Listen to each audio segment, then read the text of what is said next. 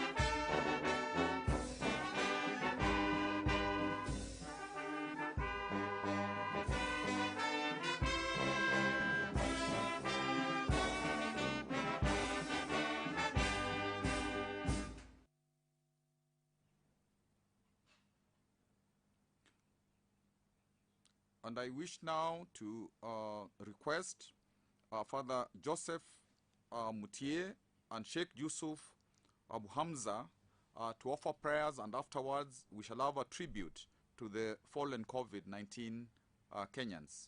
Father Mutie Joseph.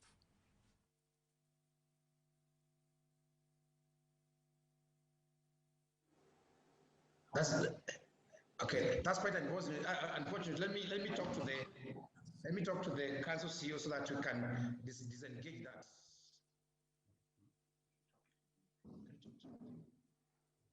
Jacqueline.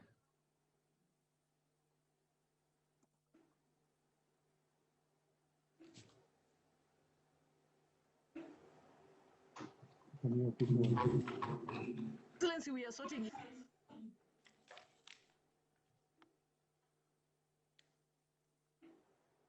Why don't we give ourselves then maybe about 2 or 3 minutes so that that is sorted out, maybe.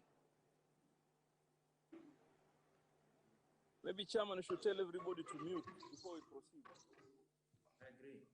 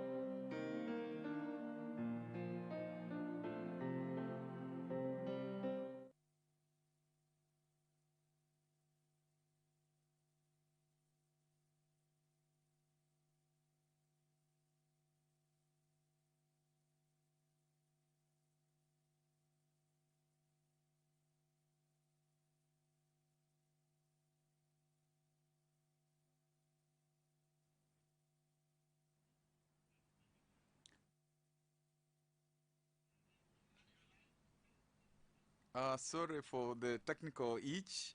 We are very sorry. Let me again begin by welcoming you all to this COVID-19 Virtual Conference 2020, whose theme is County Government's Resilience in the COVID-19 era, reflecting on the past, building sustainability for the future. And this virtual conference is graced and will be officially opened by His Excellency Uhuru Kenyatta, President of the Republic of Kenya and Commander-in-Chief of the Kenya Defense Forces. And now again, let us have both the national and the East African anthem, after which we will proceed.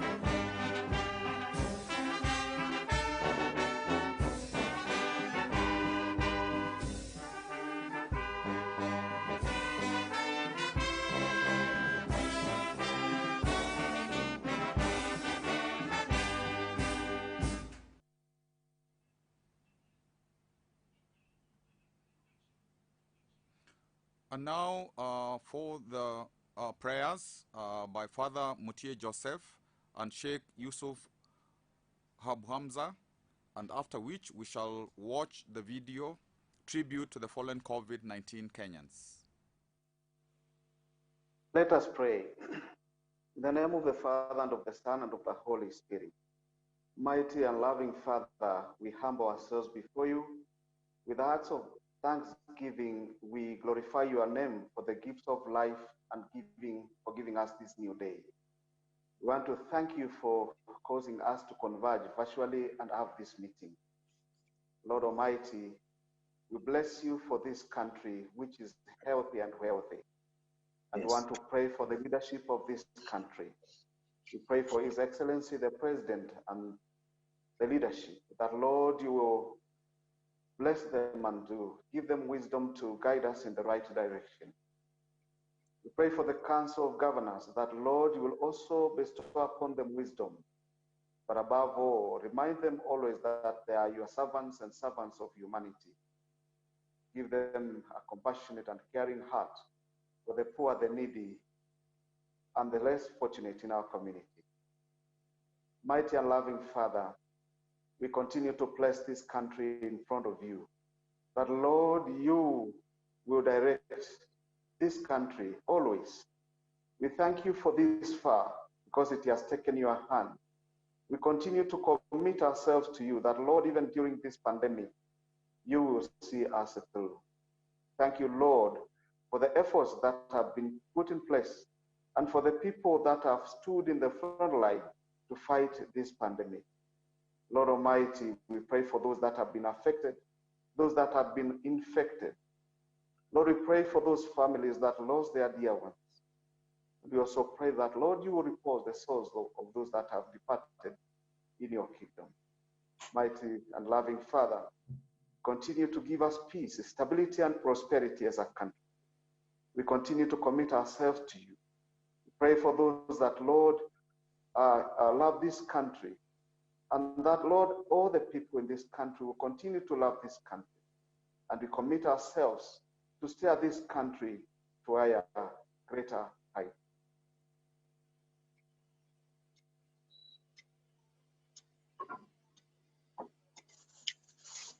May we continue praying?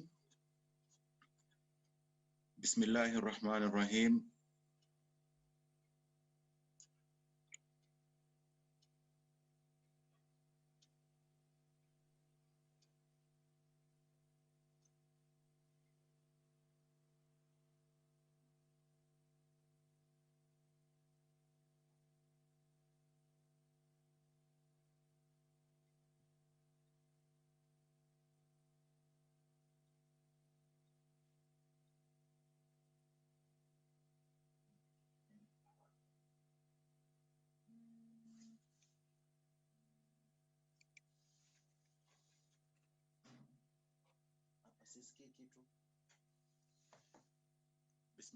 Go to the tribute to the fallen COVID-19 Kenyans.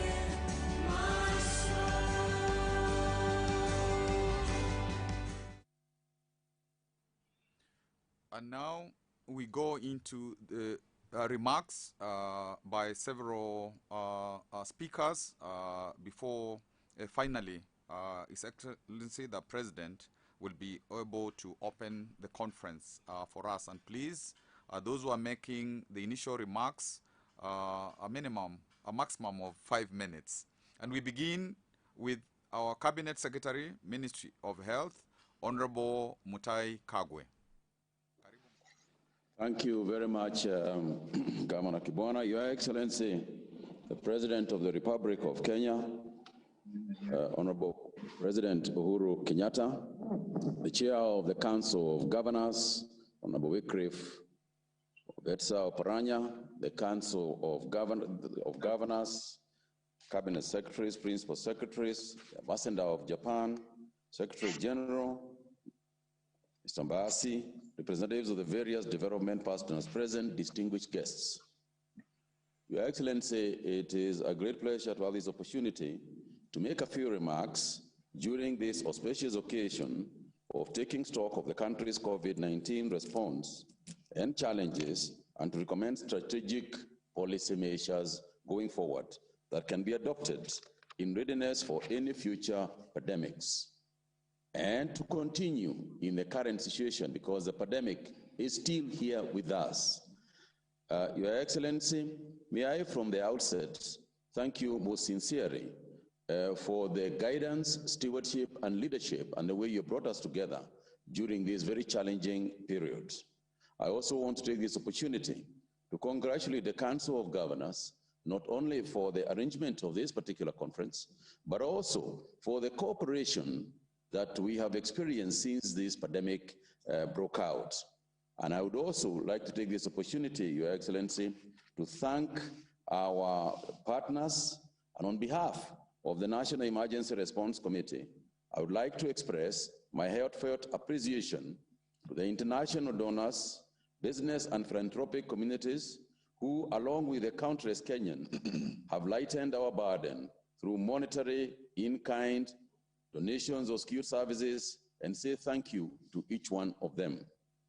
Your Excellency, since the first reported case on the 31st of December in 2019 in Wuhan city in Hubei province in China, and spread across all the countries, to date reporting over 24 million confirmed cases and 800,000 deaths have been reported. To date, Kenya has reported 33,016 confirmed cases, including some 19,296 recoveries, and unfortunately, 564 deaths of COVID-19 across all the 47 counties, with Nairobi accounting for slightly over half of the cases recorded. Among the reported cases, some 920 are healthcare workers, with 16 mortalities in 35 counties.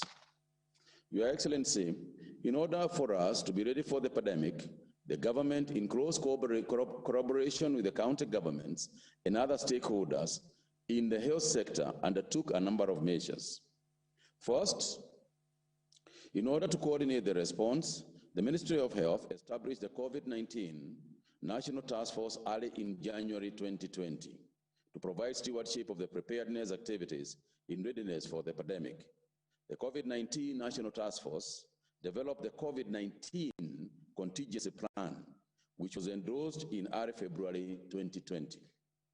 This plan helped guide preparedness measures before the first case was reported on the 13th of March 2020. Later, on February 28, 2020, the government adopted a whole multi-agency approach in accordance with the Executive Order 2020 issued by Your Excellency that constituted the National Emergency Response Committee, which was cascaded to the sub-county and county levels. Your Excellency, to provide daily situation reports that inform the planning, the Public Health Emergency Response Center was fully activated.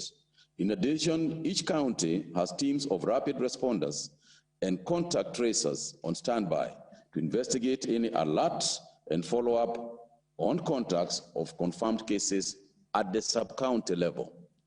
Further, the Ministry of Health has consistently monitored status of COVID-19 pandemic in line with the International Health Regulations 2005.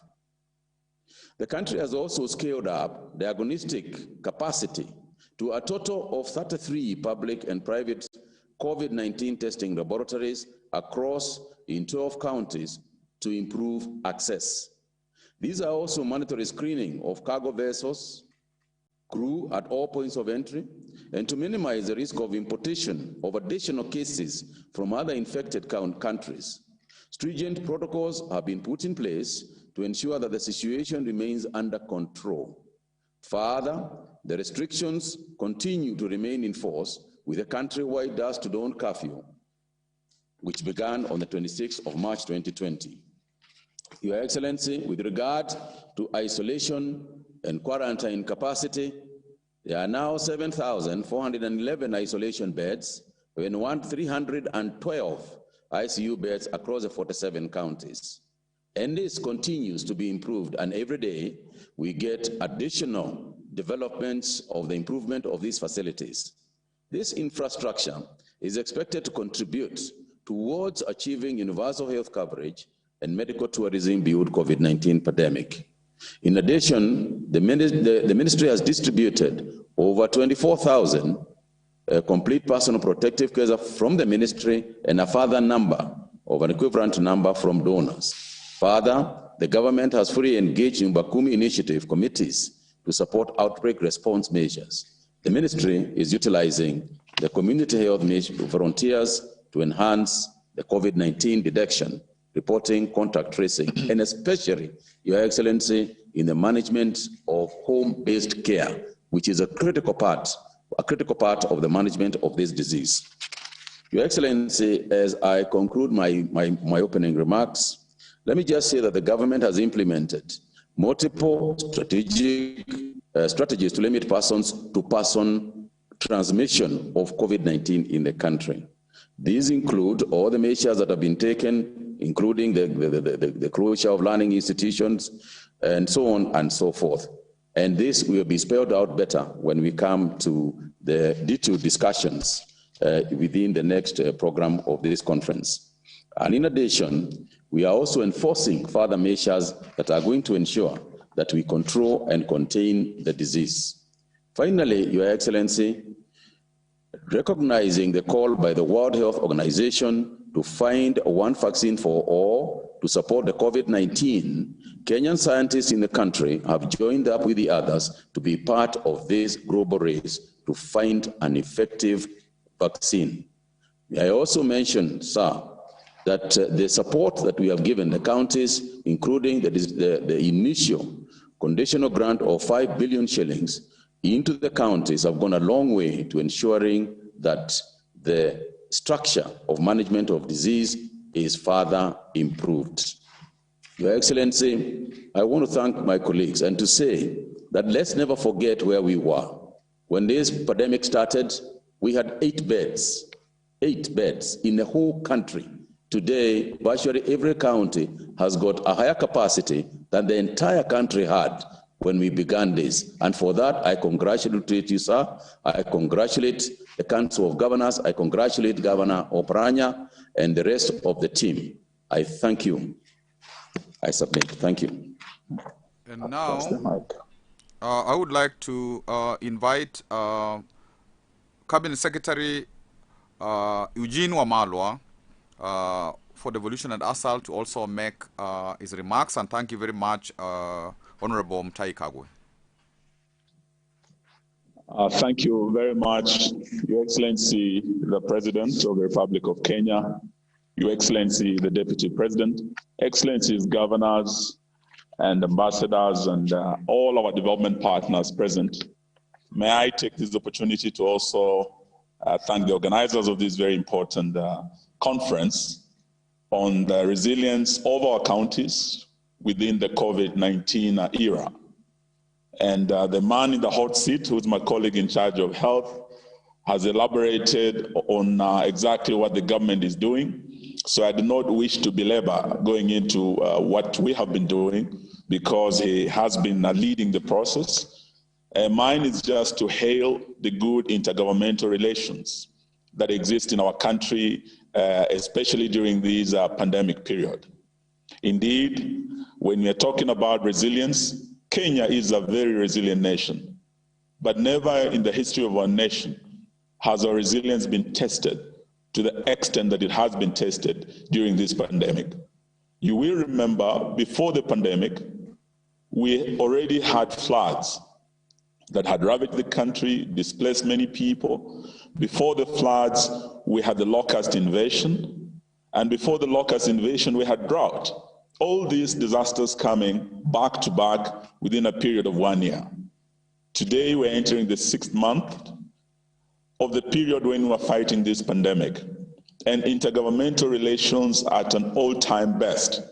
We want to thank His Excellency the President and the Council of Chair and COG team for the close and cordial working relations that we've had. Article 6 of our Constitution divides the Kenyan territory into 47 county governments. And it also requires that the 47 county governments work closely in consultation and in cooperation with the national government. It also requires that we hold summits at least twice a year to consult, for the two levels of government to consult.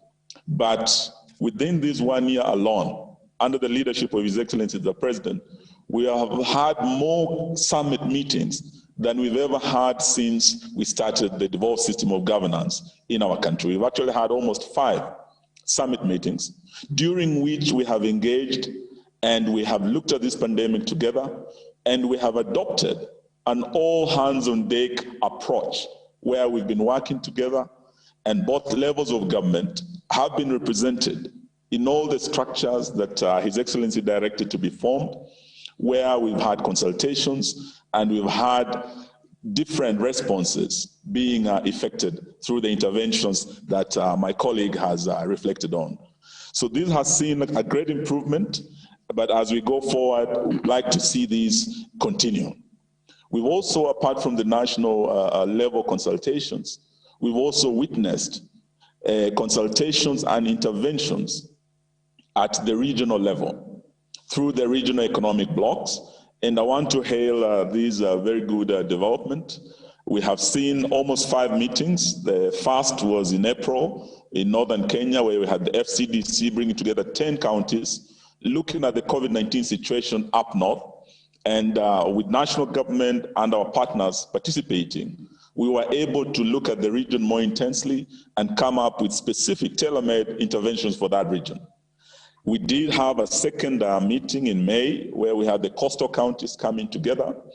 And after that, we had the North Rift block also meeting.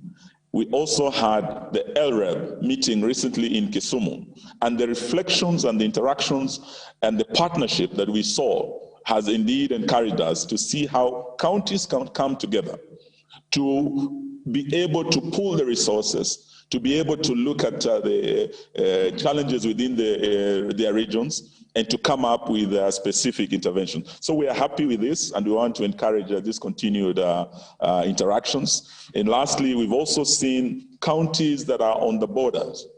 We know that they have unique challenges, and we want to assure them of continued support from the national government. As my colleague has said, the $5 billion that His Excellency the President directed was able to reach every county through the Ministry of Health. Apart from that, we have also programs that we are running in different ministries. We have the Kenya Urban Support Program that is supporting the counties, also build up COVID-compliant markets. We also have, under the Kenya Devolution Support Program through the Ministry of Devolution, where we are supporting the counties strengthen their health facilities and health services. And we are talking of 1.4 billion that was released earlier and 4.6 billion that is being released to help the counties build capacity. And we are looking forward to building a resilient nation. But the counties are actually the building blocks, because when we have resilient counties, we will have a resilient country. So we want to thank you and urge that we continue working together through this pandemic, but even beyond, because we know that there will be more disasters coming, there will be other pandemics coming. Experts are telling us that this is the terrible new normal that we have to live with. And we'll urge the counties to learn from the experiences we've had at this trying period. Set aside enough emergency funds, as we've always talked about this, so that we are better prepared for the future pandemics, future disasters, to deal with them together. I thank you very much for your attention. Asanteni. Thank you very much, Eugene. Part of the reality during this COVID time is we are also being supported by the international community. And now it's my pleasure to invite the Ambassador of Japan, His Excellency Roichi Orie, to also make his remarks. Thank you very much, Chairperson. His Excellency Uhuru Kenyatta, President of the Republic of Kenya, and Honorable Wycliffe Palanya, Chairperson of Council Governors, Honorable Mwangi Wailia, Vice Chairperson, and all the governors and the cabinet secretaries, and Mr. Walid Badawi, UNDP resident representative. It is my great honor to say a few words at this important and timely conference on COVID-19 with the various stakeholders. Before I begin, I would like to take this opportunity to express my sincere and heartfelt condolences to all the people who have lost their family members, relatives, or close friends to this deadly virus. I would also like to express my gratitude to all the essential workers in this country, especially the frontline healthcare personnel, including the doctors, nurses, paramedics, and the support staff at the various medical facilities around the country. Ladies and gentlemen, today I'd like to address how Japan has stood by the people of Kenya in this prolonged war against the virus. As some of you well know, Japan's ODA to Kenya started in 1963, and since then we have shared a long history of cordial relations and cooperation. That includes our supporting the establishment of KEMRI in 1979, the institution which is in the forefront in the fight against this virus. I visited the institution KEMRI last week and reinforced the recognition of the importance of its work in the fight against the pandemic. Our recent support to Kenya to combat the virus includes the provision of chlorine to water purification facilities around the country by JICA to help mitigate the impact of COVID-19 through continued supply of safe water to Kenyans.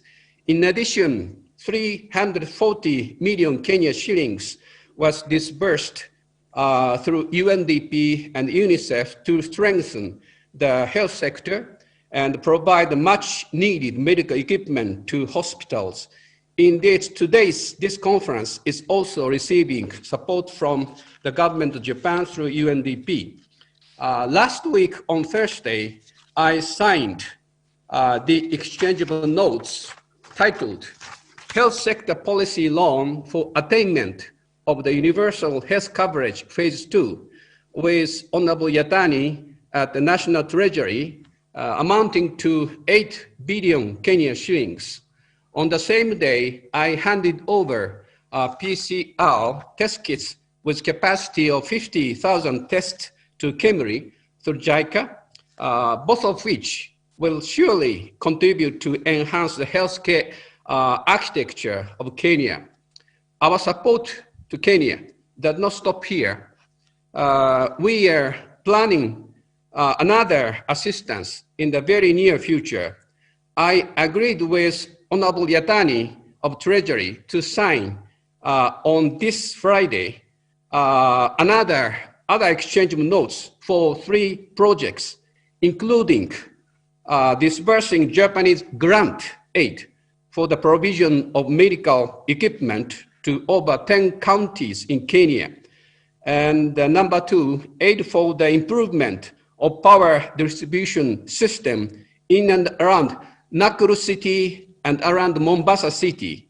And the total amount of 3 projects will be more than 3 billion shilling. All of them are grants. And in addition to those grants, Japan will provide 10 ambulances to Kenya through the counterpart fund to enhance the capacity of county-level healthcare system. Mr. President, I have one request. Please instruct your secretaries and the Attorney General to just do it on Friday. That's my request to Your Excellency. The wide range of assistance reflects Japan's response and commitment to Your Excellency President Kenyatta's call for joint cooperation with county governments to fight against COVID-19. Your Excellency, Mr. President, I'd like to take this opportunity to present good news for you. The Ugongo Road expansion project, phase 2 in Nairobi, which was implemented by Japanese grant aid, was completed at the end of April this year. To promote strong, sustainable, and balanced and inclusive growth, and to enhance resilience of Kenyan society, as well as to contribute to the global efforts for SDGs. This project on Ugongo Road is one of the essential cases promoting quality infrastructure by Japan.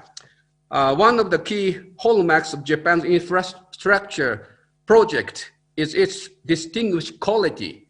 I think you have already realized the quality differences between Ngong Road from Upper Hill to the end of Junction Mall, and the road from Junction Mall leading to Karen. I would not dare name any specific country here, but I hope to see Your Excellency soon on the occasion of the opening ceremony at Ugongo Road. Ladies and gentlemen, all the governors, I'd like to assure you all, Kenyans, that this assistance is part of our seamless contribution to Kenya. Through friendship and partnership realized and approved in the time of difficulties. While taking precautionary measures against COVID-19, Kenya has chosen the path to move the country forward. I appreciate the Kenyan people's courage and the tireless efforts in this endeavor. I'd like to commend the government of Kenya and all the county governments in taking timely measures to contain the virus, and as a result was able to keep the infection rate very low in the country. Finally, I'd like to thank all those who have contributed and were involved in carrying out this meaningful conference. Sisi wa Japani tuko pamoja na wananchi wa Kenya. Asanteni sana. Asante sana, Ambassador. Kumbe unajua Kiswahili. And we thank you for the support that you have announced, particularly to county governments. Thank you very much, sir. We now ask remarks from the Secretary General, United Cities and Local Governments of Africa, Mr. Jean-Pierre Elong Mbasi. Thank you, Excellency, for having invited the United Cities and Local Government of Africa to this very important meeting, chaired by yourself, the President of the Republic of Kenya. Honorable Cabinet Minister, Minister of Health, Honorable Cabinet Minister, Minister of Devolution and Hustle, Honorable Chairman of the Council of Governors, Ambassador of Japan, Resident Representative of UNDP in Kenya. I also want to convey, on behalf of the community of local and regional governments of Africa, the condolences of our organization to the people of Kenya, to the government of Kenya and to the county governors that have lost families, relatives, friends due to this pandemic. I really commend Kenya to have embarked into this devolution governance. And Your Excellency, this was a right move, and it showed during this pandemic. You know how working hand in hand with the county government has helped the country to address in a very competent way this pandemic. And I heard the report by the Minister of Health on the way efforts have been made for each county to be able to address this pandemic and to save lives.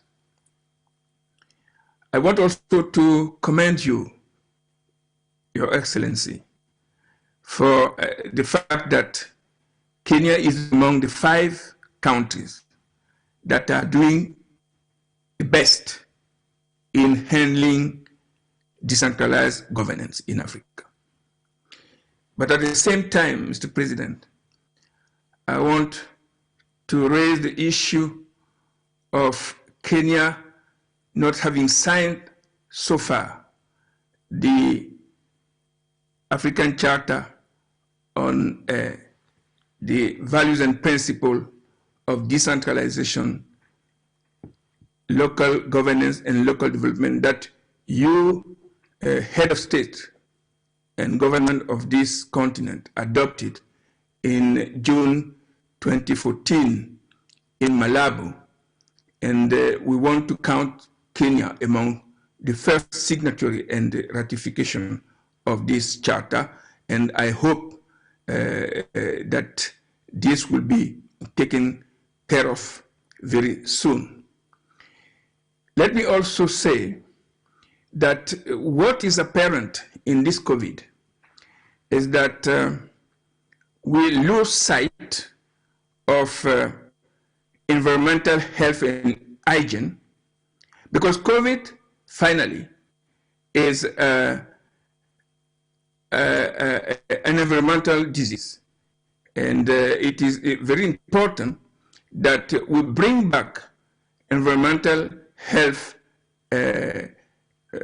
and prevention care on about preparing our local government and county government to handle the kind of pandemic that will still happen, and the kind of hazard that, like the Minister of Devolution has rightly put it.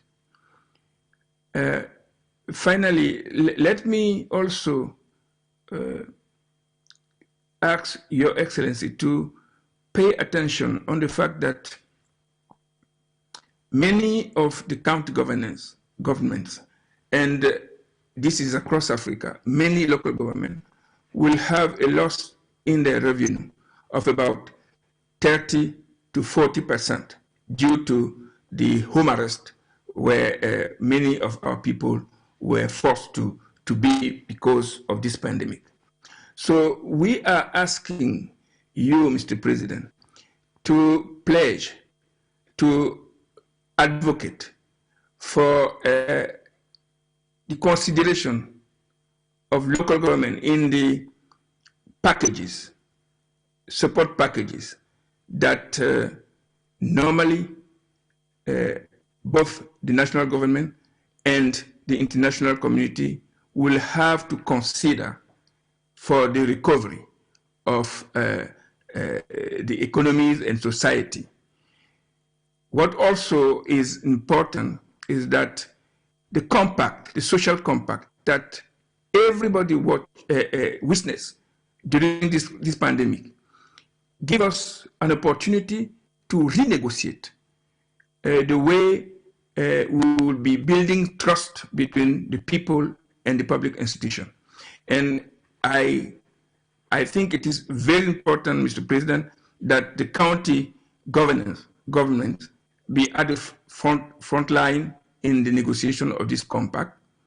And we ask that the local level, the subnational government level, be considered as the level that is the closest to the people, and where this new compact, this new social compact, will be best negotiated. I really want to commend your leadership, and I want to thank all the county governors for the effort they have put. And I want to mention that next year, we will be coming to Kenya to celebrate the Africity Summit in Kisumu. And Mr. President, I want you to be prepared, because for the first time, the Africity Summit that you hosted in 2006 in Nairobi will be hosted in a secondary city, an intermediary city in Africa.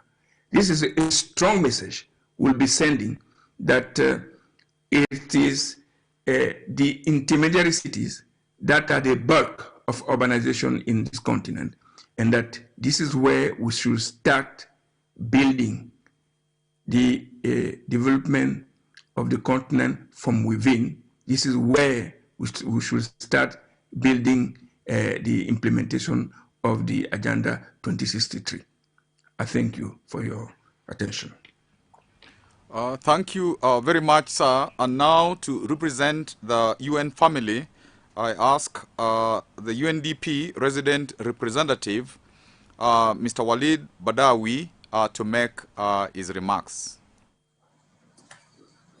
Good morning. Thank you, Governor Kibwana, for giving me the floor. Your Excellency, President Uhuru Kenyatta, President of the Republic of Kenya, Your Excellency, Mr. William Ruto, Deputy President, the Vice Chair of the Council of Governors, Governor Wairia, the Secretary for Health, Honorable Mutai Kagwe, the Cabinet Secretary for Devolution and Asals, Honorable Eugene Wamalwa, the Ambassador of Japan to Kenya, Your Excellency Roichi Hori, the Secretary General of the United Cities and Local Governments of Africa, Mr. Jean-Pierre Mbasi, Cabinet Secretaries here present, governors here present, principal secretaries here present, all development partners and UN colleagues, all protocols observed. It is really a pleasure to join you today on behalf of UNDP to give some remarks in this important and timely virtual conference as we reflect on the impact and the response to the COVID-19 pandemic in Kenya to build resilience. Let me also express my sincere condolences to all those that have lost family and loved ones in the fight against COVID-19. For the first time since 1990, global human development is on track to decline this year due to COVID-19. This is happening in the same year that marked the beginning of a decade of action towards the Sustainable Development Goals. As evidenced across the world and here in Kenya, COVID-19 has fundamentally changed the context of development. And what we face today is, as you have repeatedly called it, Your Excellency, indeed a war. COVID-19 has amplified the long-standing structural deficiencies in health systems impacting on the most vulnerable. Drawing on UNDP's global experiences with other outbreaks such as Ebola, HIV, SARS, TB, and malaria, we are helping countries to respond to COVID-19. Working with governments at the highest level, we are helping to mobilize resources and support the development of national systems for strengthening transparency and accountability in the response to this pandemic.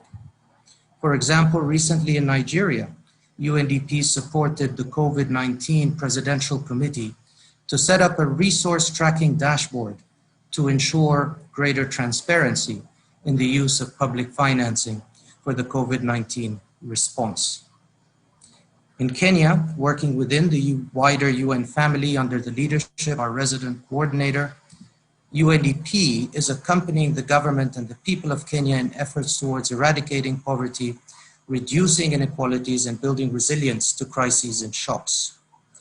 On COVID-19, we are responding to the demands of our partners at both national and subnational levels, including ministries, the Council of Governors, county governments, the County Assemblies Forum, civil society organizations, and we are engaging the private sector on initiatives that aim to prepare, respond, and recover from COVID-19. This assistance is by no means exhaustive, but has included the following: providing frontline health workers in hospitals and medical facilities to counties most in need through our joint UN devolution program, supplying PPEs across various institutions, providing medical waste disposal equipment to some 13 health facilities, developing and communicating factual COVID-19 to Kenyan citizens in local languages, promoting innovative digital solutions, working with youth in the areas of health, food security, and dignified work, enhancing business continuity of government through also digital solutions. We are also collaborating with civil society organizations to protect human rights, promote gender equality, and access to justice. We are working with the peace architecture in the country to mitigate potential conflict that could derail progress towards the SDGs. In the area of socioeconomic recovery, we are supporting the National Socioeconomic Recovery Strategy, which is linked to Vision 2030, the Big Four Agenda, MTP3, and of course, the Sustainable Development Goals. We are conducting socioeconomic research to inform county-level recovery strategies and integration into the CIDPs, including financing instruments for their implementation. We have developed a series of policy briefs on the impacts of the pandemic and are currently technically leading the UN's socioeconomic response aimed at saving lives, protecting people, and rebuilding better. Your Excellency, we have an opportunity to build forward better and greener, to restore balance between people and planet, designing and de-risking nature-based solutions as part of a new social contract for the world. Kenya, I am confident, can emerge stronger from this crisis with more robust, transparent, and accountable institutions in all sectors. UNDP stands ready to continue supporting your government and the people of Kenya. We have, I believe, the collective expertise and the experience to look beyond recovery and towards 2030 together. Your Excellency, ladies and gentlemen, let us be reminded that the young people of this great country are its greatest asset as leaders, as change agents, and as innovators. We must make sure that we prioritize solutions that put youth at the center of everything we do, with them and for them, as we recover from this crisis. We commit to leveraging and working under the GenU platform that Your Excellency launched earlier this month and for which you are a global youth champion. As I conclude, let me summarize 4 key messages. While I wish to congratulate the government of Kenya for putting in place robust COVID-19 management strategies that we have heard about earlier, and these have been critical in containing the spread of the virus and minimizing losses, both economic and human, we cannot be complacent. We must keep our foot on the pedal. 2, as the world seeks to build forward better, we must ensure that the SDGs and its core principle of leaving no one behind, particularly our youth and women, remain our compass in devising our recovery strategies. 3, let us be reminded that this is a moment for all humanity to rise above business as usual and deliver the most efficient response possible with the highest standards of integrity. Together, we will win this war, but only if we seize the opportunity to unite against a common enemy armed with the right strategy as we learn from the lessons of others. In closing, I wish to acknowledge and thank the government of Kenya, our bilateral and multilateral development partners that continue to stand with the government and people of Kenya in responding to the COVID-19 pandemic, and who have entrusted UNDP to serve as an implementing partner for many of their programs. Specifically, I want to thank the government of Japan through the ambassador, His Excellency Hiroishi Hori, for enabling UNDP to support this important conference, as well as other COVID-19 response and recovery measures being implemented through us. We will continue to fight this pandemic and stand with you solidly. I wish this conference every success. Asanteni. Thank you very much, Badawi. And now it is my honor and pleasure to invite our chairperson, Council of Governors, Governor Wycliffe Ambetsa Oparanya, who will make his remarks, and then he will proceed to invite our president. I had wanted to do that, but it is an honor reserved for our chair, and our chair will introduce our president. Oparanya. Yeah. Your Excellency, Honorable Uhuru Kenyatta, the President of the Republic of Kenya, His Excellency Dr. William Ruto, the Deputy President of the Republic of Kenya, Excellency Governors and Deputy Governors, Cabinet Secretaries present, High Commissioners and Ambassadors, representatives of the national and county governments, development partners, private sector, international guests, fellow Kenyans.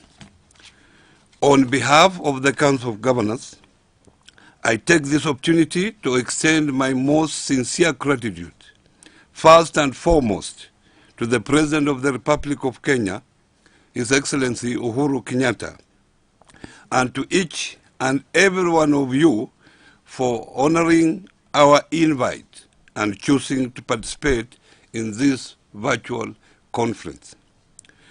For the past 6 months, Kenya has been among the many countries of the world that is managing the COVID-19 pandemic. This virtual gathering today will provide us with a platform to collectively reflect on government's action in the prevention and control of COVID-19, discuss the impact of the disease that has had in our nation's socio-economic space, and recommend strategic and sustainable interventions that can be adopted by both levels of governments for this and for the future pandemics. Allow me, Your Excellency, to convey appreciation to you for the effort to bring the national and county government together with a view to forging coordinated national response to COVID-19. Thus far, we have held 3 extraordinary summit meetings which have allowed the 2 levels of government to galvanize collaborative measures in the fight against COVID-19. Fellow Kenyans, more positive cases continue to be recorded every day. More deaths keep being reported. The nation continues to witness more despair and hopelessness owed to the closure of businesses, low incomes, and loss of livelihoods. Tourism, a bedrock of the Kenyan economy, has taken a huge blow from both domestic and international restriction of movement. Value chains that guarantees production and sale of agricultural products have nearly been paralyzed.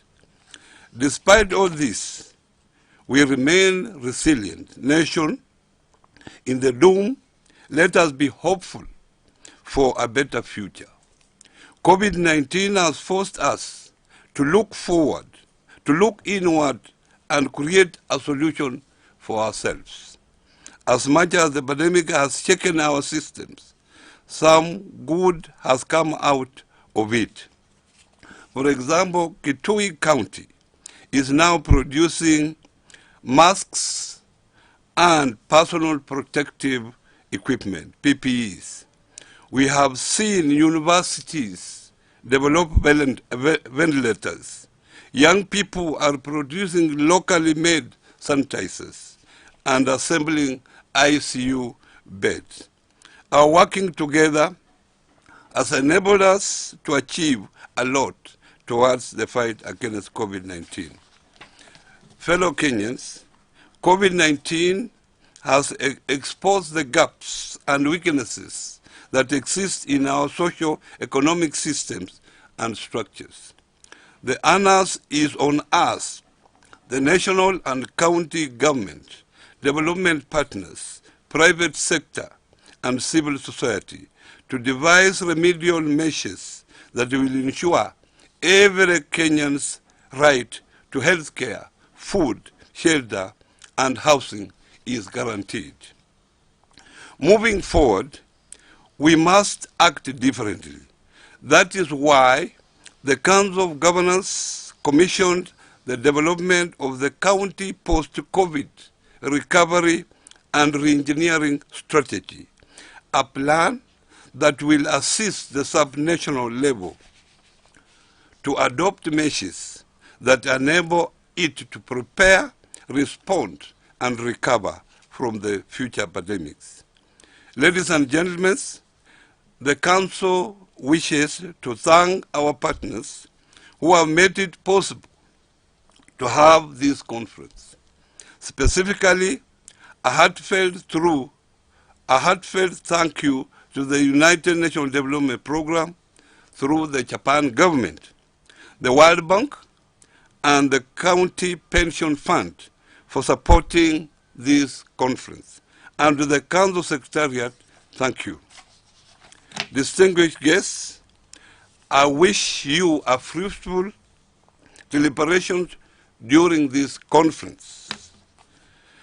Ladies and gentlemen, I now welcome His Excellency, the President of the Republic of Kenya, His Excellency Uhuru Kenyatta, to officially open this conference. Asanteni sana. Thank you very much, and let me begin, Chair, Council of Governors, Governor Wycliffe Oparanya, all county governors, our dear friend from Japan, His Excellency Roichi Horie, the Secretary General of UCLGA, Pierre Mbazi, the UNDP Resident Representative, Walid Badawi, representative of various development partners, and all our distinguished guests, ladies and gentlemen. Let me once again say that it is with great pleasure that I open this virtual conference. And indeed, as I said earlier, I am particularly pleased that today's assembly is a congregation of solution givers and problem solvers. But let me also at the onset join all of you in once again extending my condolences to all those who have lost loved ones to this pandemic. Ladies and gentlemen, this conference brings together a multidisciplinary community of problem solvers, leaders, and a group of professionals and policy practitioners who have applied their minds to the COVID-19 pandemic for the last 6 months. I commend today, through you, Chair, the Council of Governors for bringing us together. This forum affirms the unique place of county governments in the structure of our governance and towards the realization of our national values, which includes public participation. Today's engagement brings together an assembly of our country's foremost brain trust on COVID-19. Everyone present here has agonized in one way or another in their area of professional practice over how to manage and eventually end this crisis. Many of you have experienced anxiety as you crunch numbers, rationalize models, and contemplate over what should be the best decisions for our country.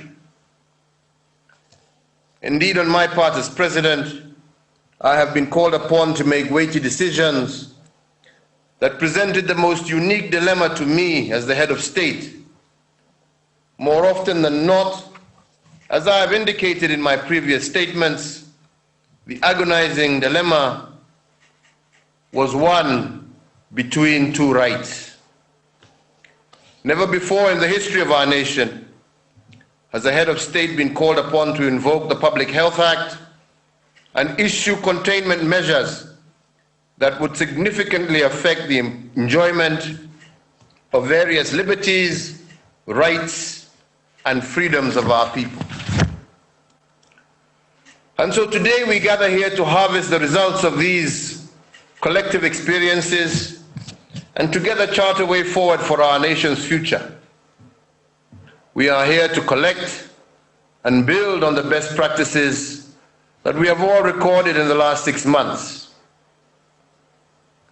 So today, if you are custodians of best practices in the fight against COVID-19, you must remember that best practice is never implemented retrospectively.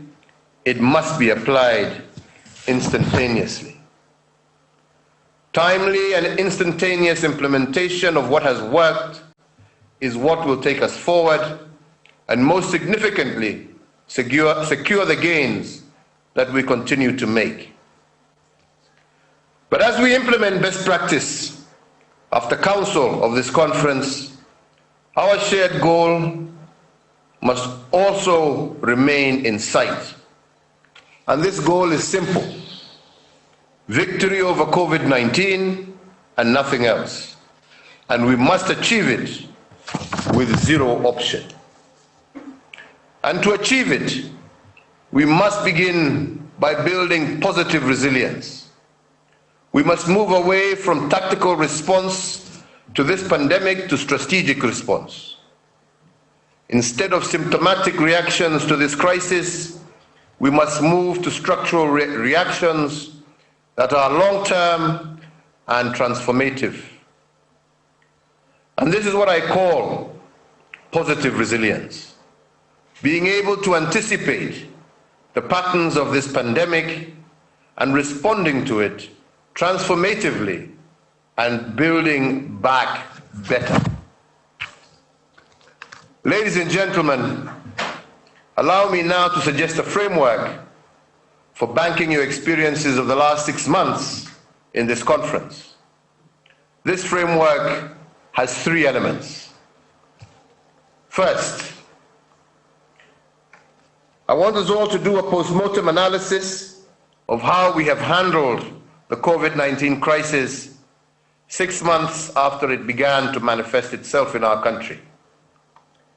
Begin by looking at the forecasting of the spread of the virus.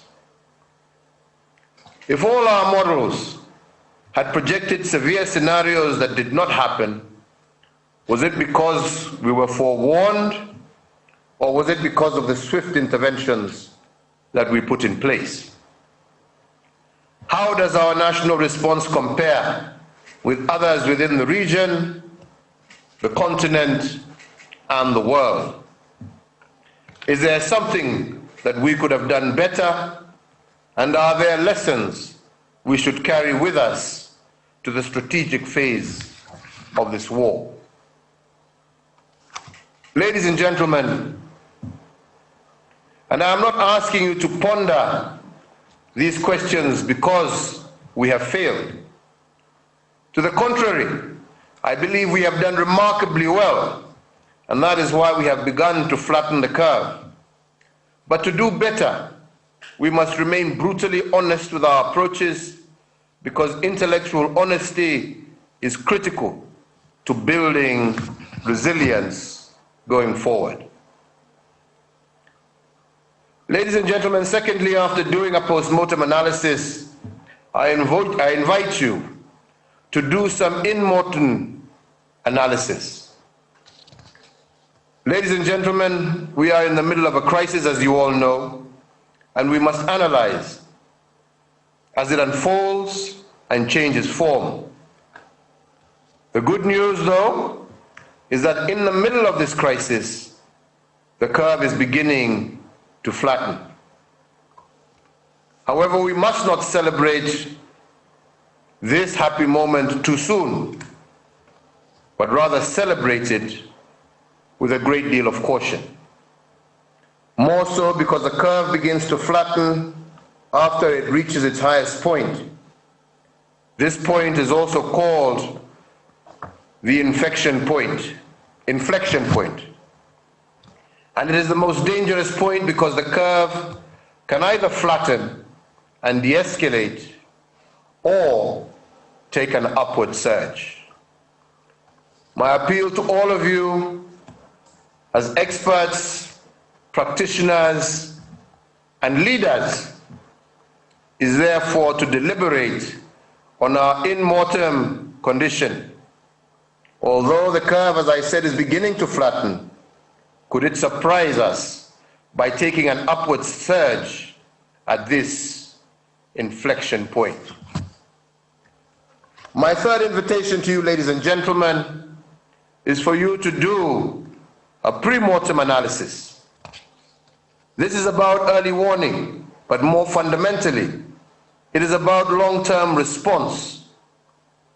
If indeed we are to shift our response from tactical to strategic interventions, we must do a simulation of how this will work. A shift from symptomatic response under COVID-19 to structural response under universal health coverage must be well thought out. How, for instance, will the environment respond to this shift, and what are the enablers and disablers of this undertaking? Pre-mortem analysis will help us chart the path to sustainable health provisioning for all. Using this model, the conference should therefore give us counsel on how to promote preventative medicine over symptomatic care. It should guide us on how to use the lessons learned from the COVID-19 experience in order to anchor the full national rollout of the universal health coverage, one of the pillars of my administration's agenda for the nation. But most importantly, this conference of leaders, experts, and stakeholders should use pre-mortem analysis to guide us on how to build positive resilience out of the COVID experience. We must use this experience and lessons learned to build back better and to create a society capable of absorbing shock and emerging on top. But most critically, a society which unites when called upon to do so in the face of such a monumental challenge. As I conclude, I challenge all of us to reflect on how we can position our country to emerge as a stronger and more responsive state from the current pandemic. And with that, ladies and gentlemen, I want to wish you all very productive deliberations, and more importantly, look forward to your counsel on the steps we could adopt to conquer this invisible enemy going forward. It is now my pleasure to declare this conference officially opened. I look forward to participating and to offering some concluding remarks.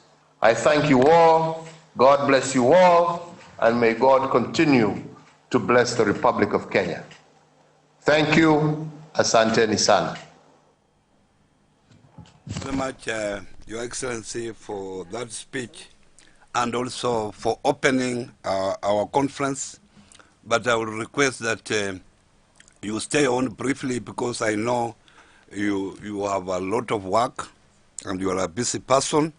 We have a video that is coming up on the COVID-19 county government experiences. So you watch that, it's just 2.5 minutes, and you will be able maybe to release you, and we expect you early afternoon so that you can also close the conference for us. Otherwise, thank you very much. Now.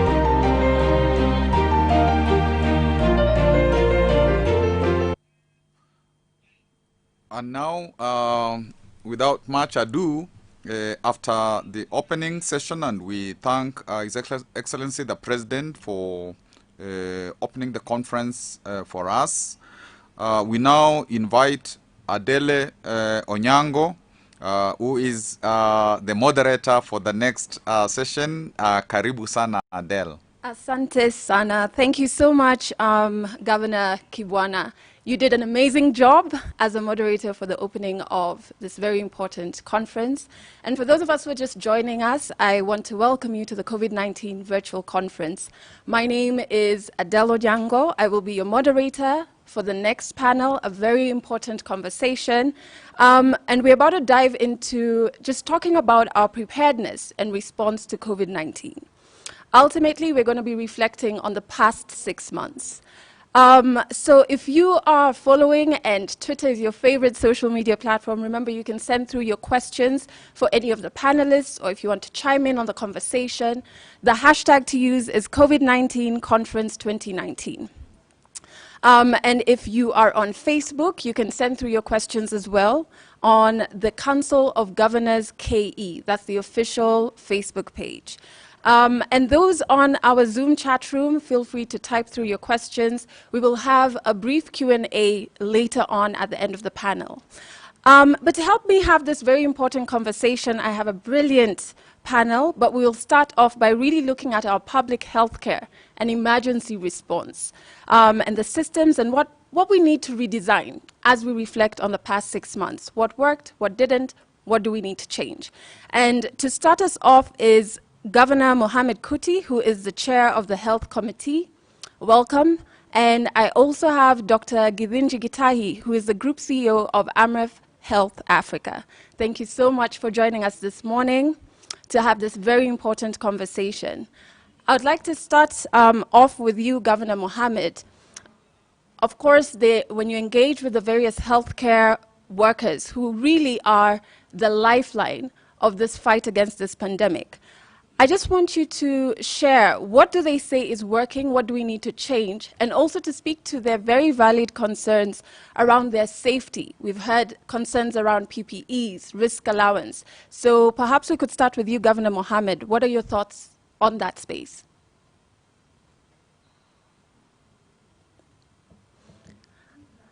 I think Governor Mohamed has dropped off, so we will move to Dr. Githinji Gitahi. Can you hear me now? Yes. Yes, Governor Mohamed, I can hear you. Thank you very much. I would like to start by thanking everybody and His Excellency the President. I think the success of this country in terms of the performance is because of the way His Excellency the President had immediately taken leadership and formed the National Emergency Response Committee, which then cascaded to the counties, where the counties immediately formed the county emergency response committees. This actually brought together the leadership right from the top to the counties and even further to the sub-counties. Immediately also, Ministry of Health, I would like to congratulate CS Kagwe, because immediately several protocols were put together, and those protocols were immediately communicated to the counties, and beginning with the training. And therefore, our medical staff, who most of them had never encountered a pandemic of this nature, were able to be trained by the national experts who may have participated in Ebola and other similar highly infectious diseases. And within a very short time, we had county staff who had capability and training to be able to manage COVID-19. And therefore, that actually put us in a very good position. And secondly, there was the issue of, there was lack of everything, because this is a pandemic and every country was depending on its own. And travel has been closed. So the way the country immediately swung into encouraging its own resources to manufacture PPEs, face masks, even at the local level, and with the support of Kenya Bureau of Standard, had been able to supply the initial very crucial requirement for PPEs, and that also helped quite a lot. The fact that also that the county governments immediately swung into action to disseminate information through radios and local radios and create awareness in the public, and the daily briefing also from the Ministry of Health helped a lot to galvanize the communities or the country as a whole to focus on what are the preventive measures. And I think that also contributed a lot, combined with the fact that His Excellency the President took a very bold step of locking down the country and containing the disease in counties that had hotspots like Nairobi and Mombasa and the coast. That actually helped quite a lot. And I would like to say that we came out a stronger and a better country, and the result we are enjoying today are as a result of those initial right steps that we took. The other thing I would like to mention, and because His Excellency mentioned we need to compare ourselves, is the issue of remaining true to the people. We've not hidden any figures. We were very blunt and true to our constituents who are our citizens, and we followed. If there were deaths, if there were numbers, they were just only the challenge was the testing. I think what came out very strongly in terms of the challenges that we need to focus in future is our ability to test. And that is where now our research institutions need to rise up to the ability to produce testing, because this is a pandemic and it is anticipated due to climate change. Pandemics are bound to happen again.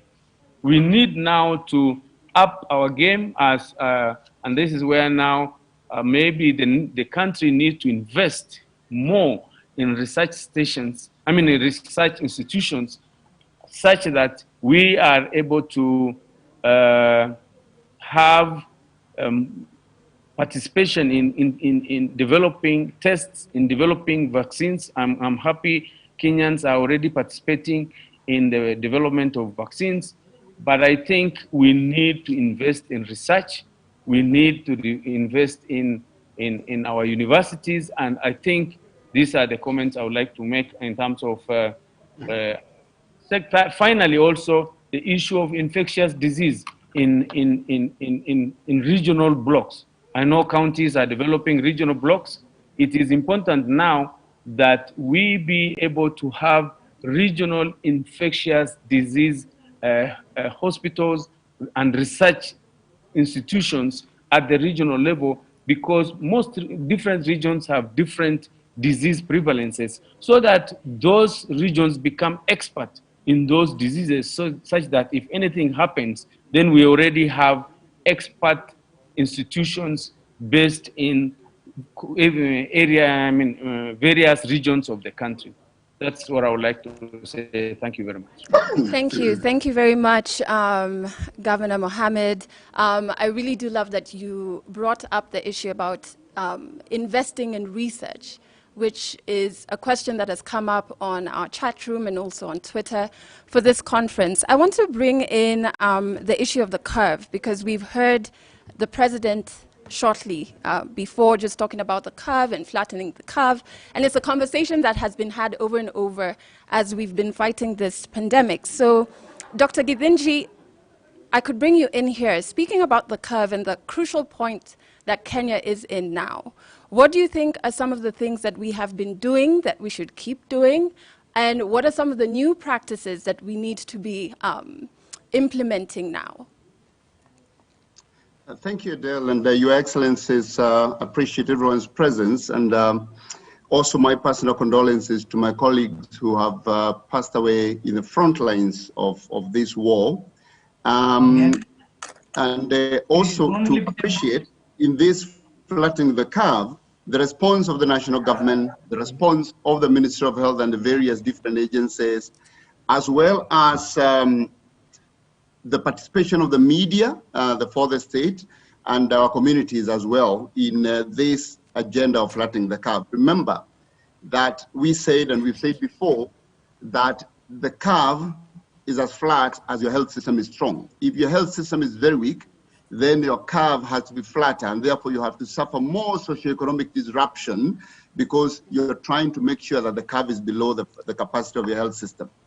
But as has been reflected on by others and Governor Kuti, specifically in terms of the early response, Kenya has done fairly well in this response. I remember many days and many nights with the National Task Force, colleagues from across different sectors discussing what to do and how to move on with this response. And one of the things that worked very well was a very early response, closure of borders, contact tracing. The initial response on the contact tracing worked fairly well, and the build-up to testing capacity, though it did not work very well with the counties, and I know counties are still struggling with testing. You know, I talked to one CEC who said they're waiting for results for 14 days. This is one of the things we must address. But the public health measures as well, the adoption worked very well in terms of hand washing, masks, and all those in order to flatten the curve. Remember that flattening the curve is largely about reducing the force of transmission. It's reducing how many people one infected person can infect. And therefore, when we advise, and the government advise people to wear masks, to wash their hands, to social distance, that has played a big part in flattening the curve, and must thank our citizens for responding to that call. The other thing that worked very well is communication.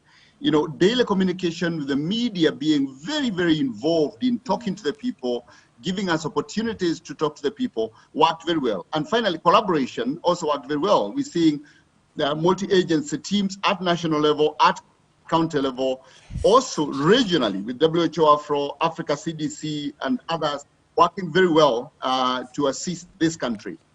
But there are things that did not work very well. And these are the things we need to reflect on within His Excellency's framework, also doing an in-mortem and a pre-mortem.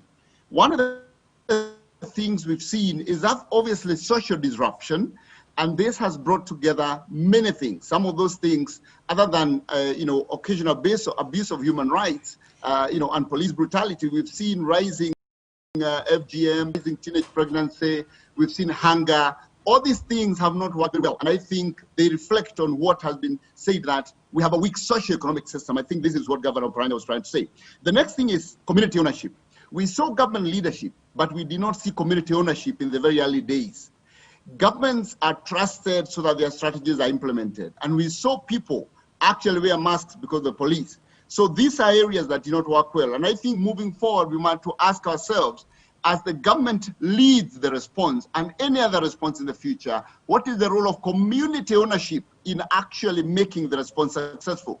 The next thing we saw that did not work very well is centralized supply-based response, where we saw the national government and all these other agencies sending resources to the people, sending PPEs and sending all these things to the hospitals. And I think I'll respond, I'll talk a little about that, because it's very important that the response is based on the ground where the infections are happening.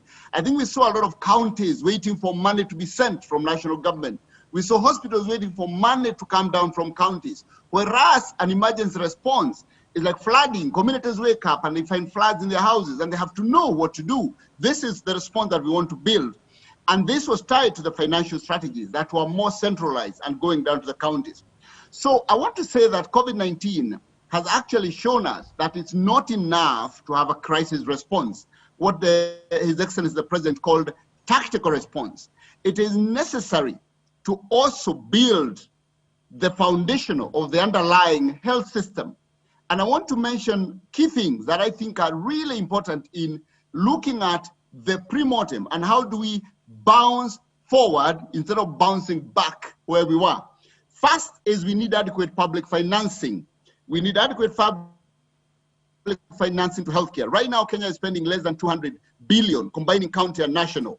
And that, when you calculate, is going to be about $30, $32, $35 per individual, where countries in other areas, maybe middle-income countries, are spending up to $500, $800 per individual. High-income countries are at $4,000 per individual. So we need to think about public financing. Secondly, universal health insurance through NHIF, so that we put money in people's pockets through the NHIF card, and they decide where to go.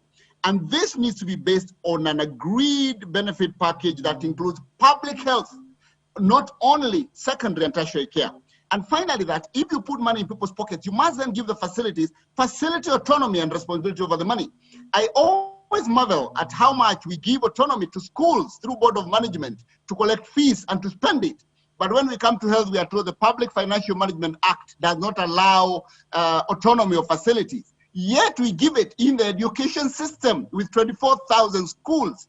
How can we clearly say we are not able to trust 6,000 public facilities to manage their own funds? This is something I want to look at through His Excellency, through Treasury. I know the CS of Treasury is here, and this is critical to the success of health system resilience. And finally, community-anchored primary healthcare with functional community units, with paid community health workers or facilitated community health workers, that makes us build a health system not only for this pandemic, but for the future pandemic.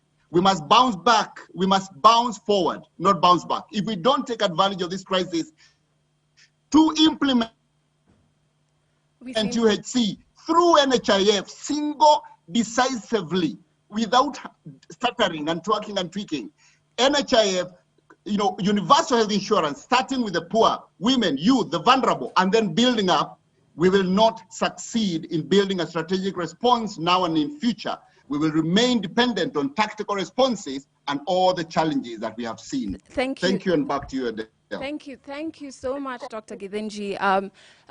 You did bring up quite a few pointers, and I'm so happy that the panel includes people who can actually put in actionable steps to some of the things that you've brought up. And I do echo your feelings on that we have to take advantage of this to learn how we'll bounce forward even post the pandemic.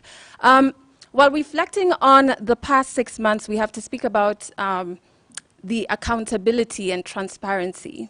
And because these are the tools that really build the public's increased trust in how the pandemic is being managed.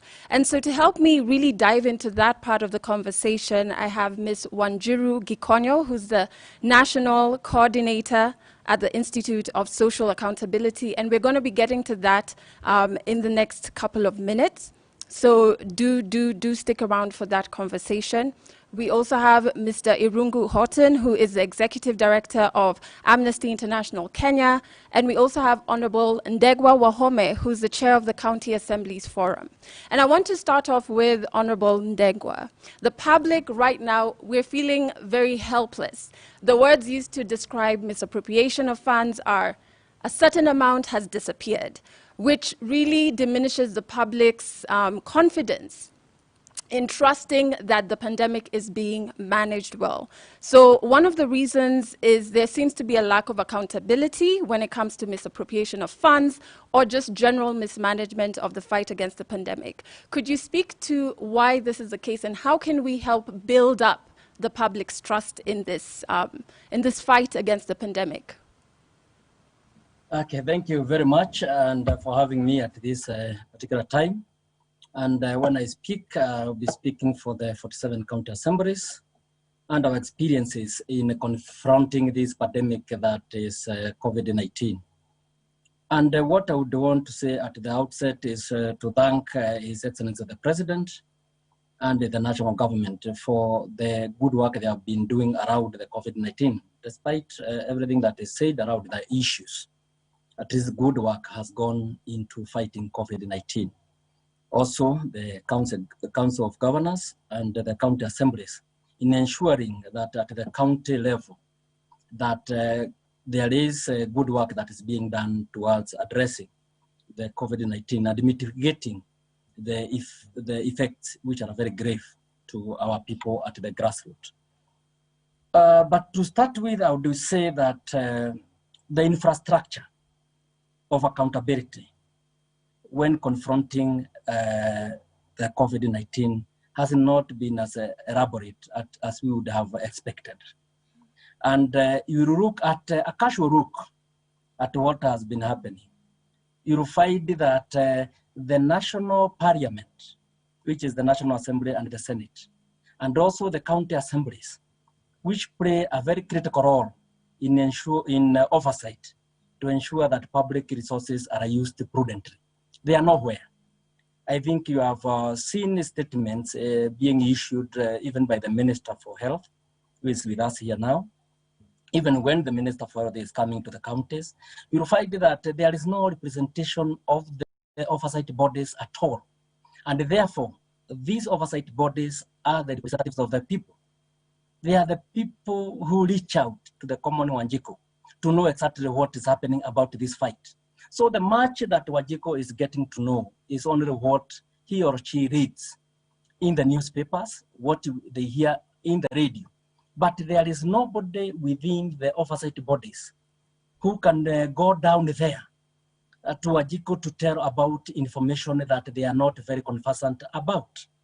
And on this, I'm saying that when you talk about transparency and accountability, it simply means that the lines of communication are very easy within the family of the stakeholders, like in a pandemic like the COVID-19.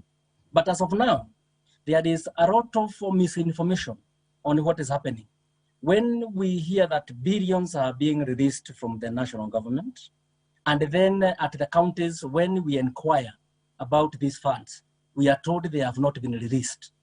There must be mechanisms where monies that are being released to the counties, that we have very clear circulars, and the government has been doing that. We have a circular that in Nyandarua County, where I am the speaker, has received 50 million. The Vihiga County has received that 9 million. And that way, the county assemblies, and for the national level, the National Assembly will be able to interrogate these fundings and to know exactly where these fundings go to. We will appreciate that most of these fundings are never subjected to the fiscal process or the budget process within the counties. And therefore, also to oversight them is a very, very serious gray area. And when a member of a county assembly goes to the machinani, to the ward level, and cannot answer these simple questions about the billions that are coming to the counties, then there is a very, very big problem. Therefore, going forward, because here we have come to interrogate ourselves and to look at the mischiefs that have been created for the last 6 months, going forward, I think the National Assembly, that is Parliament, including the Senate, and the county assemblies should actually know what the right hand is doing so that the left hand can also be able to watch as per the constitution speaking to us, so that we are able to play our oversight role. Again, the same governments, even in the counties and also in the national government, the persons who have been executing the mandate of implementation of government programs are the same faces that are supposed to come and implement programs within the counties. As assemblies, we were of the thinking that at least every county should have been able to establish a human infrastructure of eminent persons to oversee the implementation of COVID-19. That one, over and above the assemblies playing oversight role, it would have ensured that there is confidence, even when billions are mentioned, that these are eminent people. These are people known in Nakuru that they stand out for what is right, for integrity, and they have done well when it comes to social engineering. And when such people are given that responsibility of dealing with COVID-19 response, I think there would have been a lot of respect for whatever is happening. Even some other issues, like the dealing with the COVID is an emergency. You will be told that some things were bought not at market rate, others happened this way.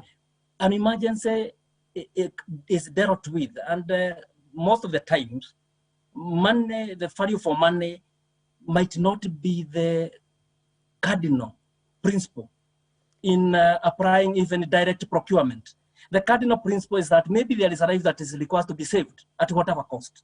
But these are issues that are never explained properly to the common mwananchi to understand exactly what we are doing as both the national government and the county government. So let the people who represent the voices of the common mwananchi be involved in implementation of these programs, even if it is pandemics. And finally, rule of law.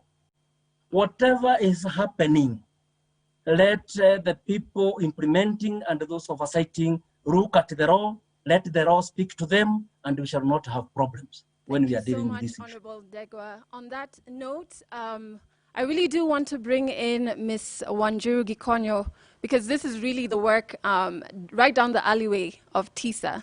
And I'd love to have you, Wanjiru, speak to what are some of the things government and institutions should do in increasing public confidence. Of course, Honorable Ndegwa has spoken on a few, and maybe you can add in some of the challenges in implementing these key ingredients to achieving public confidence.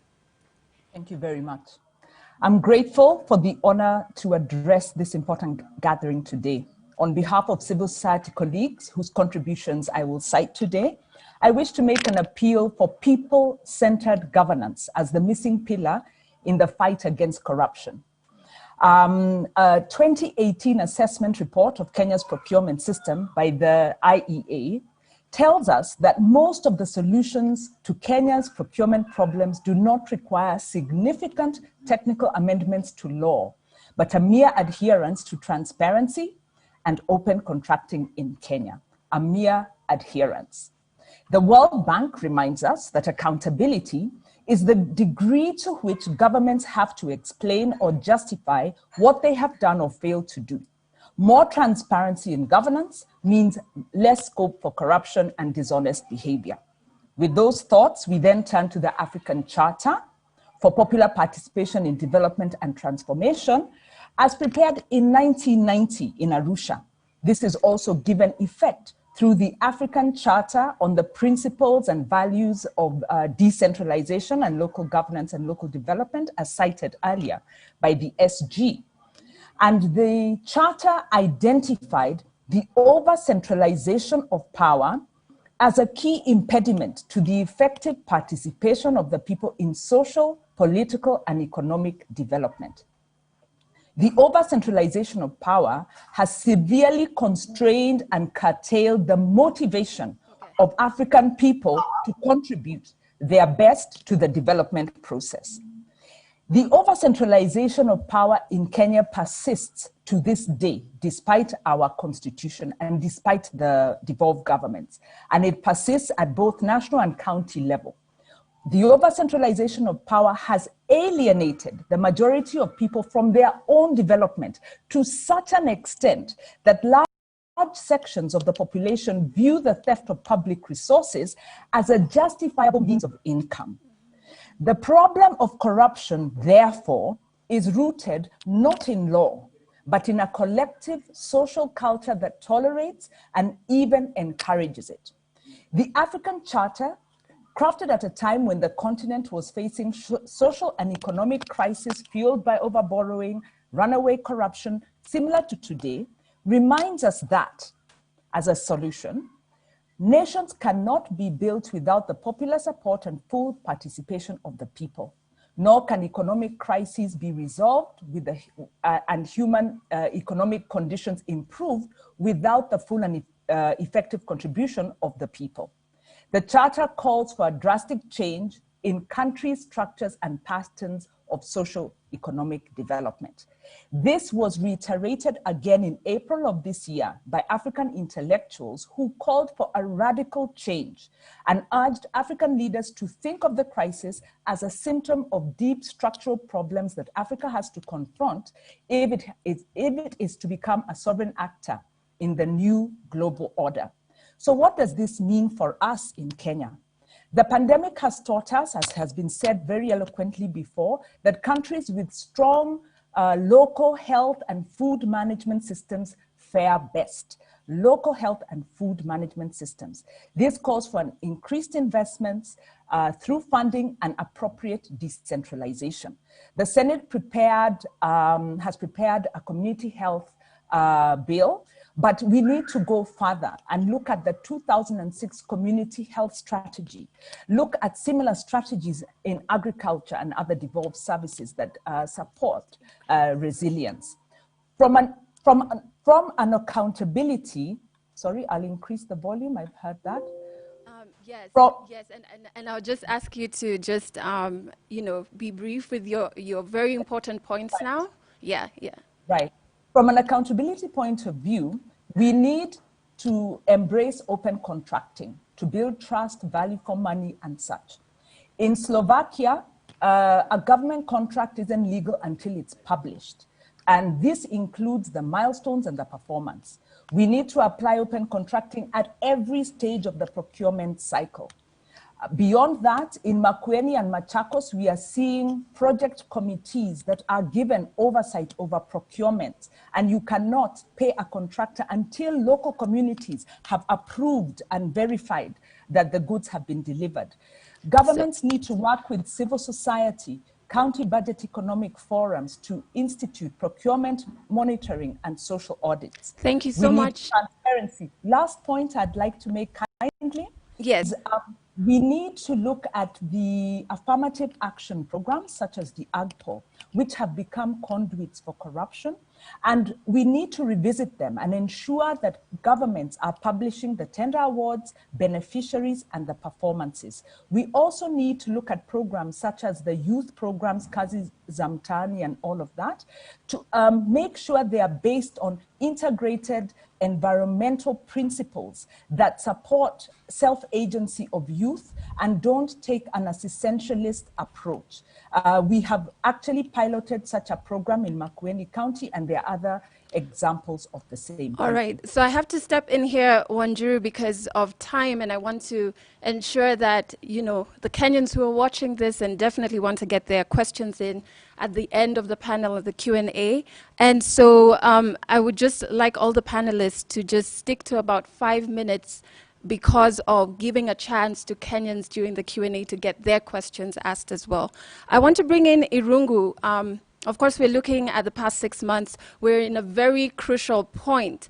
And what's maybe 1 or 2 things that you think need to be implemented now to increase the public's confidence?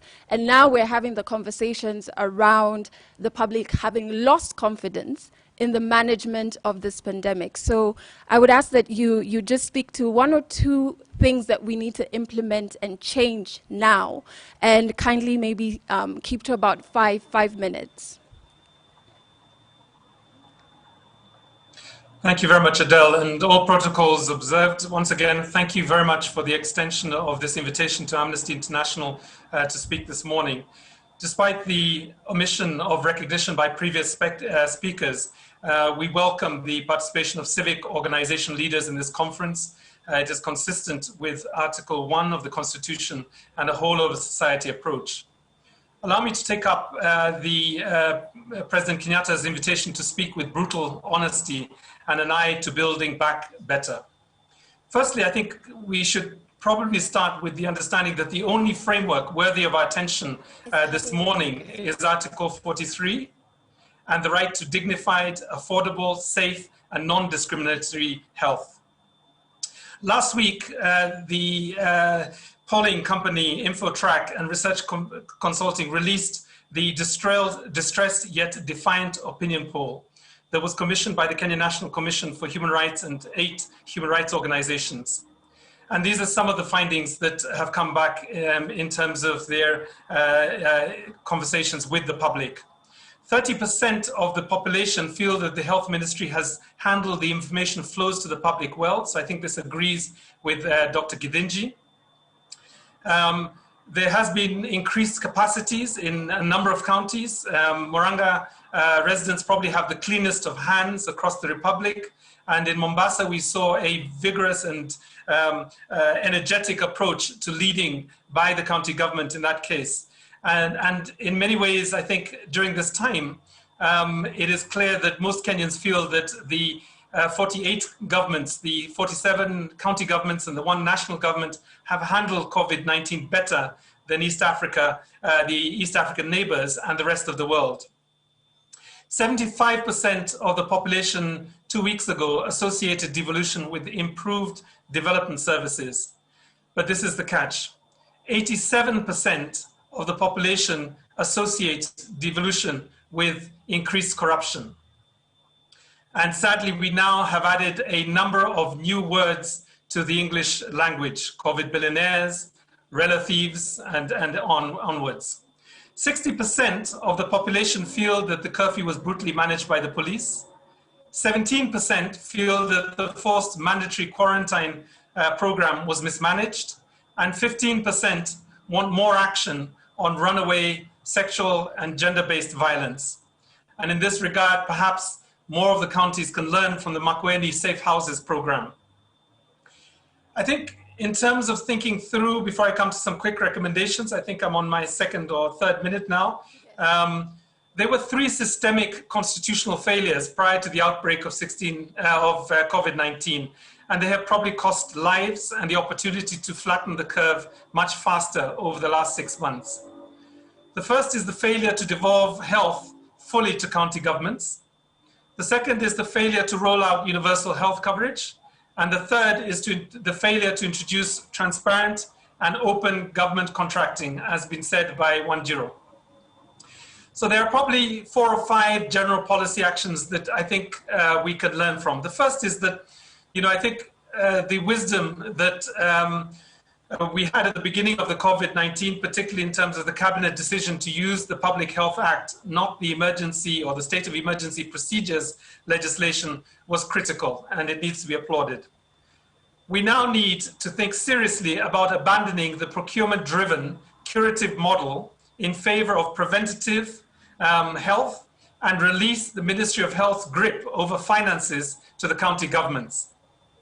Specifically on corruption, the cabinet must announce now a national emergency task force anti-corruption structure and strategy, which should include a bench of publicly respected internal auditors and the institution of several internal audits processes and systems. The Health Ministry must place all standardized costings, procurement tenders, contracts, bills of quantity, delivery notes, information on beneficial ownership, and payments on a public information portal. If we do not do this at the national level, then I do not think we are very serious about dealing with the threat of the more important C virus, and that is corruption. Thank you so much, Irungu, and I love how you've detailed everything very clearly, as well as with Wanjiru earlier. And the great thing about this COVID-19 conference is all the points you're putting across, the people who can bring these points to life so that we can see an increased level of trust from the public in how the pandemic is being managed are here. So I hope they are taking the notes and they are trying to see how these points you bring out can be implemented. We have to look, since we are looking back at the last 6 months and how Kenya has handled this pandemic, we have to look at the early warning system, right? And by the time we had our first cases, we had seen how it had played out in other countries. So then it begs the question, why was Kenya caught flat-footed? And to help unpack this and answer this very tough question, I have Dr. Rudy Eggers, who is the World Health Organization's country representative. I also have Honorable Mutahi Kagwe, who is the Cabinet Secretary in the Ministry of Health, and we have the Governor of Mandera County, Captain Ali Roba. I would love to start off with Honorable Mutahi Kagwe.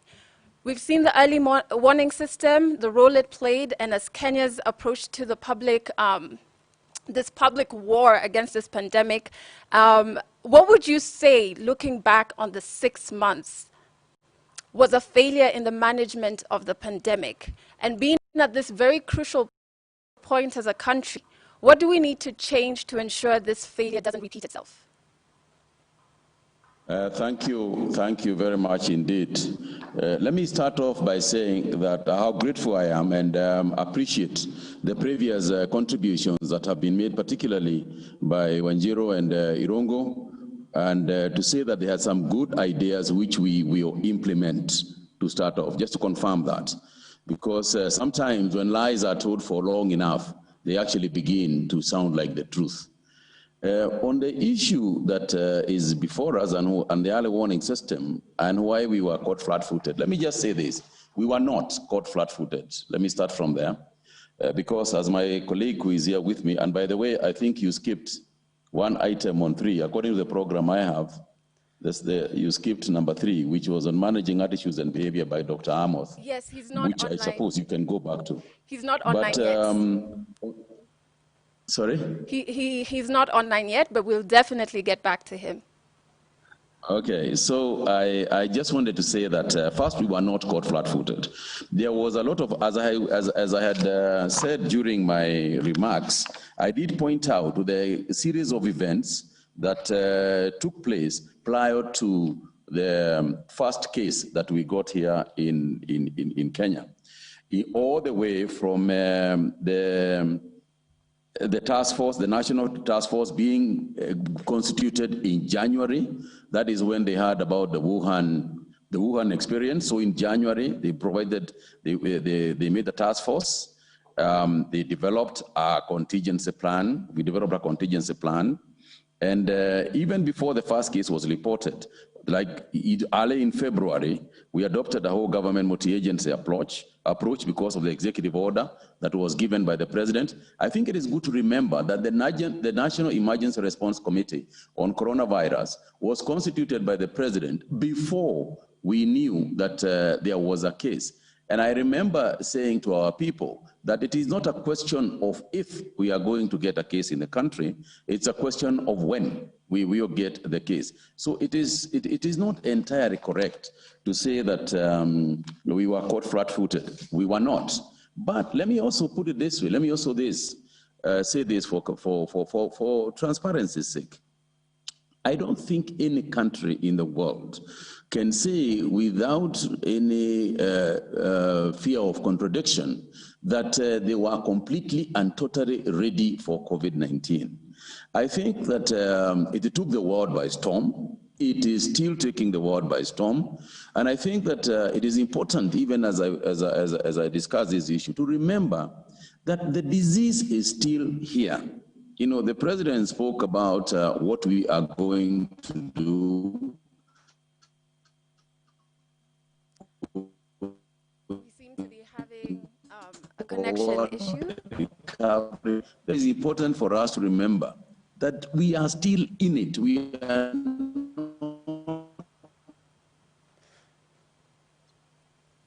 We seem to be having a connection issue with Honorable Mutahi Kagwe. We'll definitely try and get back online with him. And as we do that, I want to bring in Dr. Rudy Eggers, who's the World Health Organization country representative.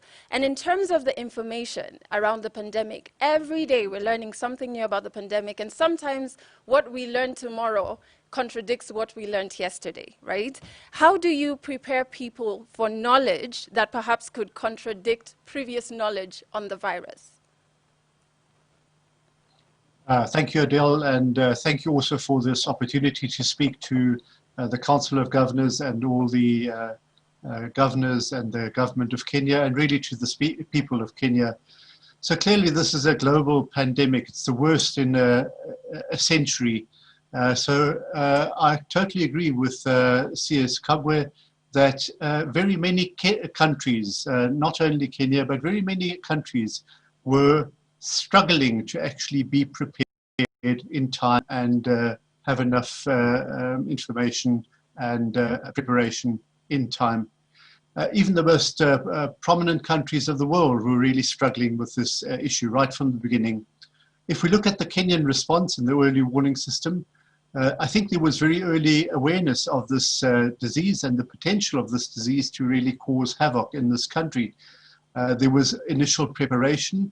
I would point you to the fact that Kenya was one of the first African countries outside South Africa that had the ability to do lab tests So by 12th of February, lab tests for COVID were being done in Kenya through KEMRI. So that points actually to the preparation and the ability really of Kenya to meet this challenge. Once the first case appeared, we had very rapid response with the public health measures instituted by His Excellency the President, and those measures were really informed both by the in-country laws and directions, but really also with the experience with Ebola disease and with the WHO guidelines that were behind them. So Kenya was among the countries that were most rapid in their response and their ability to really deal with the activities, the actions that are needed to counter this epidemic.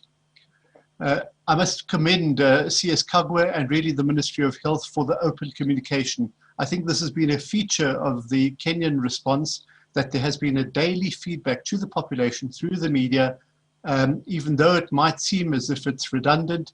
In fact, it allows the population and the media to come back again, to ask questions, and to get the information out to the public. So I really commend the government of Kenya in being as open and as frank in their communication. Let me point out also and commend also the Emergency Operations Center. So they're a group of people in the background that really are working day and night to bring the data together, to analyze that data, to prepare it for our consumption. And really, this is the backbone of our ability to respond to it. Equally, the laboratories, KEMRI and all the other laboratories around the country have really stepped up to the plate. So if you talk about preparation in Kenya, actually at the national level, it was rather well done. One more thing, I think Kenya was also one of the countries that, as the epidemic moved ahead, Kenya was one of the countries that really immediately established a committee that looked at maintaining basic health services. So being very careful not to lose the gains that were made by the universal health coverage pilots, not using immunization coverage, etc., really actively looking at that as well. On the county level, there was some early awareness of the issues, especially in the larger counties, and some counties actually very rapidly responded. They prepared very well in this early period. And equally, unfortunately, it has to be said that some counties did not engage adequately. There are some areas that are not very well done at the moment, and I would highlight here that there are coordination issues at national level, between national agencies, between national and counties. There are also funding and operational funding issues. So in some cases, we know that things like the contact tracing teams don't have fuel to go and contact trace. Those kind of things are problematic. Also, of course, the ability by counties to collect data and to manage and transmit that data is really absolutely necessary to move ahead. Let me conclude. I think in the last couple of weeks, we've seen a declining number of cases, and already we can hear people starting to celebrate, saying, well, maybe this was the end of the disease in Kenya. Yeah. And well, I think from our perspective, I think it is too early to celebrate. As His Excellency the President said, I think we're still in the middle of it. We're still having to understand it better. And in fact, what we need at the moment is better data. We need better data from the counties, from the laboratories, but then also hospital admission data, mortality data. All these things would give us the ability to really follow up and make a very clear statement if the epidemic is flat-footed. At the moment, we would beg Kenyans not to relax their measures. Let us be careful, let us be prudent and not go complacent. There's still a disease out there, it's still killing people, and we need to be quite careful. So I would agree with CS Kagwe. Were we caught flat-footed? No, not really. I think Kenya actually did quite well. But at the same time, we need to recommit. We need to go back and recommit to meeting this challenge, meeting this disease. And I would, having the Council of Governors and the governors in front of me, I would ask you, your leadership is critically important. Your role model, your leading by example is really, really important. So I would leave you with that thought. Thank you so much, Adele. Thank you so much, Dr. Eggers. I completely agree. It is an opportunity for us to really gather more data that could help not only with this particular pandemic, but you never know what the future holds, and data would help us prepare adequately. I want to go back to Honorable Mutai Kagwe. I believe our connection has been restored now, and just to hear your thoughts looking back at the 6 months, what could you say could have been a failure, and how do we ensure that moving forward, the failure doesn't repeat itself? Thank you very much, Andela. Now, I hope you can hear me now. Yes. I can't tell at what point. I know it says my internet connection is a bit unstable, but I'll try and be as clear as I can. And I want to take over. I want to take over from what Dr. Rudy Eggers has been working with us throughout this whole experience because of the presence of the World Health Organization, sometimes having daily meetings at the Ministry of Health, and just to appreciate that their support, the World Health Organization support to the Ministry of Health. And to say that, we have a tendency as Kenyans of beating ourselves down perpetually. And I want to say that the experience we had all the way from the period prior to receiving the first case or accepting the first case, we actually predicted, and Dr. Amoth is sitting with me here, we actually predicted at what point we were going to get the first case and where this was went from. So by the time we did get the first case, we were quite ready to receive. We were ready to take them to Bagathi. And I want to remind you that we didn't have that facility before. We had to prepare it in 7 days. We prepared 100 beds in 7 days, just to fast track our own capacity.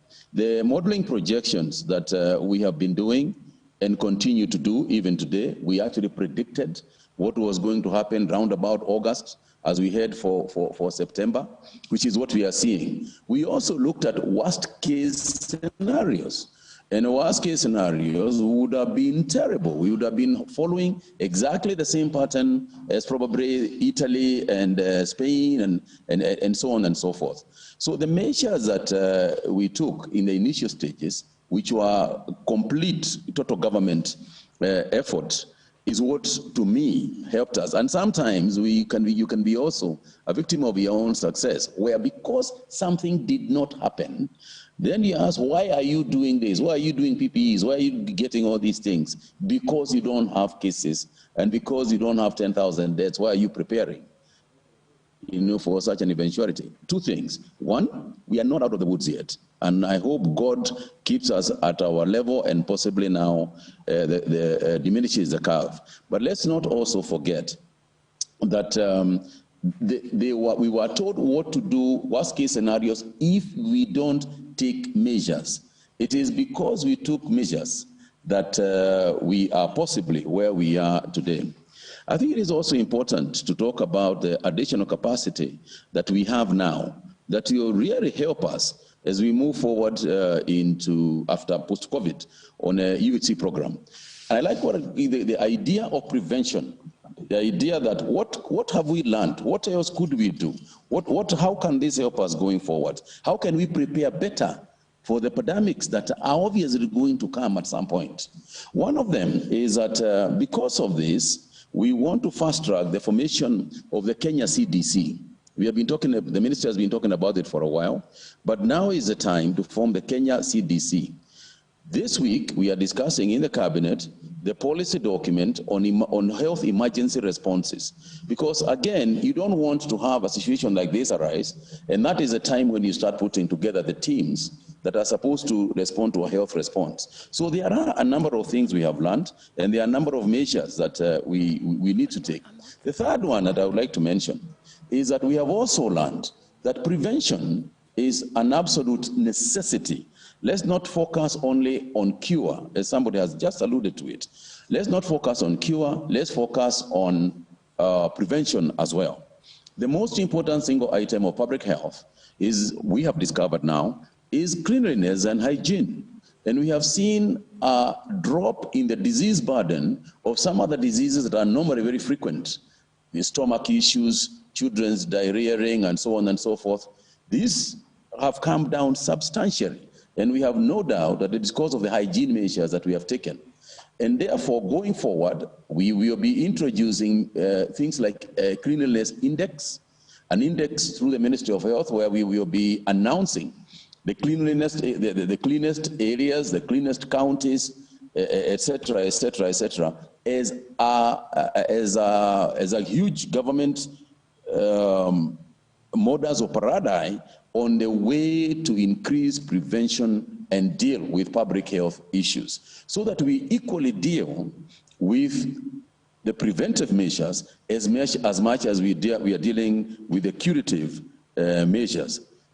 And I agree that on the issue of transparency that was alluded to earlier, I do agree that two things should happen. We should predicate a lot of what we are doing on ICT. If it is a question of procurements and tenders and so on, let them all be virtual. Let it all be on the screens of KEMSA, on the screens of the Ministry of Health. Let's post everything, for example, what we have explained about the use of money. Every day it is politicized, and we must also not be naive to the issue of the politicization and weaponization of the COVID issue, and that is a fact. We live in a country that is fairly political, and it is obvious that there is weaponization of the politics of it all, because it is the CS for health must and should and must continue to engage the executives in my parastatus. There is no way of gainsaying whether we are engaging KEMSA people, whether we are engaging KEMRI people, whether we are engaging the other ones. For example, as a measure of what we took, as of some of the preparedness measures that we took, we are the ones who told KEMSA they cannot continue importing PPEs. We developed individual national capacity for manufacturing of these things, and consequently informed, directed KEMSA that they must now buy locally instead of buying from overseas. That measure alone brought down the cost of PPEs from 9,000 shillings to 4,300 shillings, and still going down. So when we say there is a politicization of these issues, it is a fact, and it is unfortunate when we are still in the middle of a pandemic. But I don't want to belabor that point. That's for another day. But I just want to thank the contributors and to say that the suggestions that we are getting are issues that we are going to implement. Some of them will be issues, will be measures that we are going to implement. I submit. Thank you. Thank you so much, Honorable Mutahi Kagwe, for actually saying that some of the points that have been brought up by the other panelists are actionable points. And I do agree that transparency needs information flowing to Kenyans, even on how funds are used and even on the status of the country's fight against the pandemic. I'd like to bring in Governor of Mandera County, Captain Ali Roba. And I would love you to speak on things from a county level. There are very many ripple effects of COVID. And the next panel is going to unpack those further, but we can start by looking at how it has resulted in an increment in cases of gender-based violence. Livelihoods have been disrupted, and we saw that happen in other countries as well. So on a county levels, what are the measures that have worked to help cushion Kenyans against this and reduce this other vices, and which institutions need to help counties cushion Kenyans better? Okay, thank you very much, Dele. I want to request to maybe add a little bit on the issue of early warning, and also the issue of whether or not we were caught flat-footed from county perspective. And then thereon, I can go into the second section of the question that you just posed. And I want to say first, even though it was not unique to Kenya, it is a global position. The early warning systems have not been effective. You know, I say this because we are just lucky this disease outbreak happened in China, Europe, USA, and other areas. And that gave us an opportunity to close our airspace a bit early and delaying the outbreak of COVID-19. Otherwise, we don't have established regional disease surveillance and control centers within the country that is able to, predict the patterns and everything as we have. And as such, I will qualify, even though it's not unique to Kenya, that early warning systems has not been largely effective as it applied to most of the other global countries. Is not a unique position for Kenya. The second issue that I want to reflect on before I go to the question you asked is the issue of whether or not we were caught flat-footed. And the answer, from county perspective, for me, the answer is definite yes. We were caught flat-footed because as a country in 21st century, it is critical, to reflect on some basic, standards of preparation that we ought to have.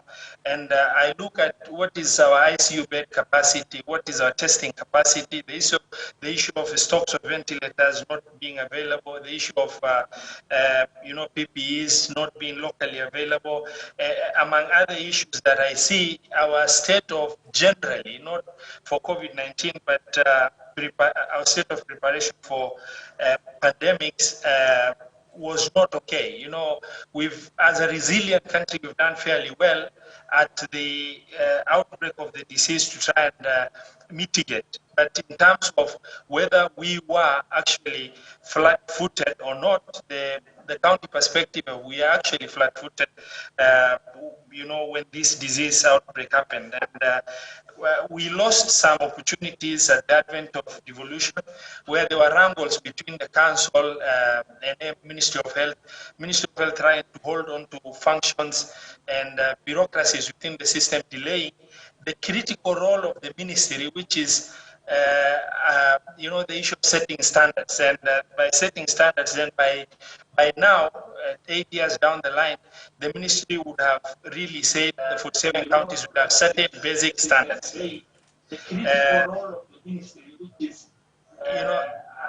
Yes, we can hear you.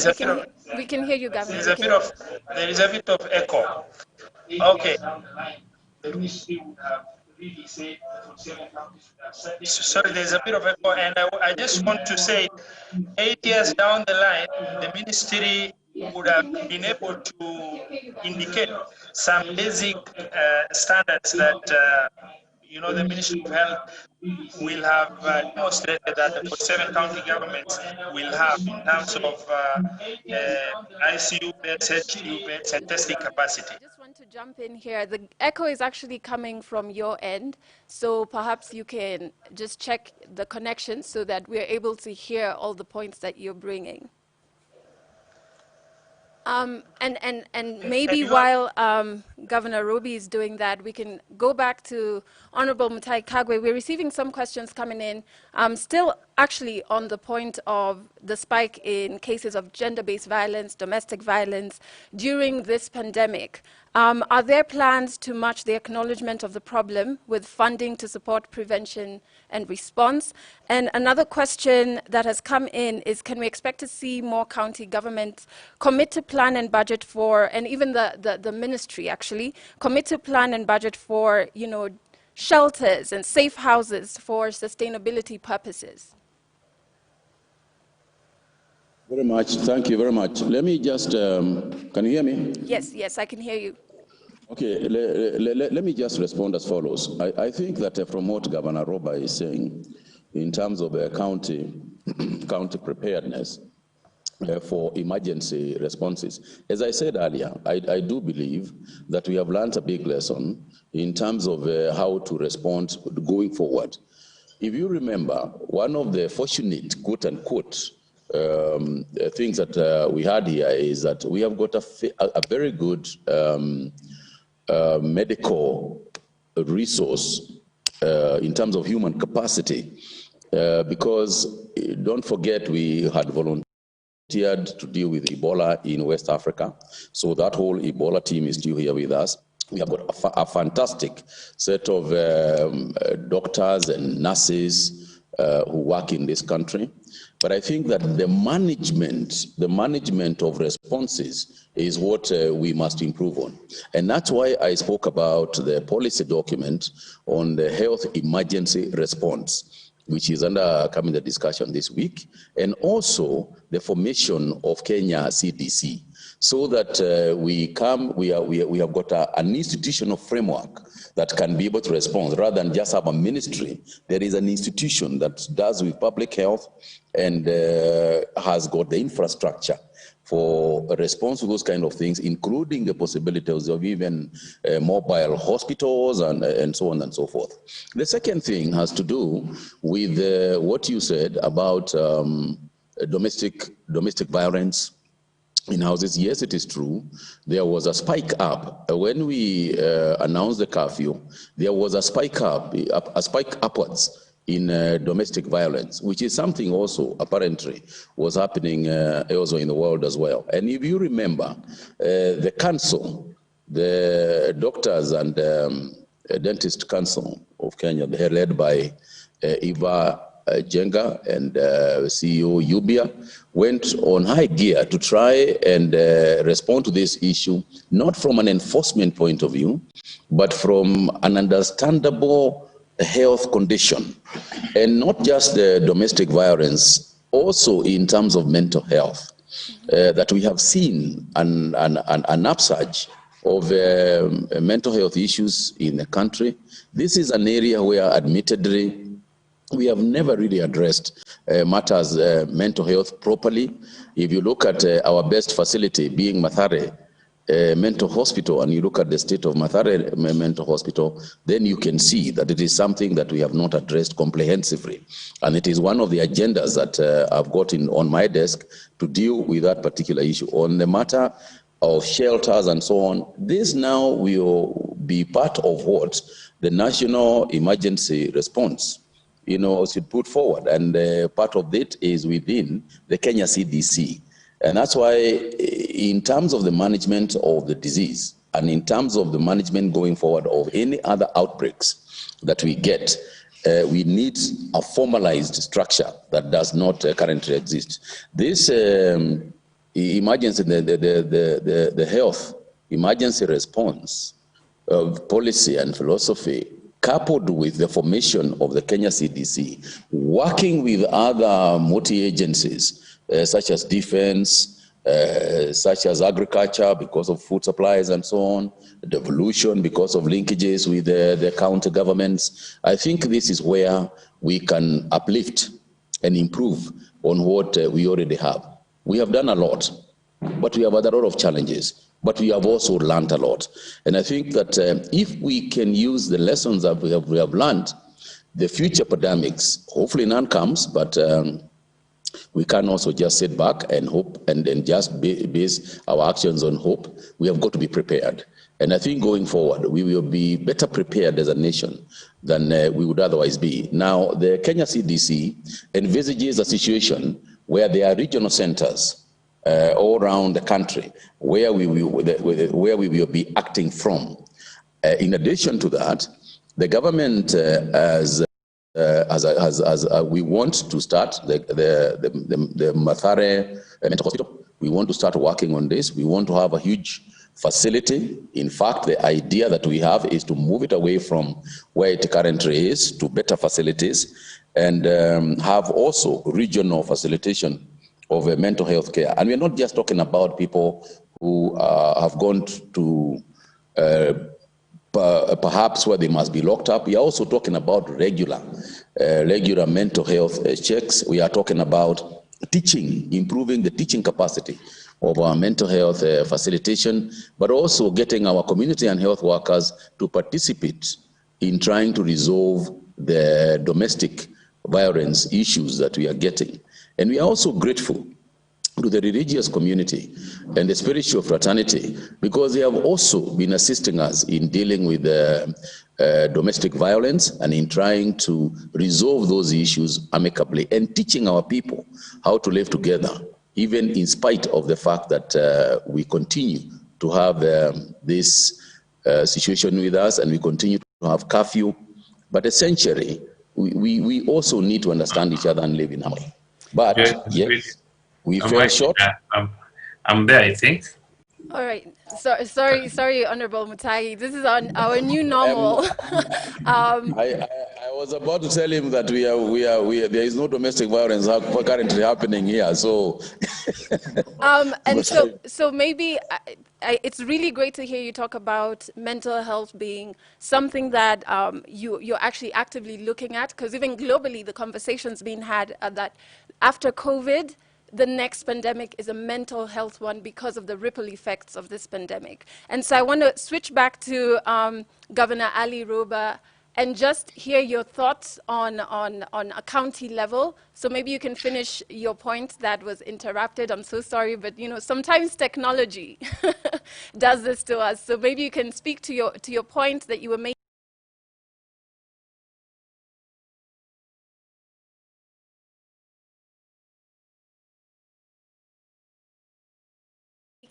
And also, most of the issues have already been captured. I want to reflect that across the globe, the situation is the same.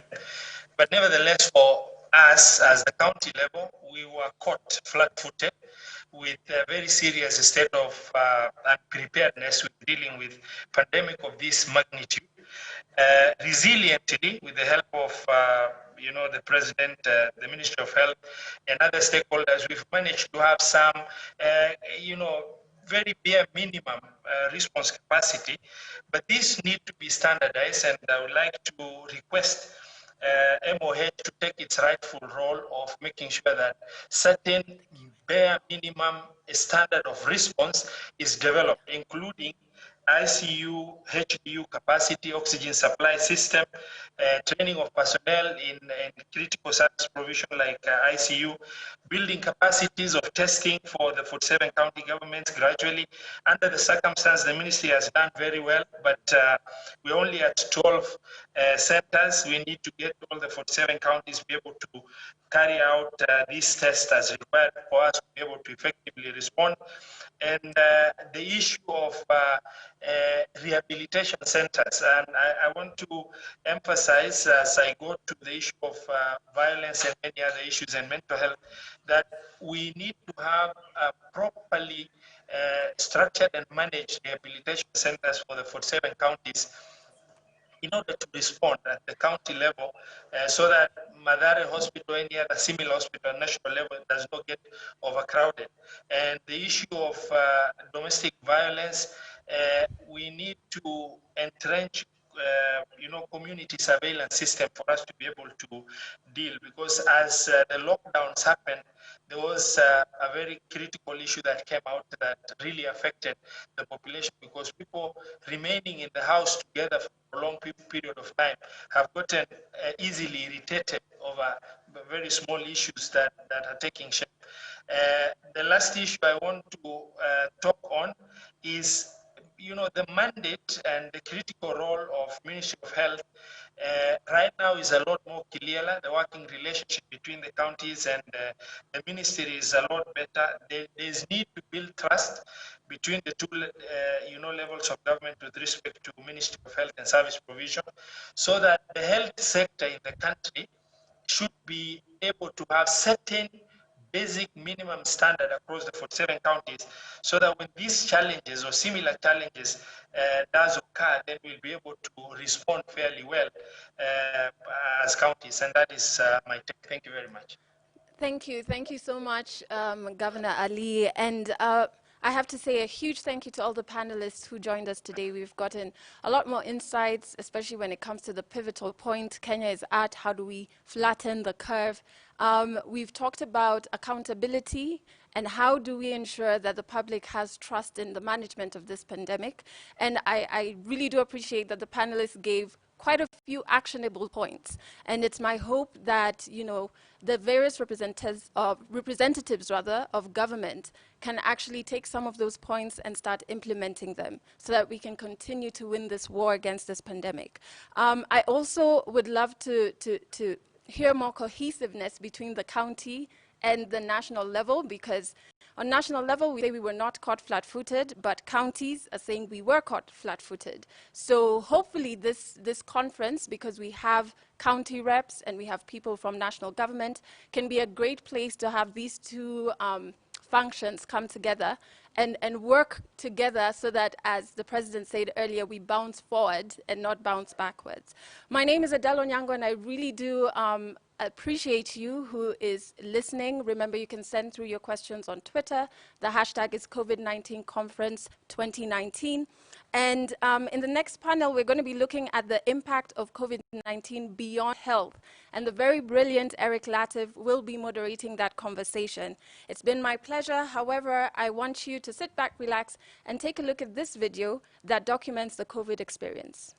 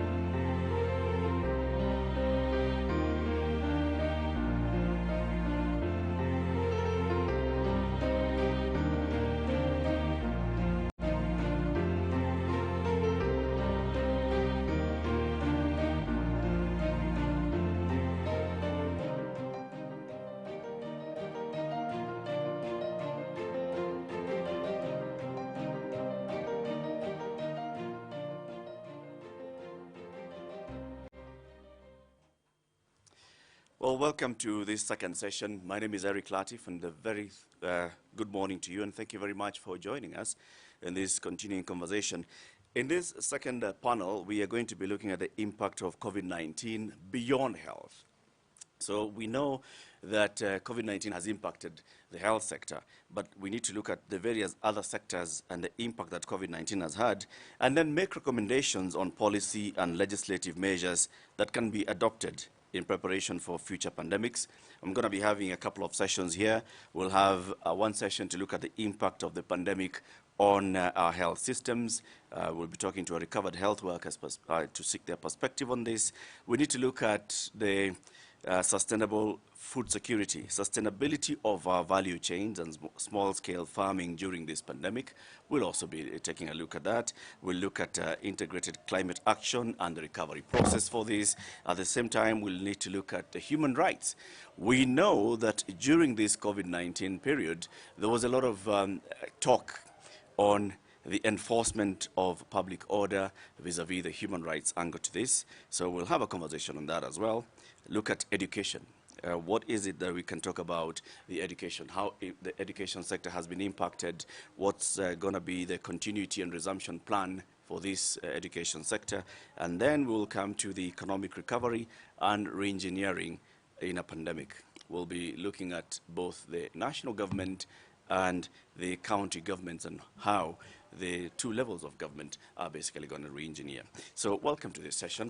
I'd like to introduce our first speaker, who is going to tell us the impact of the pandemic on our health systems. This is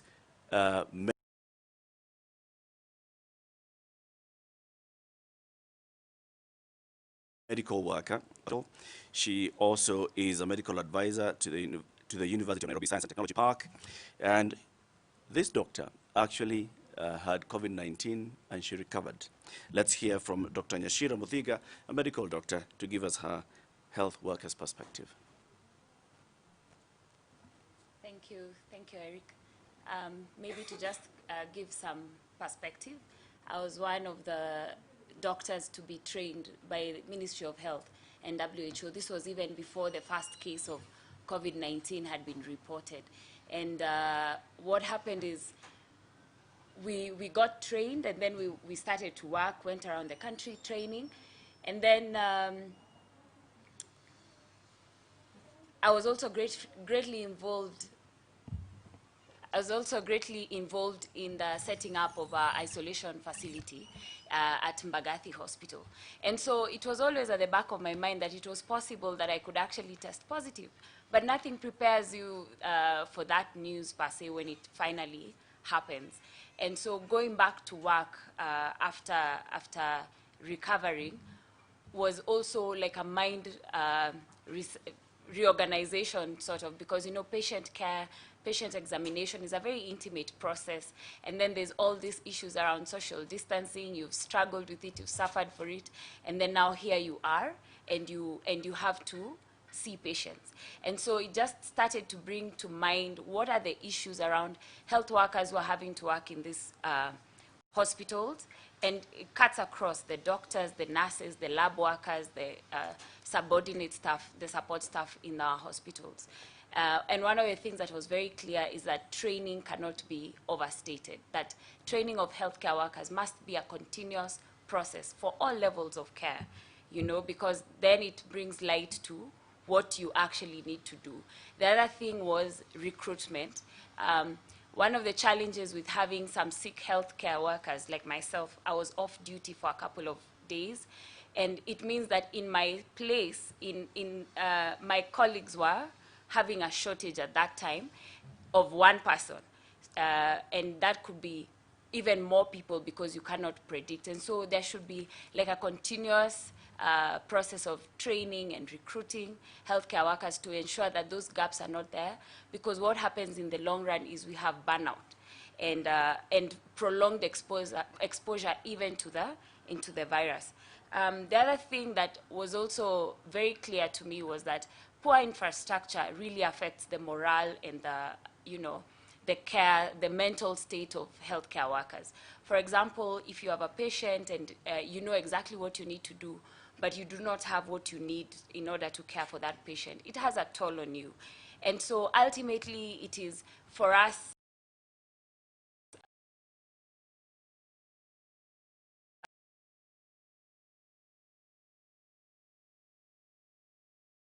as health catered to all levels of government, for there to be a place for collaboration with the ministry, with the professional bodies, medical professional bodies. We have the Kenya Medical Association and many others, so that there is the bridges can be closed to improve what is given back to the patient. Psychosocial support that has been discussed in the last session, the mental state of these healthcare workers, because while the rest of Kenyans are able to recover and practice, actually even be able to work from home, it's not the same case for us. We still have to physically be in the hospital, be physically present with our patients. And so psychosocial support, being able to ensure that they are actually, everybody in a hospital is actually looked out, they're being looked out for. Yeah? So for me, those were the things that were very, I'm very aware of them. I was very fortunate that staff at the facility where I work, I was not stigmatized. In fact, I received a lot of support right from the top to my colleagues, and which is something I really appreciate. And one of the purposes of this conference is to ensure that we are all speaking in one voice, we are all on the same page, because in the end, what we are looking for is quality care for our patients, for our citizens. Eric. Doc, thank you very much for giving us that perspective. And you have mentioned the issue of stigma, and I think stigma is one of the things that we've had to deal with as a country around this COVID-19. Looking at it from the healthcare system and that perspective, the issue of communication and proper training for the population on what they need to do, what we need to learn about an ongoing pandemic or epidemic, and the information that then goes also to the healthcare workers. So when you're approaching a health facility or a healthcare worker, and you already have this fear of you don't know what you're going to tell them that you have, and the healthcare worker also has this fear, how should we deal with this going forward in the future? Improved communication.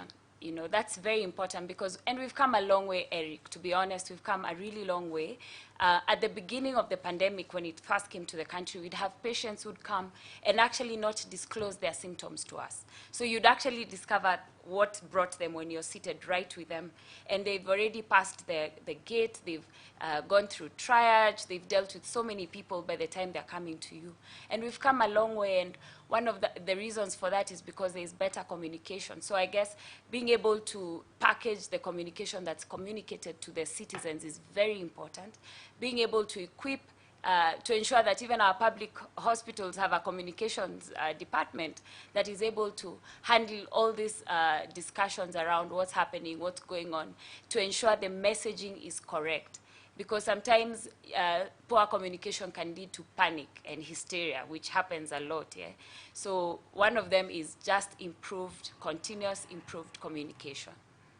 Thank you very much, Dr. Nyashira Muthiga. Thank you very much for sharing your perspective on this. And it's good to hear that you went through this whole experience and you're okay.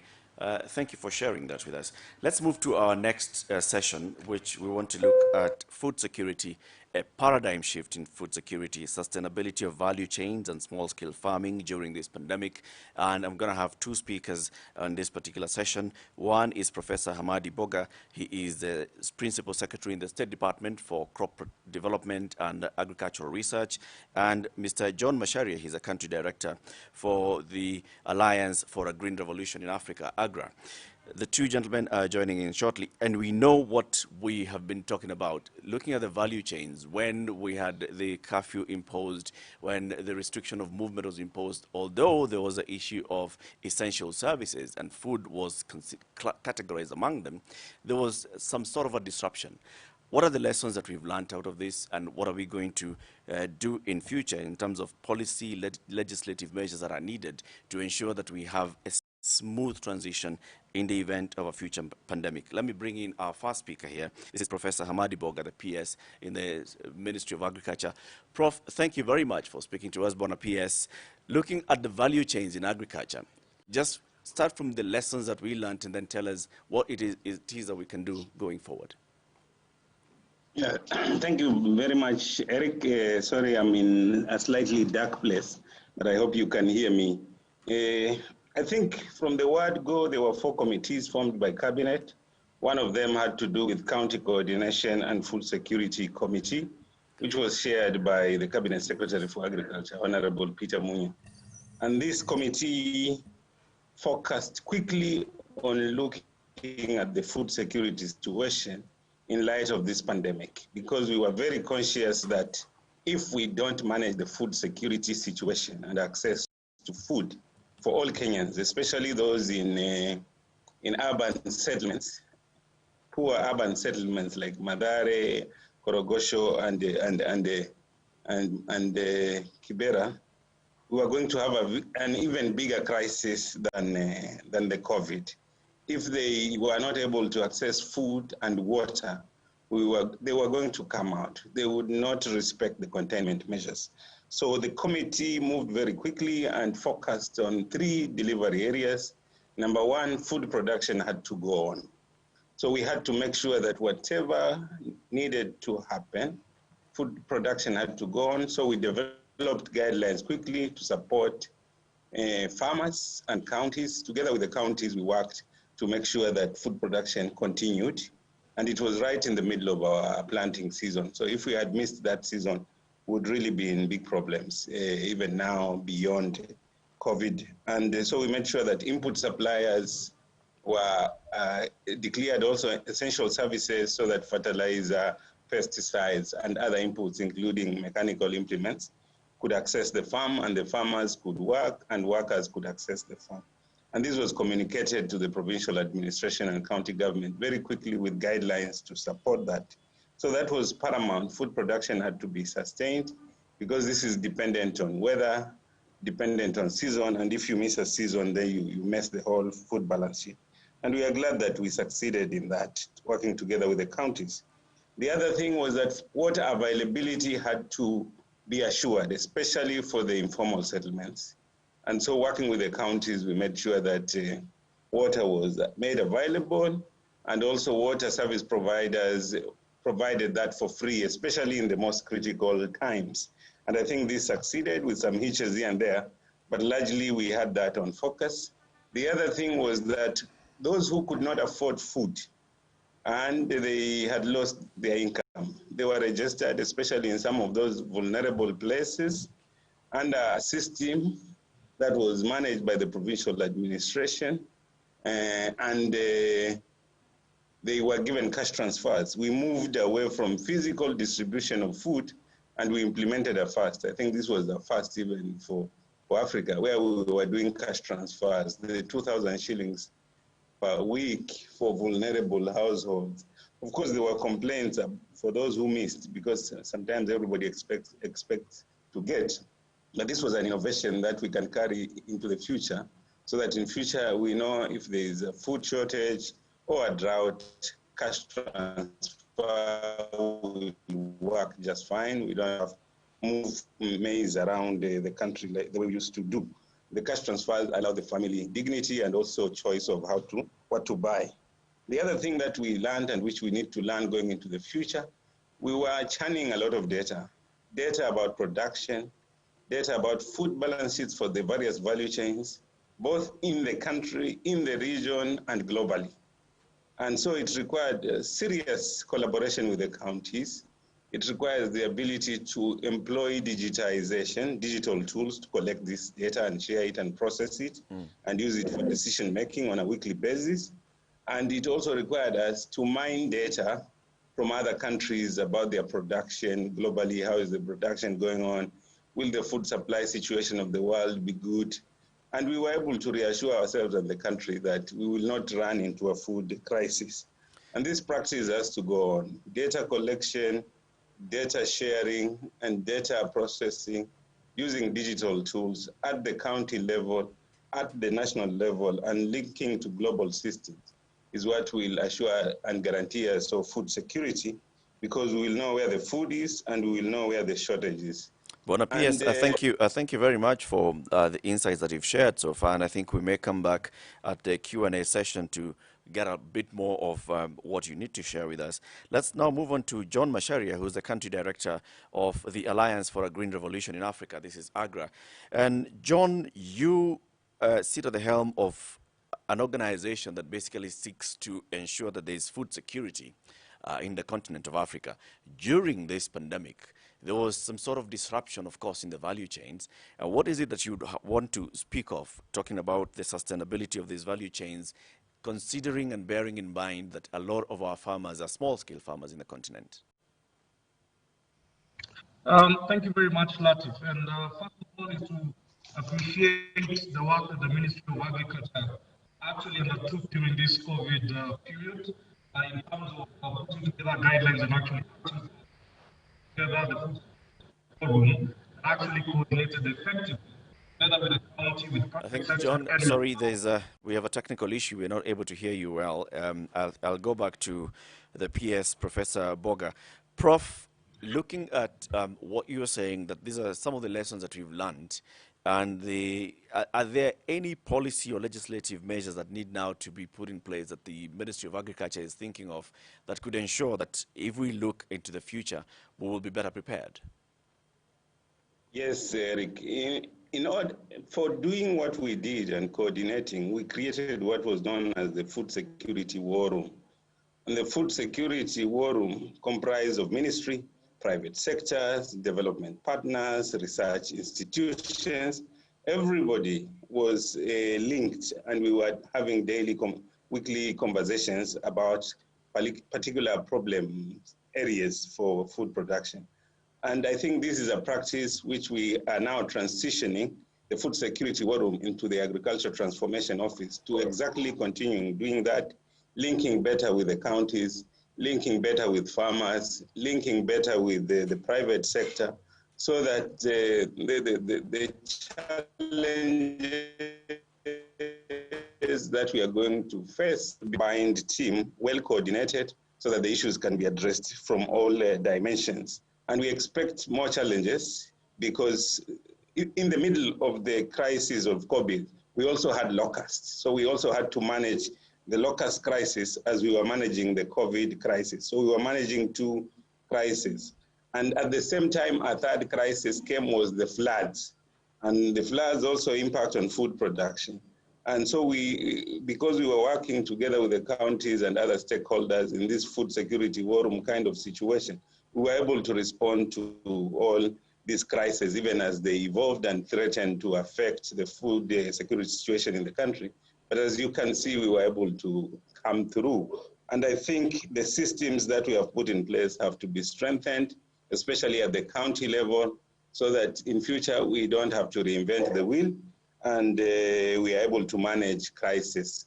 In the agriculture sector transformation and growth strategy and in the agriculture policy, we have sections that deal with crisis management because we are anticipating with climate change that crisis will be a way of life and we need to make it normal to deal with crisis for the agriculture sector in the country and also dealing with our partners in the region because our food balance sheet is a shared food balance sheet with the other countries in the region. All right, so let's try and see if we have John Macharia on a better line now. John Macharia is the country director for the Alliance for a Green Revolution in Africa. John, let's try to hear you now. You had started raising the issue of what we can do to ensure that we don't face a similar situation in the future. Thank you very much, Latif. I hope I'm clearer now. You're much better, yes. Yes, I actually started by saying that we really congratulate the Ministry of Agriculture for the fast action they did in actually putting together the food security war room that ensured that there was effective coordination between the government, the national government, the county government, private sector and development partners in trying to respond to matters food and agriculture and in relation to COVID. I also wanted to express our appreciation to the counties that actually kept the markets open and actually ensured that farmers were not only supplying food to the markets, but also consumers in Nairobi and other urban markets were actually able to procure food. In terms of thinking about a paradigm shift, I think I want to start by saying that we need to actually think about building resilient food systems as opposed to value chains. Because one of the things that the COVID pandemic has shown is the interrelatedness between, a disease, our health, food, education, and the infrastructure that we're putting together. And it's instrumental to know that, the counties have put down a lot of hard infrastructure, but there's a lot of soft infrastructure that is also required to help us actually have a food secure country. And what I mean by soft infrastructure in this case, I wanted to say this. In the last century, it was really about an agricultural transformation. We've seen investments being put together towards adoption of improved technology. In Kenya, our maize production is about 1.5 to 2 metric tons per hectare. We have an adoption rate of about 30 to 40 kilograms of fertilizer. However, in terms of the potential, we actually have varieties that can give us anywhere between 5 and 8 metric tons. So we are still below our potential. In terms of mechanization, I think the whole country has about 16,000 implements of tractors. And this is compared to 5,000 vehicles that are actually imported into the country. We need to have a paradigm shift, actually buy more tractors as opposed to buying more cars. The other thing that I think we've done well and we need to continue doing is around the coordination, what PS Bog has just talked about. We need to see the efforts of the food security war room, the analytics that went in, getting the food balance sheet actually domesticated at the county level so that we are all working together. We also need to strengthen the joint agricultural sector coordination and communication mechanism and ensure that we are all working together and we bring everyone on board. The two last things I would want to talk about is about extension and the use of digital. As we talk about a pandemic, it is vitally important that we connect research and where the farmers are. At the moment, as we talk about the climate change, we need the experiments, the information that is coming from research disseminated to smallholder farmers.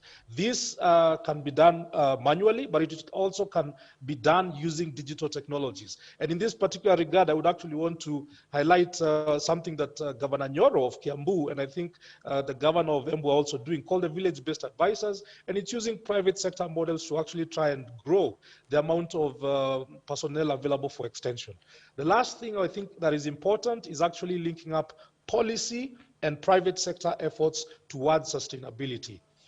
Right now, we have, there's need to actually work with the county governments to harmonize cess between different counties when people are bringing food produce into Nairobi. Right. There are issues to do with stable prices. So, for example, for sorghum, there's the issue of excise that is really destabilizing how smallholder farmers in the sorghum value chain are operating. Thank you very much. I submit. Thank you very much as well. John Macharia is the country director for AGRA, the Alliance for a Green Revolution in Africa. We also want to thank the PS in the State Department for Crop Development and Agricultural Research, Professor Hamadi Boga, for your insights on this paradigm shift in food security. Let's move on to the next session, which is about integrating now climate action with recovery process. The two speakers have just talked about how we need to factor in when you're talking about food security. We also have got to remember that there is climate change and we have to integrate this climate action with the recovery process. My next two speakers are Engineer Festus Ngeno. Engineer Ngeno is the CEC for Water in Nakuru County. He is also the chair of CECs for Water and Environment Forum across the country. The second speaker is going to be David Ombisi. He's the acting coordinator of the UNEP Kenya country program. Starting with Engineer Festus Ngeno, the CEC for Water in Nakuru County, and also chairing the Water and Environment CECs Forum. How do we integrate the information and the data that we have and that we are collecting on a daily basis, on a regular basis, with our recovery process?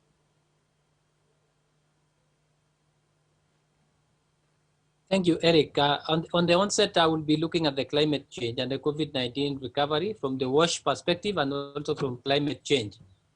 And one of the key things that came upon us during when the first case of the pandemic was announced was that water became the first line of defense for for fighting the pandemic.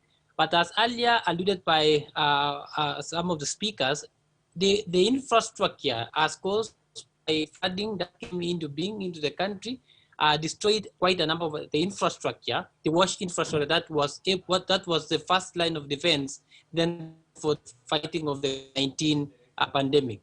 So one of the key things that came into being was the provision of unwashed points for washing hands as a way of fighting the spread of COVID, the critical point, or was it also meant for provision of water for drinking? So one of the critical aspects that came into being, look at the climate change and the recovery process, was the issue of water scarcity in the country versus what was required for. Was it for unwashing or for drinking purposes? And therefore, that as we look at the recovery stages, as Kenya worked through to address the COVID-19 pandemic crisis, Engineer, I think I'm sorry, I want to cut you short, Engineer Ngeno, as we try and get you on a better line. Engineer Festus Ngeno is a CC for Water in Nakuru County. And let's bring in our second speaker, David Ombisi, as we try to get this technical issue sorted out. David Ombisi is the acting coordinator for the UNEP Kenya country program. David, talking about integrating climate action with the recovery process. Thank you, Eric, and all protocols observed. Perhaps I would start by, bringing in the link between COVID and climate change. There are very clear connections between COVID and the climate crisis. I mean, looking at it, climate change increases the likelihood of COVID-type pandemics, for example, through changes in the habitats of disease vectors. That's the link first. So we have to agree that there's a strong link between COVID and climate change. And we also have to agree that since COVID is a zoonotic disease, we must address it and similar threats by protecting the basic human right to a safe and healthy environment. You realize that there's a lot of destruction and degradation of the environment, and therefore exposing ourselves to animals, and therefore the transfer of zoonotic diseases between human beings and animals. But then in terms of integrating climate action with the recovery process, thinking pause, my friend. You don't know thinking pause. Can I continue? Yes, go ahead. Yeah. COVID-19 may have caught the world by surprise, but the climate crisis has been entirely predictable. We've talked about data, there's information, the science, it's all there. The question is, are we going to look back, say, in 10 years' time and see that we probably used this chance to become more resilient and launch a green economic recovery? Or are we going to look at it and say we missed the chance to reverse the trajectory and even more devastating global? Now, when you talk about climate action, what basically we are saying that we need to step up efforts to reduce the greenhouse gas emissions. We need to step up efforts to strengthen our resilience and step up efforts to adapt to the already impacts of climate change. Now, COVID-19 recovery can be the vaccine change. We all understand that in the early days of COVID-19, the mantra was flatten the curve in terms of COVID-19 response. We should also then apply the same logic to climate action today by flattening the curve of greenhouse gas emissions and the broader ecological footprint. But then how do we do this?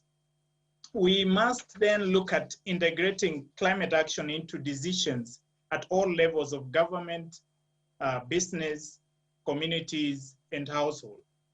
And for a start, Kenya is one of the countries that has some of the best mechanisms and policies already in place. We have the Kenya Climate Change Act of 2016, which is a framework for enhanced response to climate change. We have the National Climate Change Action Plan 2018 to 2022. And we have the Kenya National Adaptation Plan 2015-2013, among others. These need to be implemented to the letter. In addition to that, and as part of the implementation of the Paris Agreement on Climate Change, this is 5 years since the enactment of the Paris Agreement, and countries will be moving into revising their national determined contributions.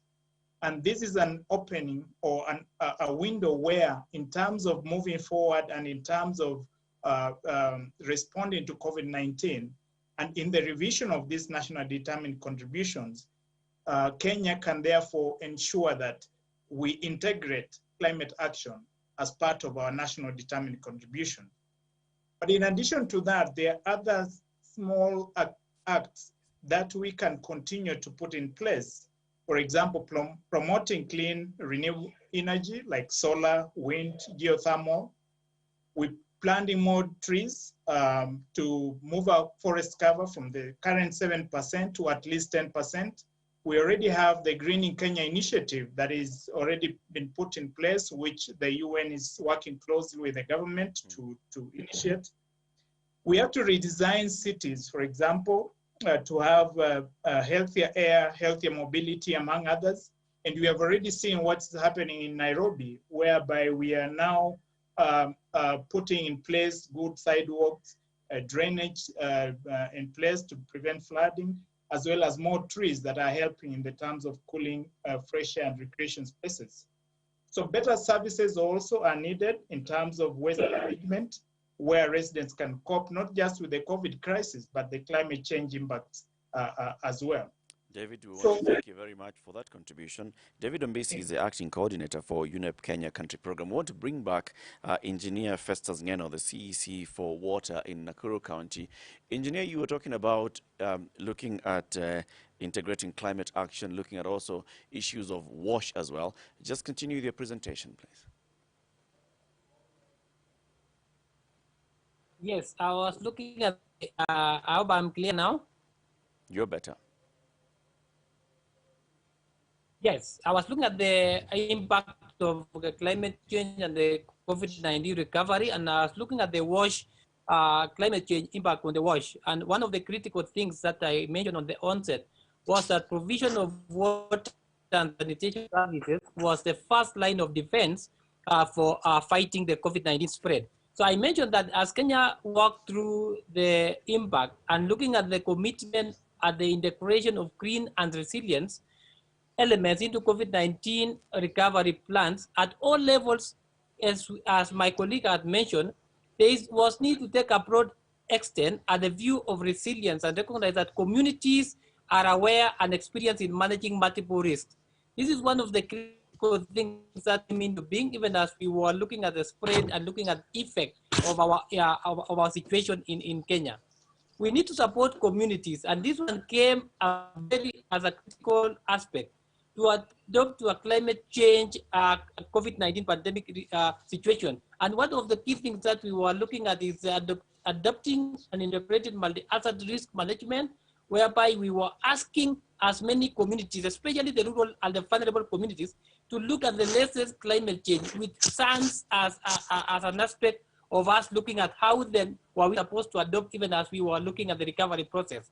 COVID-19 presented to us a very, very important lesson in terms of engaging with the communities at the locally led level.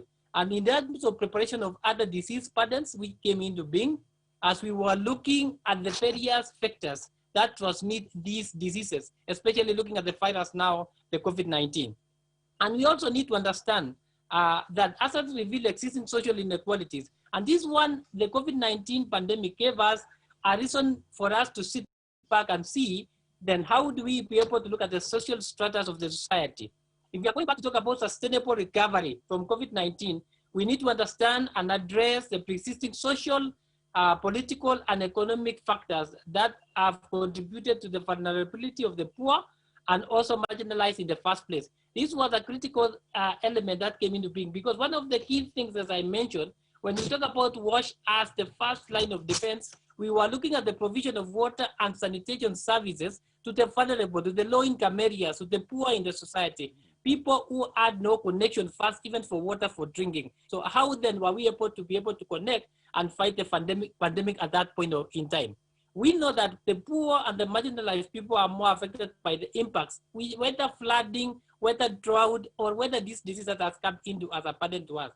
But as we look at the impact of climate change, they can also be affected by the various actions and policies, and as mentioned by my colleague, the climate change action plans that have already been enacted. How then do we bring in the mitigation plans, the adaptation to climate change, and also the greening of our programming, bringing in the solar issues, even the change of how we were supposed to provide, especially for the food security measures, and looking at the provision of even alternative sources of fuel for these low-income areas or for the vulnerable in the community.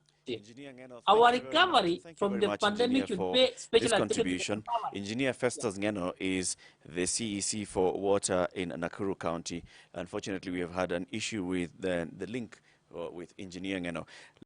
Let's now talk about human rights and the place of human rights in a pandemic vis-a-vis public order. During this period, we talked about, we had the issue of police brutality. There were even protests and demonstrations against police brutality, issues of the enforcement of the curfew and what the law enforcement officers had to do, the extent that they had to go to.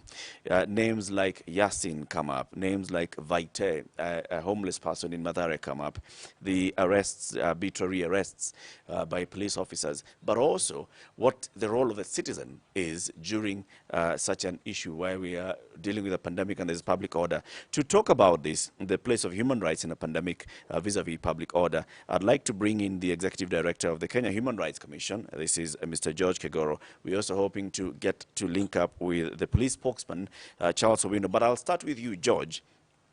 And I want to thank you very much for joining us today. The place of human rights in a pandemic, you advocate human rights at all levels and all times. What did you see and what are lessons that we can now carry forward after this pandemic?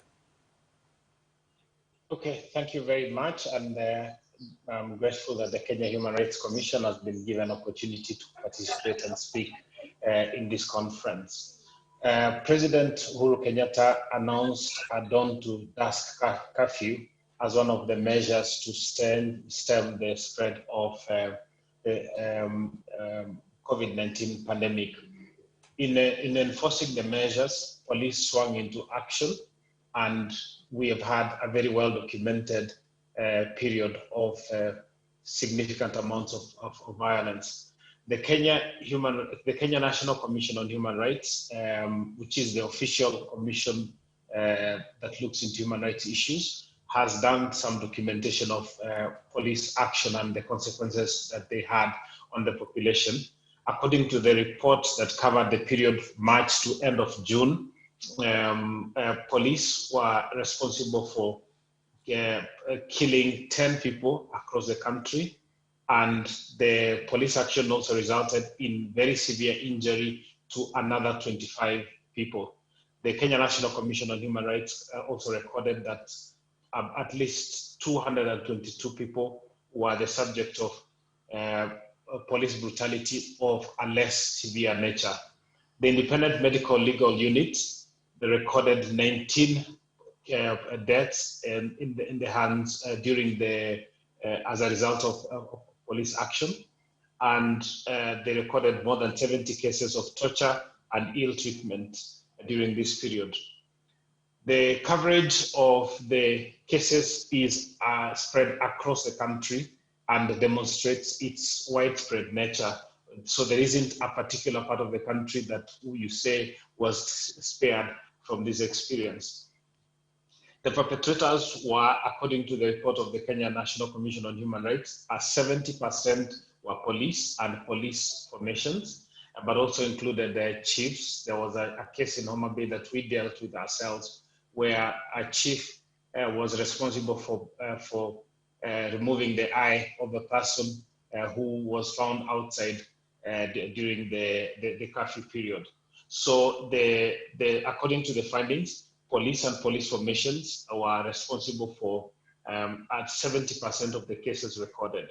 Some of the cases recorded also include amounts and levels of domestic violence, and that includes also sexual and gender-based violence, and aspects of that have been touched by earlier speakers, and they would account for the remaining percentage of the cases that do not relate to the police.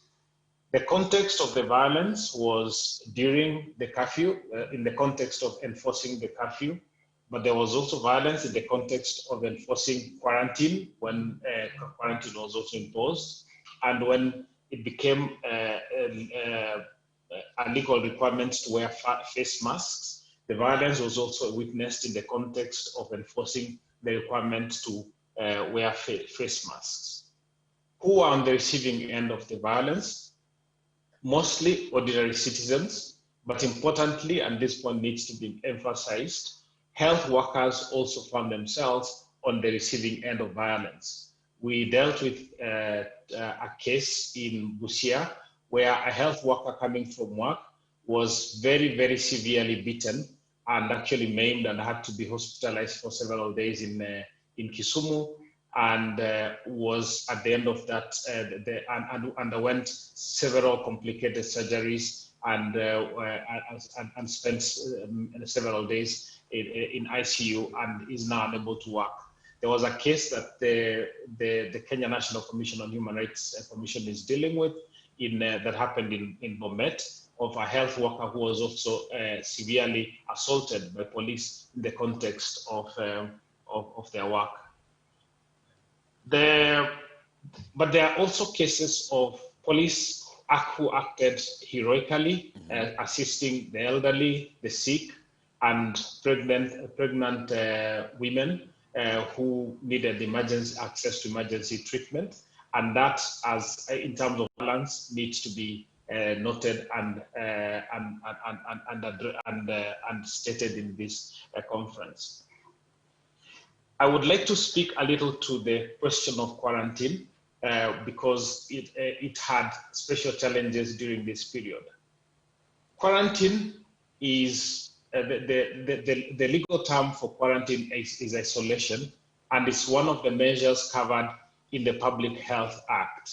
The Public Health Act was enacted in 1921. It will be 100 years old next year. Yeah. And it provides for an institutional infrastructure for the control of infectious diseases, very many of them listed, but others addressed generically.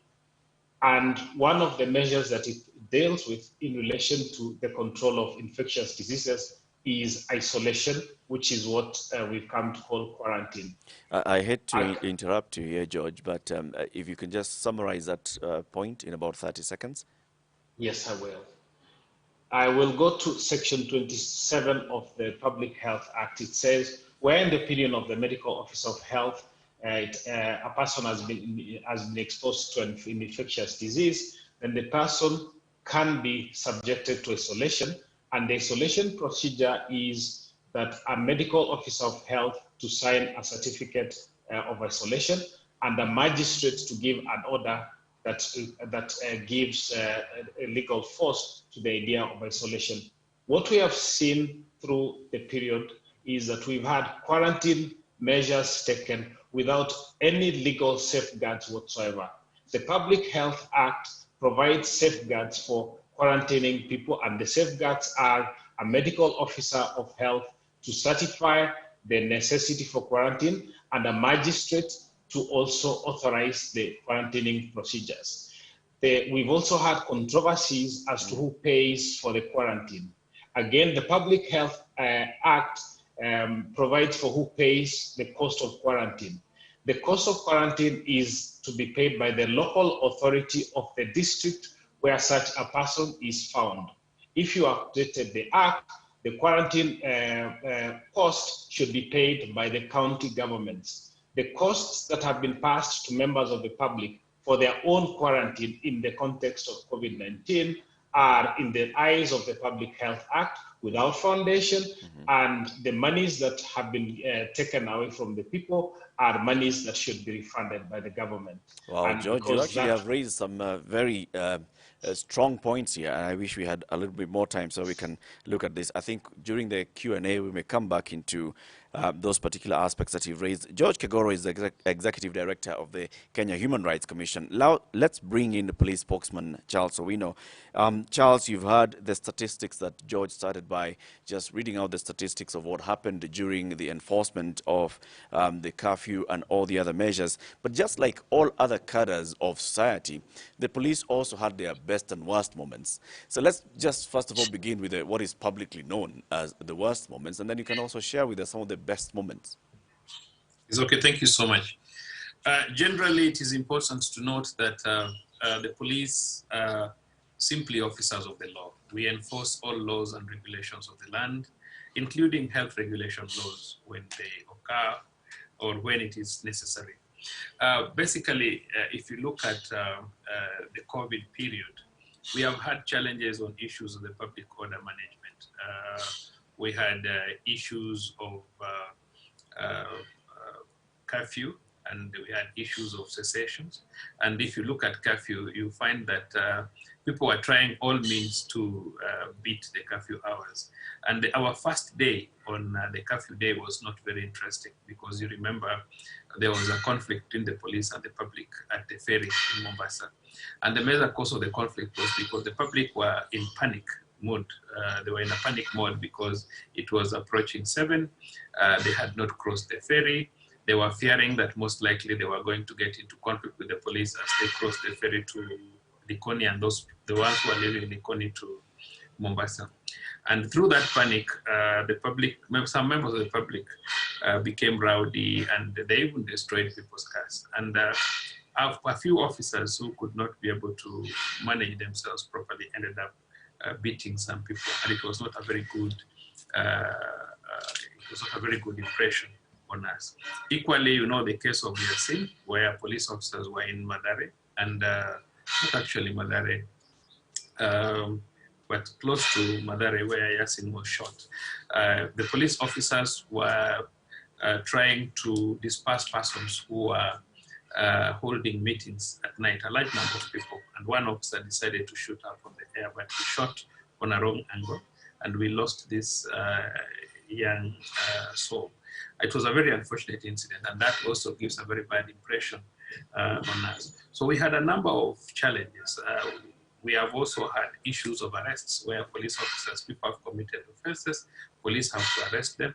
Police have to also get PPEs, get gloves and get other items that they would use to help themselves. And through that, we have had a number of police officers getting infected. We have even lost, I think, one life or so of police officers, but that is part of our work. But the greatest challenge is the conflict between the police and members of the public. What lessons have you taken from this, Charles, going forward in the event of another enforcement of a curfew or such other public order? What lessons have the police taken from this?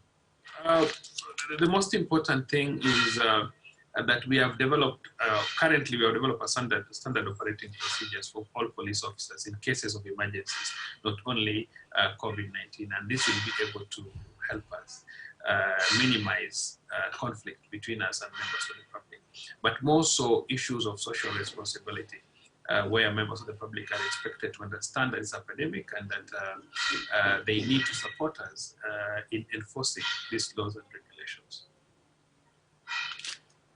Well, I want to thank you very much. Charles Owino is a police spokesman, and he will be joining us again, of course, during this conversation. If you've got any questions, please remember you can tweet us, and this is on all our Twitter handles, and the information will come to us, and we'll pose some of these questions to our panelists. Let's move to the next session in the interest of time, and this one now, let's talk about education and COVID-19.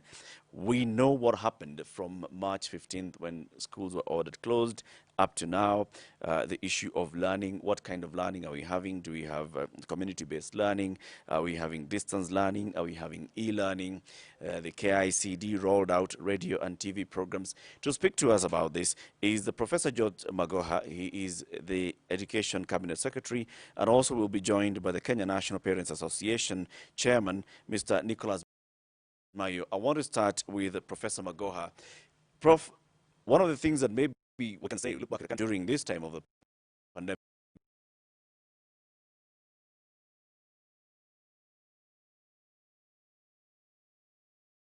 is that the educational impact of measures that need to be taken.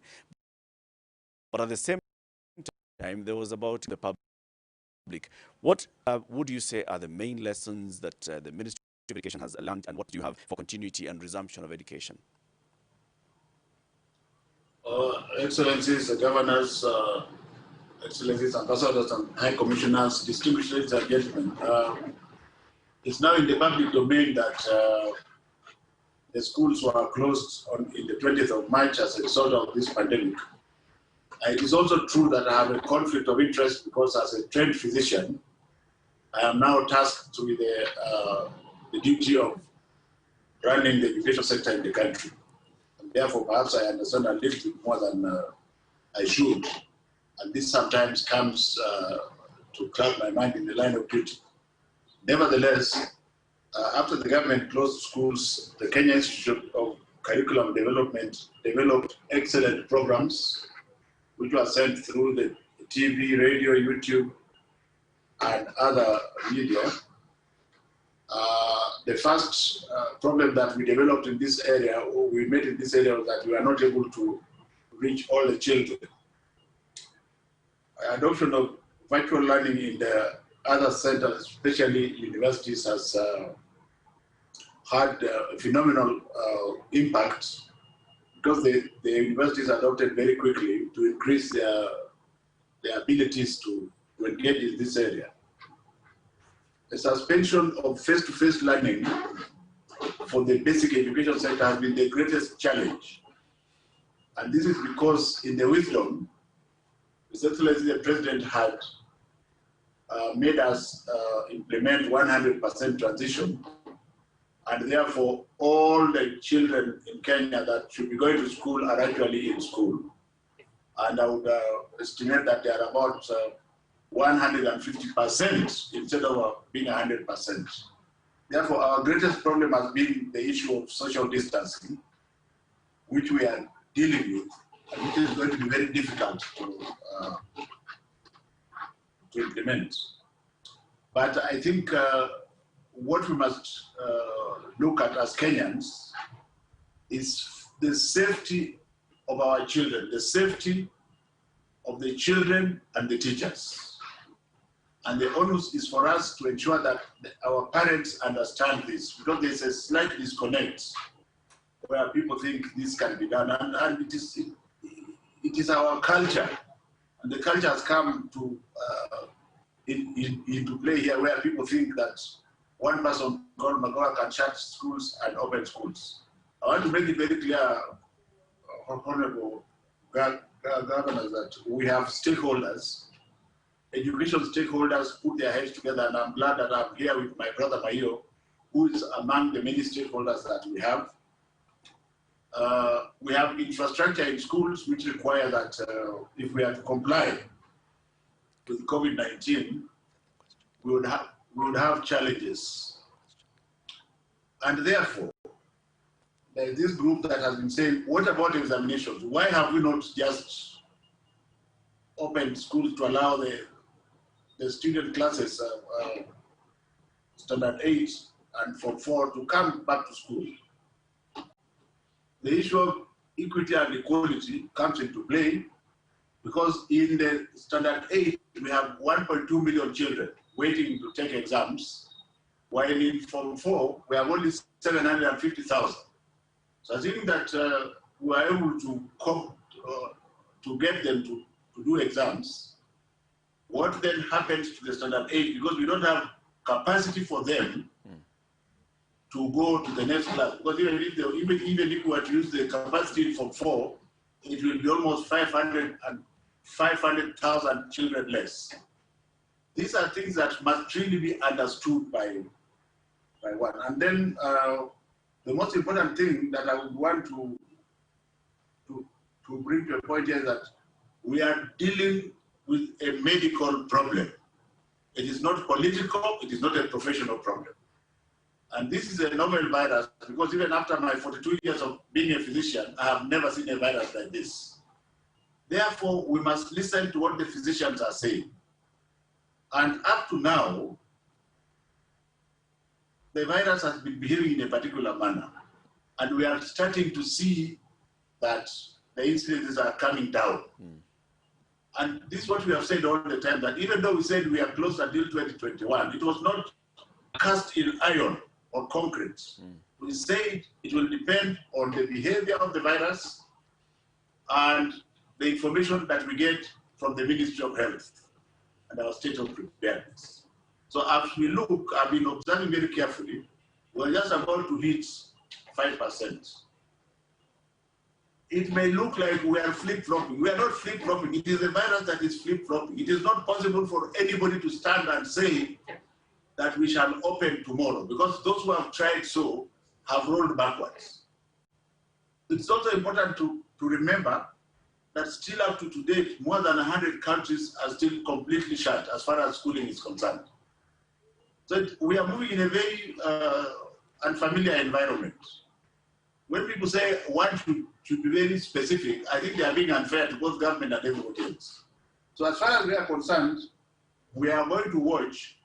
In his wisdom, His Excellency the President has said that we should call an all-inclusive conference where everybody will be there. And we shall look at the post-COVID time together, including the education sector.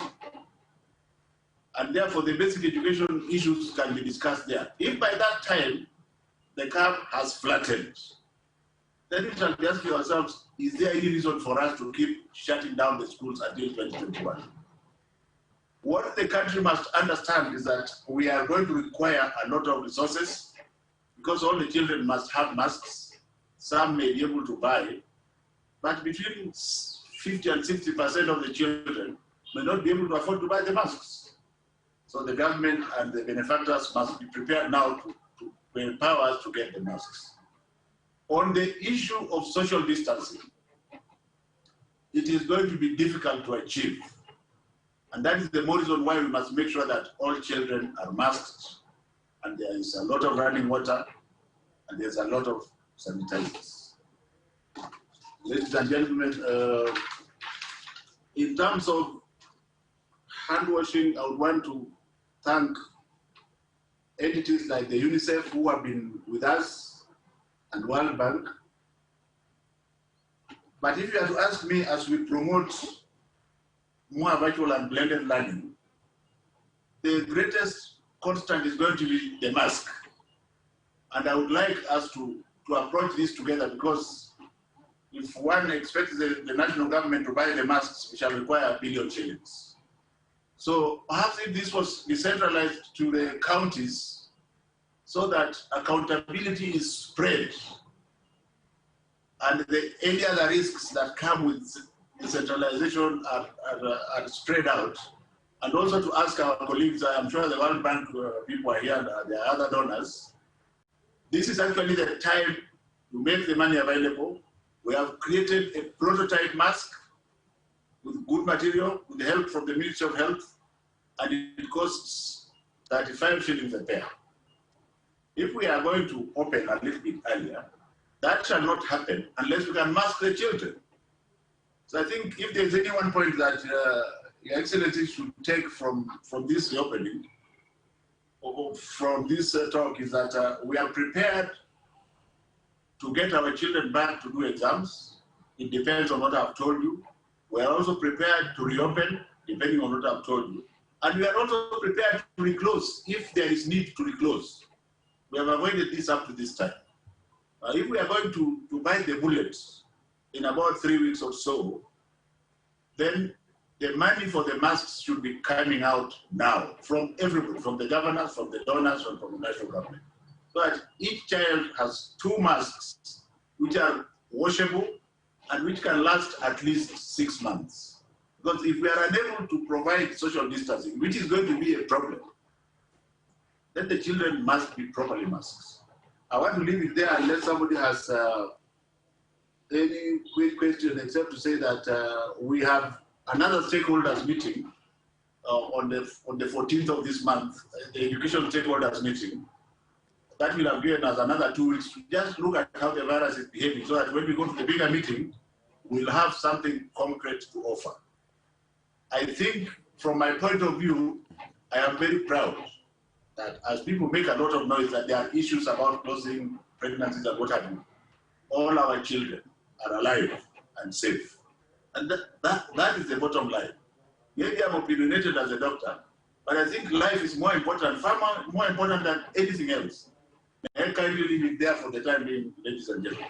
Thank you very much. Thank you very much, Professor George Magoha, the CS for Education. Indeed, just stay right there, because we are getting a number of questions coming in from our digital platforms, and we'll be asking you those questions shortly. Nicholas Mayo is the chairman of the Kenya National Parents Association. He now joins us. Nicholas, you've heard what the CS has said. I mean, you've been having conversations with him. You've also been having conversations with your members. Where do we lie as parents with regards to continuity and resumption of education? Thank you, Eric, for having me. As you say, that National Parents Association is actually the umbrella of all the parents. It is formed in the Basic Education Act 55, that is 2013, section 55.2, and any parent who has admitted a child in school is a member of the association.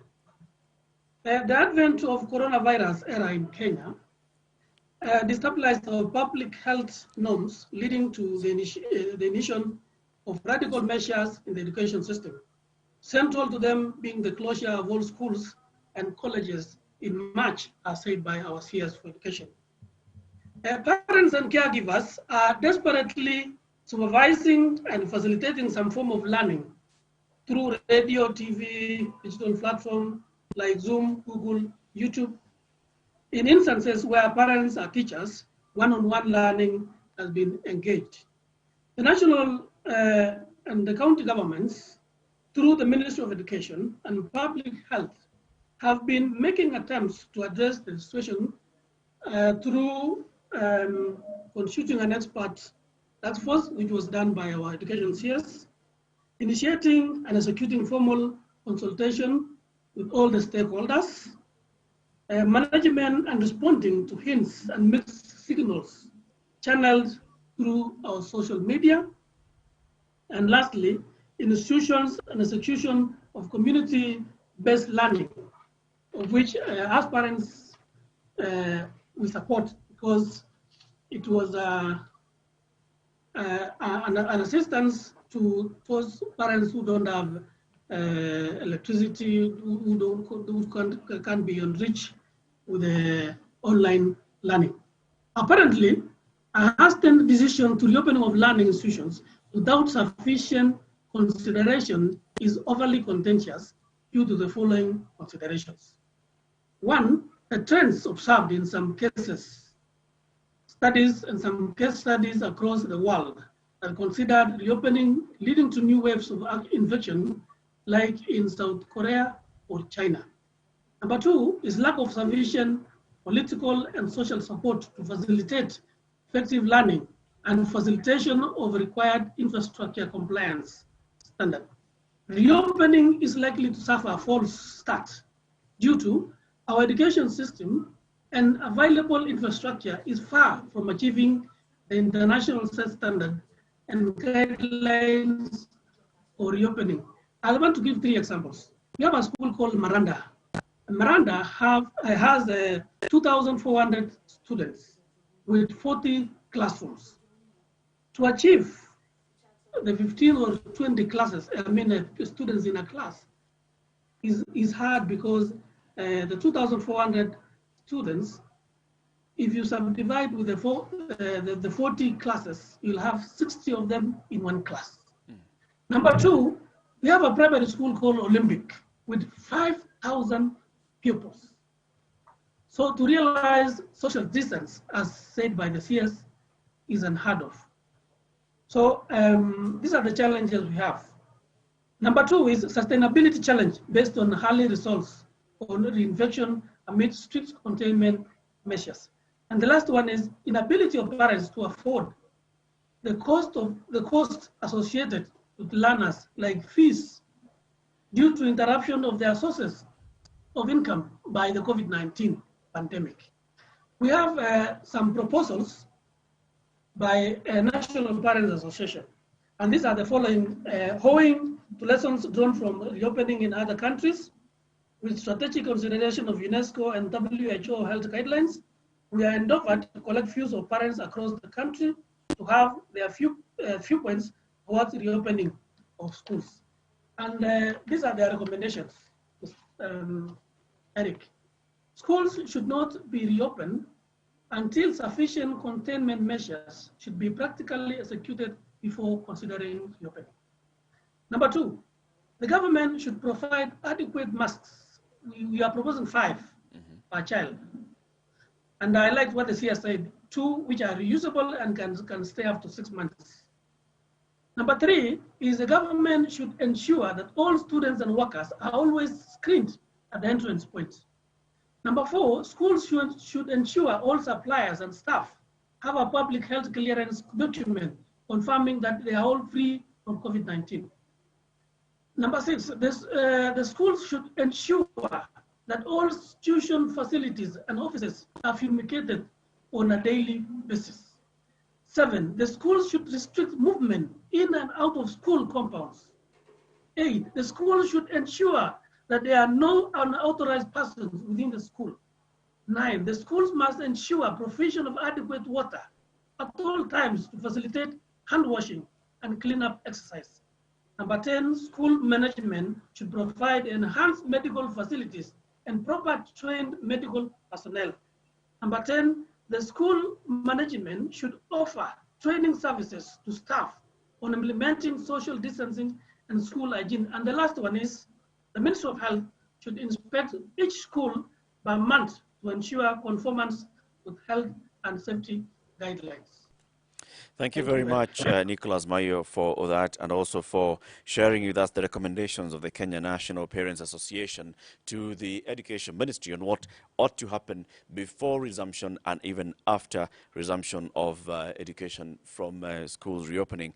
Let's move to our next session, and I'd like to ask you, Mr. Mayu and Professor Magoha, just stay on the session because we have a couple of questions that are coming in through our digital platforms. And also we have a public tent where our audience is watching this and following the proceedings. And we've got some questions there, which we'll be going down there to pick a couple of questions from the audience. Let's move to the next session, which is realities of economic recovery and re-engineering in a pandemic. And this is sustaining the new normal.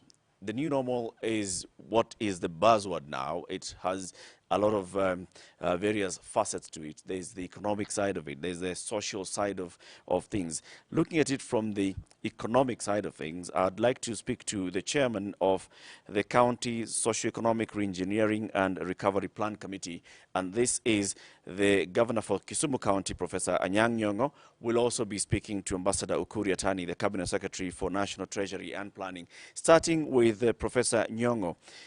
Your committee is already looking at how to come up with a plan for re-engineering the economic recovery, for looking at how to bring our country and our counties back from the ravaging effects of COVID-19. Just share some of that with us. Thank you so much, Eric. How much time do I have, by the way? You got about 5 minutes, Governor. That's not enough, but anyway, I'll try my best. First of all, let us look at the realities of economic recovery. Right. First and foremost, we are all beginning with a minus in all sectors of the economy. No sector is doing well, but the potential to recover vary from one sector to the other. Some are very high potential, some potential are average, and some are very, very, very low potential for recovery. So it simply means that in our inquiry into what happens after COVID, I think what is called a new normal is really the world after COVID. The intervention measures that we are likely to take will differ from one sector to the other, both at the national and county level. And I must thank KIPRA, which is working with us in this regard. My friend, Dr. Rose Ngugi, the DG of KIPRA, and here in the Council of Governors, Matthew Wangui, who is coordinating these studies. I think we must wait until these studies are out, and they will shed a lot of light on how counties are going to maintain sustainability in the post-COVID period, or the world after COVID. But I just want to take 2 or 3 sectors of the economy just to illustrate what I mean. First, agriculture and food production. During the crisis, with local lockdowns, curfews, breakdown in smooth movement of goods and services internally, loss of wages by the workers laid off both in the formal and informal sectors, there was one major consequence that followed.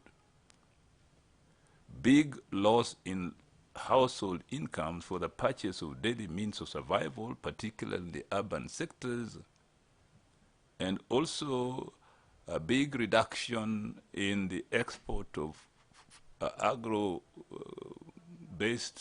industry like flowers, which meant that a large number of people were put out of work, and even the export agriculture in the food sector meant that the foods that were produced were not exported, and therefore a great deal of waste. But when you come to the subsistence sector, by the way, subsistence became the major means of survival for households in the rural areas, and the only source of food for the nation. I think when we were listening to the Ministry of Agriculture, this was very important in the sense that what came out really is that while in the urban areas we depended on food aid, more or less like in food kind of band aid way of giving food aid, in the rural areas, because the Ministry of Agriculture moved first to make sure that production was sustained, that was the only way by which the urban sectors could be sustained. But given the fact that the income transfer from urban workers to rural areas had been drastically reduced, the rural areas really did not have the money capacity to buy any food from the market, even if it was available. So there was great dependence on subsistence agriculture, a lesson we must learn for the future. What lesson do we learn from this? One, Kenya needs a properly resourced strategic food reserve facilities that can effectively respond to crisis or food shortage at the household level in the event of such a pandemic. Such facilities should be linked to food processing and manufacturing industries in the private sector, which can be momentarily nationalized to manufacture high nutrition foods like Unimix at such times for domestic consumption. This may look radical, but you realize during the pandemic, when there was a lot of starvation in urban areas and there was a band aid distribution of food, the source of that food was either from the donor sectors with the imported food that was available, but most importantly, if we can link our own domestic food production to manufacturing high-value, nutritious food that can be used in the urban sectors at that point in time, this will not only lead to improved productivity of food in the in rural areas and therefore improved incomes for farmers, but also sustainability of the household in the urban areas. Second lesson is that while subsistence economy has been regarded as backward by conventional liberal economics, subsistence economy supported by proper infrastructure, factor inputs, and scientific knowledge proved to be more sustainable at times when markets break down, such as we witnessed during this pandemic. In Kisumu County, for example, we have launched what we call a recovery program called Reinforcing the Household Economy as the key objective of our COVID-19 socioeconomic recovery agenda. We have found that the household economy in the rural areas has a very high potential for recovering as compared to the household economy in the urban areas, which is much more beholden to the vagaries of a ravaged market in terms of jobs, flow and availability of money, and availability of goods that can be purchased. When those goods are not available in the market, starvation follows. The second lesson that we learn is that the financial sector, a healthy financial sector, is very important for the improvement of agricultural production, for example. Given the tremendous stress that the national government has had in managing financial flows due to external indebtedness, inefficiency in managing the flow of funds to counties, reduction in collecting domestic revenue, etc., the counties have been the major culprits of this stress. Not only has the impasse on settling the division of revenue bill adversely affected the counties, our resource to utilizing locally collected revenue was even more adversely affected by non-collection of rates and so on during the COVID period. Yet the two governments, national and devolved, must be seen as necessary partners in driving the Kenyan economy. Resource shed would follow function not to do a good turn to counties, but to make sure all national and county functions are effectively performed by both governments to fulfill the overall mandate of their constitutional obligation, that is, building a prosperous Kenya for all our citizens who live in counties as citizens of the Republic. What lesson do we learn from this?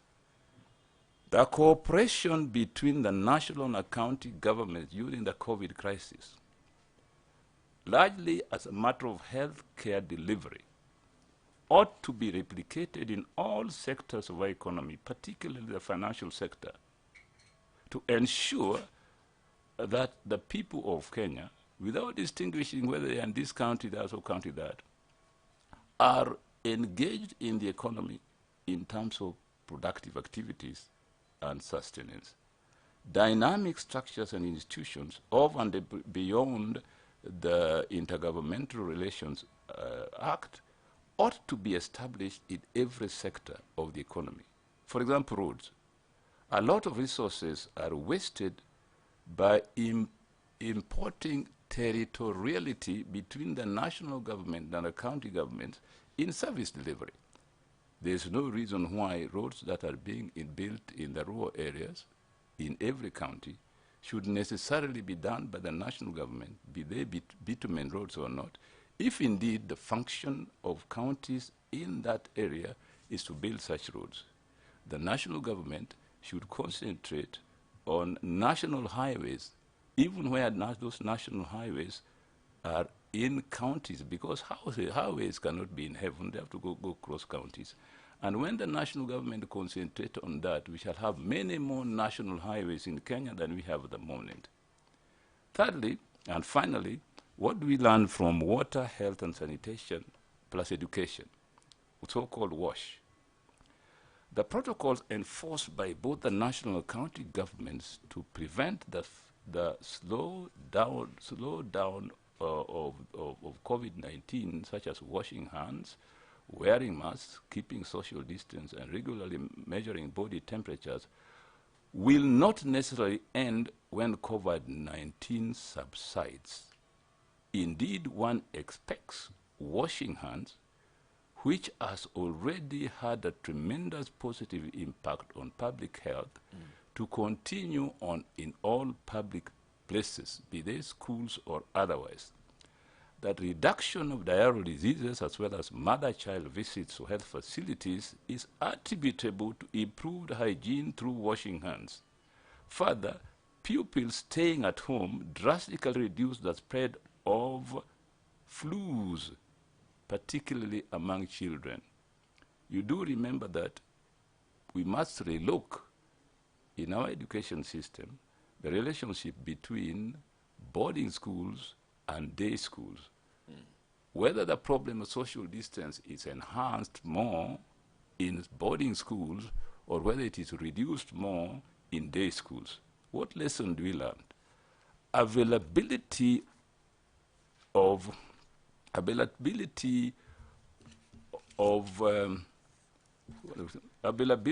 in all households and public and private institutions availability of washing hands, in all households, in private and public institutions, ought to outlive the COVID-19 experience. If this initiative is implemented by both the national and county governments with the enthusiasm and commitment with which the Indian government implemented the Green Revolution in the 60s and 70s, it will stand a very high chance of success. In tandem with this is the need to urgently get rid of pit latrines, especially in flood-prone areas like the Nyando Basin in my county. They easily become the source of water pollution and spread of waterborne diseases during floods. In any case, pit latrines, unless regularly exhausted, and the refuse used for making fertilizers and energy are always a threat to hygiene, good sanitation, and health in general. I would vote for pit latrines to be consigned to the dustbin of history, a dustbin worth forgetting. We are sitting here today to state one or two, if we were asked as we are sitting here today, to state one or two concrete overall lessons that we have learned or experienced during the COVID-19 pandemic with regard to mounting a socio-recovery agenda for tomorrow, what would we say? I think we would say two things, which are quite clear and even than presentations that have been presented this morning, that to defeat COVID-19, prevention takes care of 80% of the problem. Let us invest in public health over and above curative health. The two are important, but a good primary preventive and public health system reduces the cost of the curative health system drastically. In COVID-19, we perhaps at times went overboard in emphasizing the curative health system by purchasing certain equipment that are entirely used in the curative system, maybe over-purchasing because we were preparing for the future. But I think caution must not be thrown to the wind to ensure that equipment by itself does not lead to cure. And if resources are limited, let us do our best to emphasize preventive health over and above curative health and invest critical resources to ensure that curative health is carried out effectively. Right. The need for enforcing our preventive health system at the local level, at the counties, need not be overemphasized. It is where the rubber touches the ground. Community health workers, an emergency and ambulatory system in a referral system that is functional and supported by electronic health care records. Hence the urgent need to go digital in the health system right from the grassroots. What do I mean? Simply put, I'm saying that the foundation of a good preventive health care system lies first and foremost in the local community, with community health care workers being the center of health care system, and those community health workers link the formal health system where electronic health records can help the referral system work effectively. And finally, Mr. Chairman, it is said in simple English that cleanliness is not next to godliness. I would say that cleanliness is vital to healthiness. Right. Therefore, the second lesson that we must urgently and quickly invest in is urban renewal in the urban areas to eradicate slums everywhere. It has taken China, a vast country, 40 years to eliminate slums. We in Kenya, I think, can take 20 years if we take our urban renewal program seriously. In the lifetime of a good number of us who are today attending this meeting, I think they will see this realized. COVID-19 has been kind to us. There is absolutely no social distance in our markets and slums. The next COVID-19 or COVID-X will not be that kind to us if these two areas of human interaction, the so-called markets and slums, stay as they are today. Thank you very much, Professor. Professor Peter Anyang' is the governor of Kisumu County. He's also the chair of the County Socioeconomic Reengineering and Recovery Plan Committee.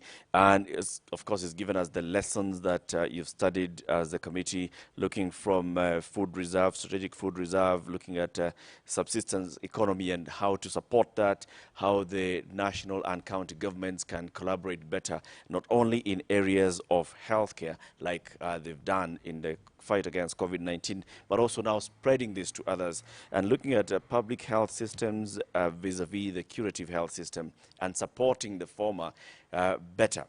Thank you very much for that. Now let's bring in the Cabinet Secretary for the National Treasury and Planning, and this is Ambassador Ukuri Atani. Ambassador Atani, thank you very much for joining us, and we're also still looking at the realities of economic recovery and re-engineering in this pandemic.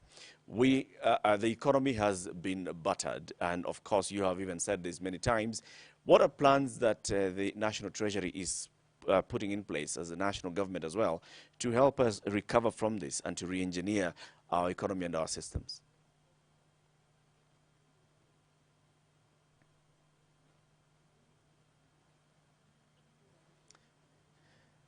Sorry, I think I did not unmute my... Yes, now we can let me take this opportunity to thank you sincerely and also for inviting me to share with you my thoughts on a number of areas that you had mentioned earlier. My area of discussion will be based on looking at the impact, the response, and also the recovery plan as a result of the challenges we have at hand. It's foremost is important to note that the pandemic and the attendant containment measures aimed at saving lives have disrupted business environment from international trade, leading to loss of livelihood for millions of Kenyans, for millions of people globally.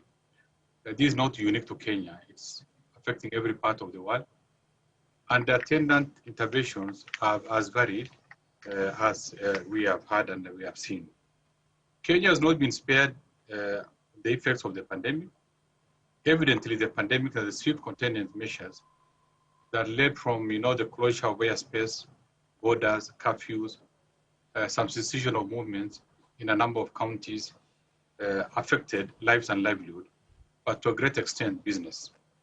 And the health of any economy, in my view, is one of the most determinant in as fast as how fast we can recover from this challenge. So following the closure of borders by world economies at the onset of the pandemic, trade, tourism, agriculture, manufacturing, and other related sectors were greatly affected, negatively affected in very many situations. With the confirmation of the first case sometimes on 12th of March in this country, trade, particularly both import and export, tourism and others fell dramatically due to the containment measures that actually have been put in place by government. The agricultural sector was affected by low demand for agricultural products, especially horticulture, tea, and coffee. We have also noted later on some recovery of agricultural export following partial reopening of key export destinations, mainly in Europe and also in the Far East. We are now actually seeing some positive progress in terms of the uptake of supporting the exports. The reduction in imports of raw materials and intermediate goods mainly from places like China and other countries has significantly impacted on the manufacturing sector because quite a number of inputs, spares and the rest, we've been to a great extent dependent on imports rather than on our own production process. The most affected sectors of our economy are in areas like tourism, transport, storage, wholesale, retail, and mainly manufacturing sector. The education sector has also been impacted negatively following the closure of schools to ensure safety of learners and teachers. Revenue performance for the financial year 2019-2020 was also negatively impacted by the low import-related taxes. We depend on taxes, and the taxes are varied, and they have a direct correlation with import, exports, and when these ones are not doing, we are unlikely to realize that intended projection in terms of the revenue inflows.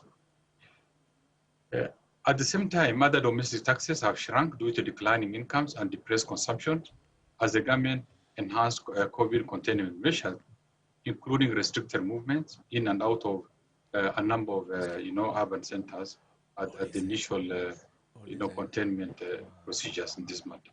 So the net sum of all these has a direct bearing on reducing our tax revenue. In addition, the adverse effect of COVID-19, our economy also experienced two other shocks. You know them, the invasion of desert locusts, and at the same time floods, sometime in the course of the year, that led to loss of livelihood, and led to massive destruction of infrastructure, therefore impacting negatively on facilitation of movements of goods and services. Taking into account the impact of these shocks on the domestic economy, growth is now projected at a very minimal figure of 2.6%. But this one, if you compare to the global projection, is quite fair. Globally, the growth rate of GDP is projected at minus 1.6%. And for us, we still remain positive, 2.6%. This will be a reduction from 5.4% that we've experienced before the onset of COVID.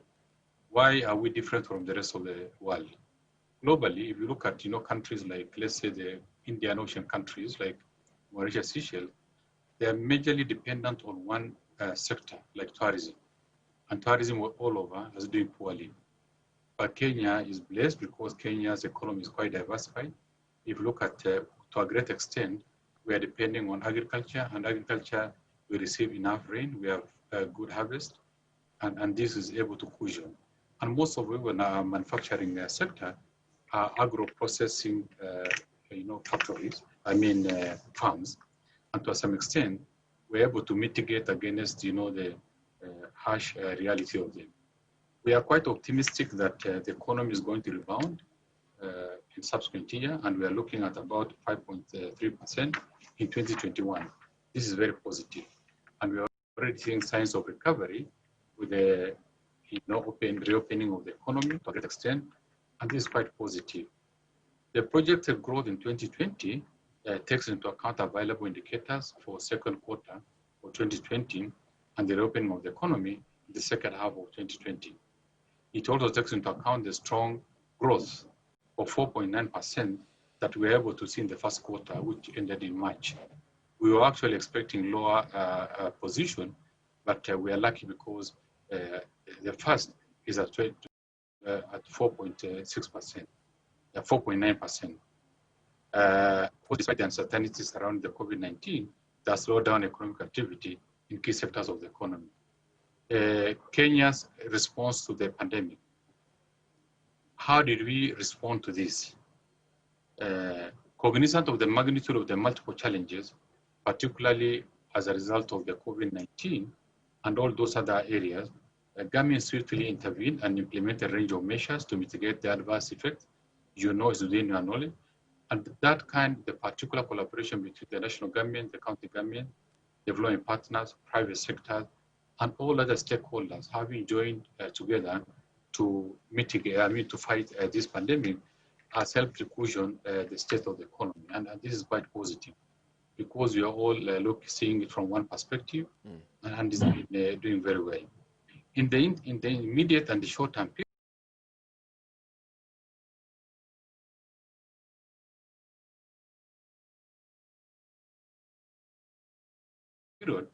the restriction of the air travels, encouraging, promoting social distancing measures, among many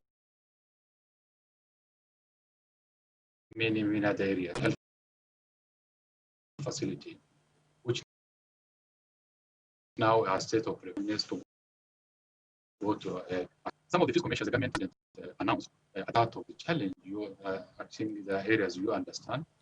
We are to give 100% tax relief for persons earning a gross salary of up to 24,000 a month. That one actually has now increased disposable income for greater portion of the population.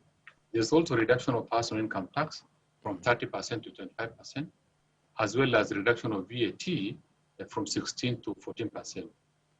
As a result of this, the government was able to forego up to 172 billion in form of lost revenue. But for us, our idea is to push against jobs, opportunities, so that the economy will not only remain liquid, but people are not going to lose jobs. Addition to this, there were also certain monetary policy intervention where the central bank reduced the central bank rates from 8.2% to 7%. And also the reduction of cash reserve ratio from 5.2% to 4.2%.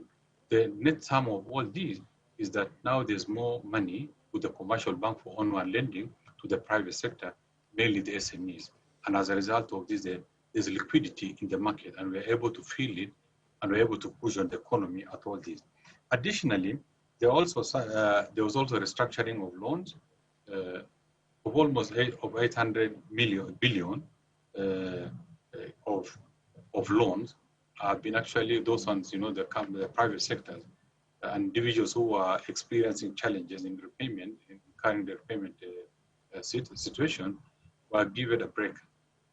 And we were also able to liaise with the central bank and came up with, a provision that the Credit Bureau now suspends the listing of all these. This one we were able to cushion. Additionally, also we were able to cushion the vulnerable segments within our population, mainly the urban poor, the urban unemployed. As a result, if you look at the traffic of people going to the industrial area from Kibera and this other informal settlement every morning, then all of a sudden, the onset of COVID, a number of them lost jobs and they were living from month to month. They were dealing on their daily wages. And we came up with a cash transfer program where at the initial, we set aside 10 shillings and they were to get support at the end of this. Now, in addition to many of these, what are our plans for the economic recovery? We've come up with a stimulus package of 57 billion in this financial year that's going to target a number of thematic areas in infrastructure, improving education outcomes, enhancing liquidity to businesses, improving health outcomes, agriculture and food security. But the net sum of all these is to provide, is to put money in the pockets of as many Kenyans as possible. That's why we are targeting moving away from machine-based constructions to labor-based, labor-intensive, labor-based, constructions.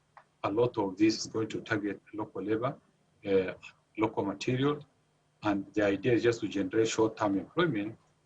What you see now, the kazi mtaani, the constructions within, opening of drainages, doing roads, doing facilities, repairing, painting, or social amenities like social halls, health facilities. And additionally, also you can see that the government within the last 2 months alone have drilled over 100 boreholes within informal settlements in Nairobi here.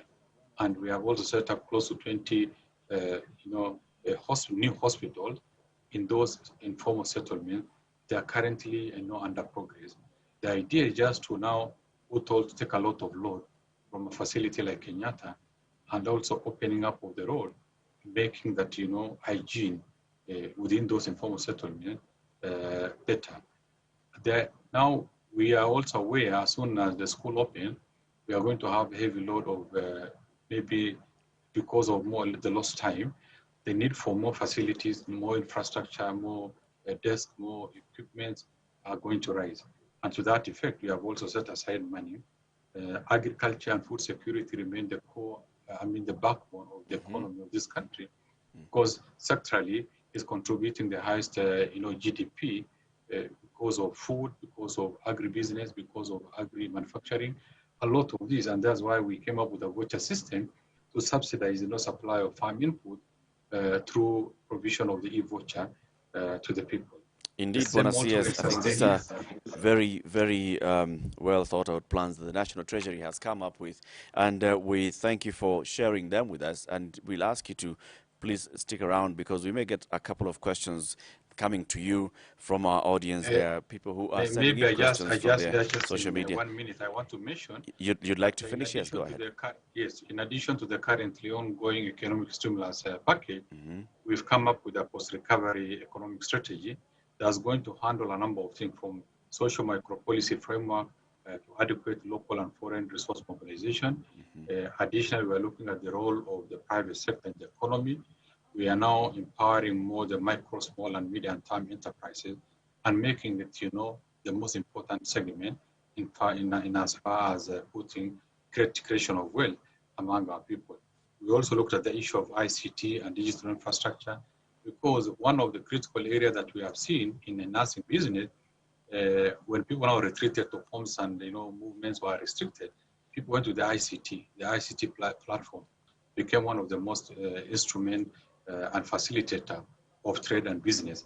So we want to invest more on these so that we can have that required expansion with a view of spreading the benefit. So among all these, we have come up with our documents, our roadmap already, the economic strategy plan, and we are going to launch very soon. Thank you very much. Thank you. So Ambassador Ukur Yatani, the Cabinet Secretary for the National Treasury and Planning, and thank you for sharing all those insights with us. We'd now like to open up a session for a couple of questions which would go to any of our panelists. I'd like to go to our public tent where we have an audience that has been following the proceedings. And let's hear from there. You have a question. Please give us your name, where you are from, and also the question, who you'd like to direct your question to. Thank you so much, Eric. My name is Samuel Njoroge, representing KBC, and I direct my question to Cabinet Secretary Ukur Yatani. Now, Waziri, 5 days ago, you stressed on the need to plug in financial markets when it comes to a post-COVID recovery plan. How do you devise a collaboration that will go? We can't hear. Sorry? Waziri, can you hear me now? Waziri can hear you. Please go ahead. Oh, thank you so much. Now, around 5 days ago, you stressed on the need to have financial markets focus on a post post-COVID economic recovery plan, how do you intend to devise a collaboration with county governments and financial markets to drive financing of small and medium-scale entrepreneurs? Waziri, you can respond to that. Is me? Yes. Unfortunately, I lost. I didn't get the question. I only heard of the SMEs. Was that the question? The SMEs and how financial markets can provide financial gain and need to SMEs. Thank you very much. I think I should have mentioned when I was discussing this area, we've come up with a credit guarantee scheme where government has set aside the initial 10 billion shilling as a guarantee for onward lending and to give also support to the various banks.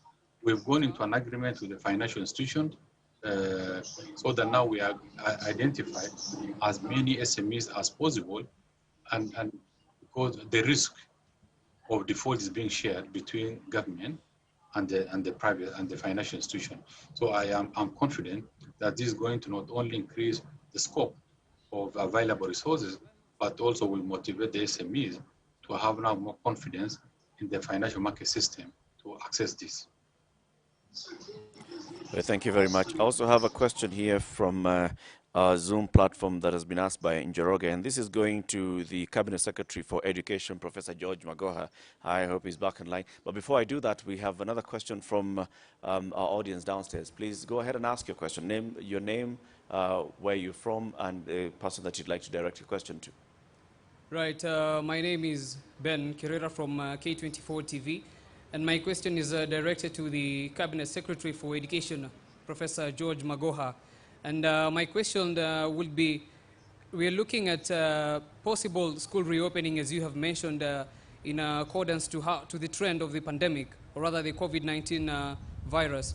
And you have mentioned that provision of masks will be heeded to school-going children. Now, my question is regarding on how you're going to gain parent confidence for a parent who has seen the COVID-19 numbers rise exponentially over the past 5 months, and with even citizens putting on masks. So how are you going to tell these parents that my son is going to be safe in an overcrowded learning institution with only a face mask, coming from you as the CS, probably saying that social distancing will be an issue? Is it that you have exhausted measures to perhaps achieve social distancing that you can now say social distancing might be an issue? We have perhaps construction of infrastructure such as extra dormitories, extra classrooms, just to ease the burden of overcrowding in learning institutions. So basically, how are you planning to gain parent and student confidence once schools resume? Are we looking at a situation where parents might restrict their children from going to schools? Thank you. All right, Professor, before you respond to that, there's also another question that is to be directed to Professor George Magoha, the CS for Education. Please remember, we'd like to know your name, where you're from, and who you'd like to direct the question to. I understand this question is to be directed to Professor George Magoha. Please go ahead. Thank you very much. My name is Jafet Ochieng. I represent Standard Media Group. My question goes directly to the CS Education, Professor George Magoha. We realize that in some counties, we have challenges with the WASH programs, facilities at the school level. As we discuss reopening of the same, are there plans in place to improve on the facilities that are currently there and improve on schools that have no capacity to provide water for their students? Thank you. All right, I think, Professor, you can respond to those two questions. I did not hear the second question, so you will have to repeat it for me to hear. It was with regards to WASH and the WASH facilities around the country. You mean the availability of water and the running water? Yeah, probably. Jacob, you can respond. You can ask the question again for him If to. if I may repeat, sorry for that, Professor. My question goes to the issue around WASH in schools, particularly schools in the rural sector. Now that we are discussing reopening of the schools, are there plans in place by the government to improve on the WASH facilities that are currently available in schools and also equip those schools that lack the same? Thank you. All right. You got that now, Prof? Yes, I think I did. Okay. And let me perhaps start with it because it is more direct. I think with regards to the availability of running water and wash facilities, one of the things that the government has done is that we have mapped out all the schools. And what we mapped out first was to find out which schools have water storage facilities, and we were happily surprised that the majority of our schools, both in primary and secondary schools, have water storage facilities which have been purchased by government through the various local members of parliament. We also found out that there are a sizable number of schools with boreholes and others with running water. There are, however, some challenges with a reasonable number of schools where we have to think of, apart from harvesting rainwater and storing, how we are going to continue to maintain a good flow of water in those schools. And the government is dealing with those issues. That's not even the biggest issue. There are also some entities like the UNICEF which has been moving with us in identifying the most vulnerable schools and providing wash facilities from boreholes to piping to what have you. In terms of dealing with COVID, it is not just running water. We also inspected schools right now and seen that many schools have made reasonable strides with regards to providing facilities for the washing of hands and purchasing of sanitizers. Speaking as a physician, we are very careful to find out that the schools are not duped when you produce sanitizers that are not up to standard. So we keep on sending officers there to check. We are also aware that a small number of schools have been marooned with overflowing lakes like Lake Bogoria, Lake Baringo, and Lake Victoria. And my officers were there just last week, including Dr. Belio Kipsang and the Director of Secondary and Director of Primary School. Later this week, I will go to the ground myself to assess what is required. For the school that was destroyed completely in a place in Marakwet, the government has provided adequate funding and the school is being relocated and will be built afresh.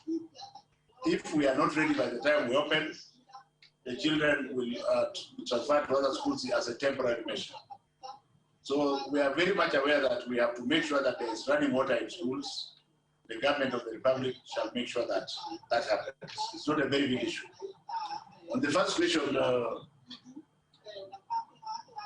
where, you know, the mind of a surgeon works like this. It's either black or white. There is no gray area. So I feel that it is important to tell Your Excellencies, the governors and other people, the truth as it is. As we move with every weapon that we have to increase physical space, let me take the boarding schools as an example. About 30 to 35% of our schools are boarding. And we should first of all commend government for ensuring that every child who deserves to be in school is in school. So if you go to a cubicle in a typical boarding house, you'll find 2 or 3 double decks, which will carry 6 children.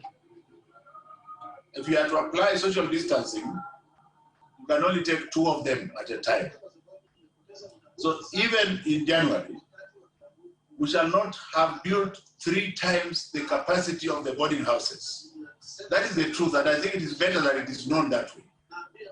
Our hope was that in January, the requirement for the physical distancing may not be as important as it is now. So it is not that government is not aware, and the parents that you want to have confidence in government, they must have confidence in government that tells them the truth. The decision as to when to open the schools will depend on whether we have guaranteed the safety of the children. I've said that again and again. Nobody's going to ask a parent to take a child to school when we are not ready to guarantee their safety and that of the teachers. So everything depends on how the virus behaves, and you have seen it. You saw some schools in the United Kingdom where some children were able to go to school and some were wearing masks, some were not wearing masks. For us, we are going to insist that the children must wear masks all the time until such a time that we are sure that they can be safe. So it is not a situation of either this or that. We are moving together as a nation, hoping to solve the problem depending on the circumstances on the ground. If we are going to risk opening a little earlier, it would be for the examination classes where social distancing may be achieved. But that is after all the stakeholders have agreed that after they have done their exam, then what do you do with them? Because it will mean then that they have to wait for a year after doing the exams, especially the standard 8 ones, because the capacity to absorb the 500,000, when most of the schools already are over 100%, would be a challenge. So it is not my problem, it is everybody's problem, including the person asking the question, because he must be a parent or related to a parent. Maybe Mr. Mayo, I can see you are there, they should allow you to help me to answer this one, because everybody has a stake in this one. It is not Magoha's problem, it is everybody's problem. And I think it's better to tell you the truth as it is, rather than sugarcoating. I submit, and please allow Dr. Mayo to add something to it.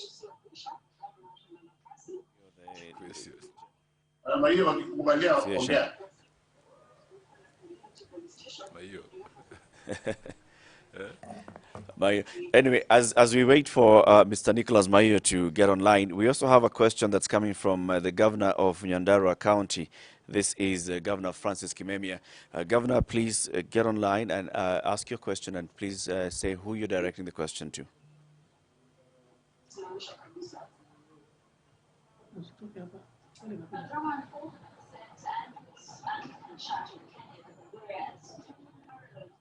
Can you hear me? Yes, Honorable Kimemia, I can hear you. Oh, thank you very much. I wanted to give my question to the Minister for Health. Oh, thank you. For Health. Yes. But thank you very much, Mr. Magoha, because I know you have been able to manage the issue of the watchmen in the schools who had disappeared. And we are told they're now taking care of the schools. So I want to appreciate that one. But I wanted to raise the issue with the Minister for Health, in that we need to support most of our young people who have come up with innovations. As you know, in most of the counties, we are now making our own masks. We have PPEs with the University of Kimathi and Kenyatta University making our own ventilators. But we have a young man in Kenyatta University who was able to devise the smear, the corona pap smear, whatever you call the swab. And he required very little support. He has been able to be moved very, very far by the university, plus the county of government of Nyandarua. We made a donation in the university. And I'm told it's the best in Africa and number 3 in the world. But we don't seem to be supporting our innovators, particularly the young people who have come out very, very, very handy in terms of preparing, coming up with masks, coming up with sanitizers, preparing soaps, educating people, the volunteerism that we have seen. If you could think about that issue, how to support such a young man in Africa who has been able to come up with the one of his type in the world, the first in Africa, I think that this would be a good celebration as we move on. But I want to appreciate the issue of coming up with a CDC for Kenya. But I think even as Africans, I think this conference should also have looked at the initiatives that we can make as a region and also as an African, community. Can we be able to also come up with a CDC so that in future, just in case we say we have a biological attack that targets Africans, could we be able to respond in research and development put more money, which I support, and be able to defeat this kind of pandemics, or even a biological warfare. If it came targeting, say, a country like Kenya, you can be sure we are not prepared at all for a biological warfare, which this one came to attack the whole international community, so it didn't target Kenya. But these are the things, the fundamental things I thought we'd look at as we move on. Then for the Minister of Agriculture, I think the support we got as a county, we didn't see prices of milk or potatoes or cotton or tea or rice or foods grown across the country getting better pricing. We didn't see fertilizer coming up to support farmers. If this COVID had really taken on this country the way we have been told, I think we'd almost end up in a hunger situation in this country. So I don't think in terms of food security, even though there was that house we are told that was prepared, I don't think we are really ready for a major attack that comes and antagonizes the small scale farmers on how we can be able to leverage our advantages as a country and be able to overcome. Because I think food and water security become very, very major threats for this country. So those are the points I wanted to make, moderator. I think there may be one other issue. I didn't hear us discuss the issue of the family. I think this COVID pandemic has really shown us that the family, our African family situation is quite volatile. We need to also get out of the FBOs to start addressing the challenges in the African family. That just as you know, since COVID came in, we have seen that we have major challenges in the African family, and this need to be looked into, whether it is gender violence, whether it is the children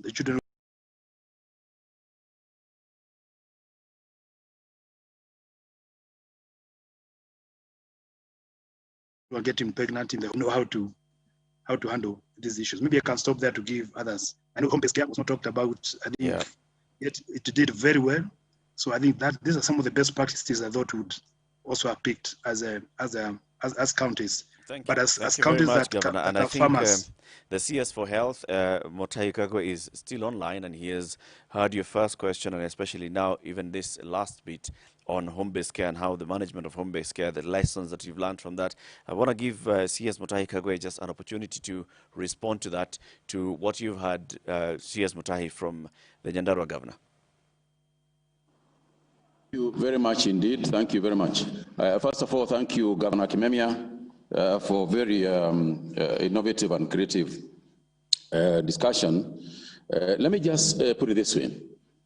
There is a policy that we have adopted, and the policy is, as much as possible, we will go for local production of all items that we are dealing with. We started off with PPEs, which, as you know, and part of what forms the current controversy, were very expensive in March of this year, as they were in every part of the world. And it is true that we were buying those PPEs. In fact, initially, when I remember a few of them that actually came at 15,000 before they stabilized at 9,000. The rest of Africa was still buying those things at those prices when we started our local production and reduced them by more than 50% of the cost. And that is part of the innovation and part of the support for local production. We estimate that as we speak, there are probably some 5,000 people who are currently employed and working as a result of the fact that we started local production of PPEs, and we will continue to do that. But of course, there were people who had imported those PPEs. Some of them were not very happy about the fact that we stopped the purchase from KEMSA, and I instructed that that be the case, because there seems to be this notion that a CS is not supposed to talk to the CEOs. The second point, Governor Kimemia, that you raised us to do with the innovation of our young people. You will remember that when we started off, we were importing everything until Cambry actually started making the vital transport medium, or combining materials so that they are able to make the vital transport medium. I remember once when we had stopped for 2 days, no testing, for 2 days, just because we did not have a VTR. So the VTM. So the innovation that we have seen has assisted us substantially As we speak, Cambridge has also now developed a rapid test kit, basically an antibody test. Obviously, going forward, this is something that they will scale up for use in the future.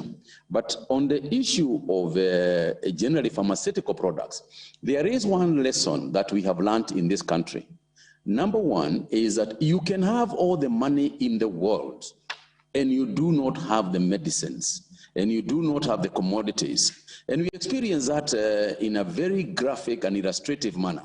For example, the machines that we use at Cambridge, a lot of them are American machines, essentially the Cobas machines that use only Roche reagents. And it was impossible for us to get Roche reagents. We instructed KEMSA to go and try and get Roche reagents from the manufacturers so that we can be able to be using our machines. And it was very, very difficult to do so, which means that even if we had the money, because the Americans were saying those reagents they are using for their own products, for their own people. We have got in this country gene expert machines, which we have not been able to use yet, and yet we have the machines. But we cannot, up to this day, 6 months from the start of this pandemic, 6 months from now, the Americans have yet to allow us to purchase gene expert reagents from the US for COVID-19. So you can have all the money, but you'll not have the products that you're looking for. At some point, we had to go diplomatically for diplomatic intervention to try and get India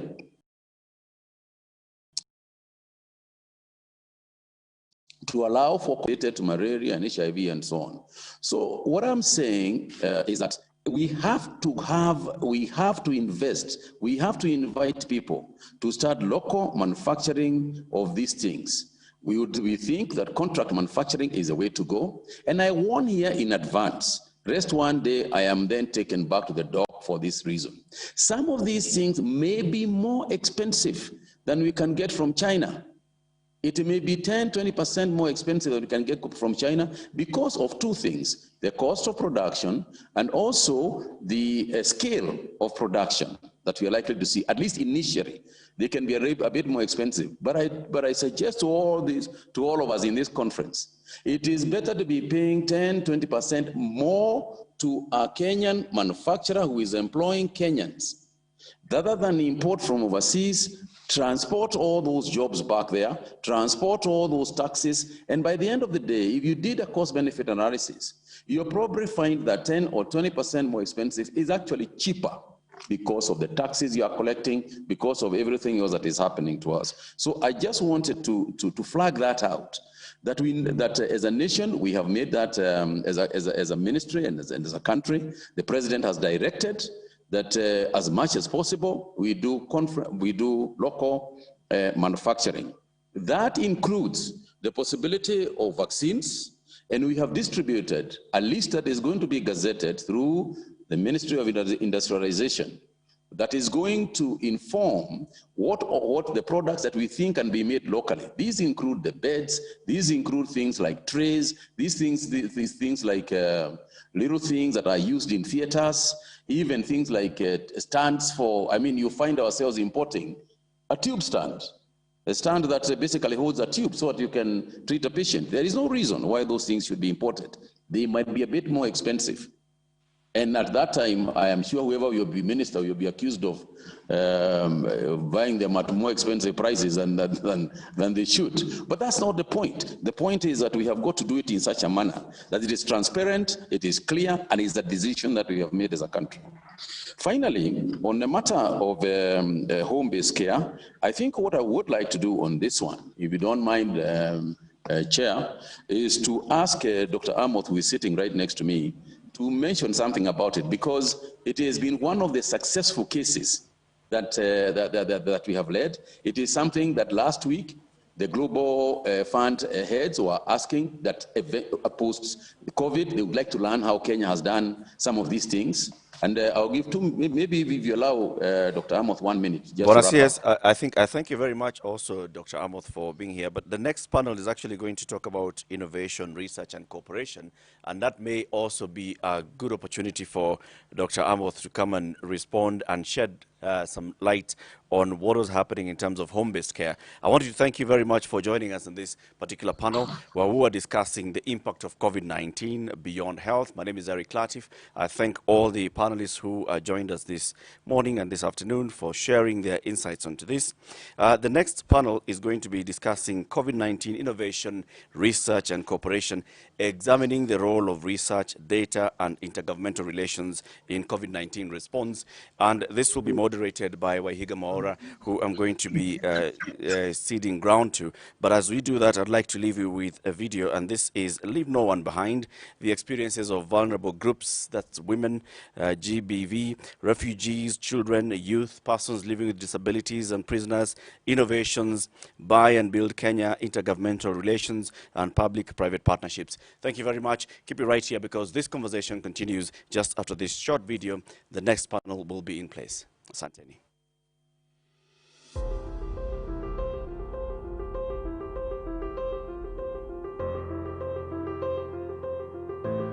Fellow Kenyans, on Friday, March 6th of this year, the government of Kenya received confirmation of the first case of COVID-19, more commonly known as coronavirus. The new frontier of this invisible enemy is increasingly shifting to the counties and to our rural areas. All county governors are prepared and ready to deal with the pandemic. More needs to be done, and the pace of this expansion should be increased in order to cope with the gradual shift of this pandemic to the counties. It is important that each county strengthens its systems and ensure the facilities can provide the requisite services to respond to the disease as modeled by the Ministry of Health experts. In our previous statement, we reported that 26 counties have attained the minimum threshold of 300 bed capacity. We now have an additional 4 counties who have attained the threshold, bringing the total to 30. Cumulatively, in 46 counties, 3,970 tests have been carried out. County governments have continued to test workers attending COVID-19 patients after every 2 weeks. I urge all the FM stations, especially vernacular stations, to take this challenge and train Kenyans on home-based care the same way students are being tutored. The National Reference Group on COVID-19 should also expand their ongoing work and establish the Kenya COVID Vaccine Consortium so that our research institutions, which are already doing great work, can now come together, bringing on board all relevant stakeholders locally, but also partnering with those internationally.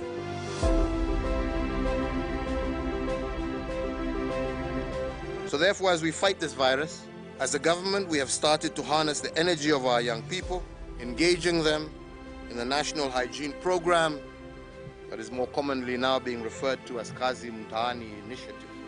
I'm so happy, I'm super excited.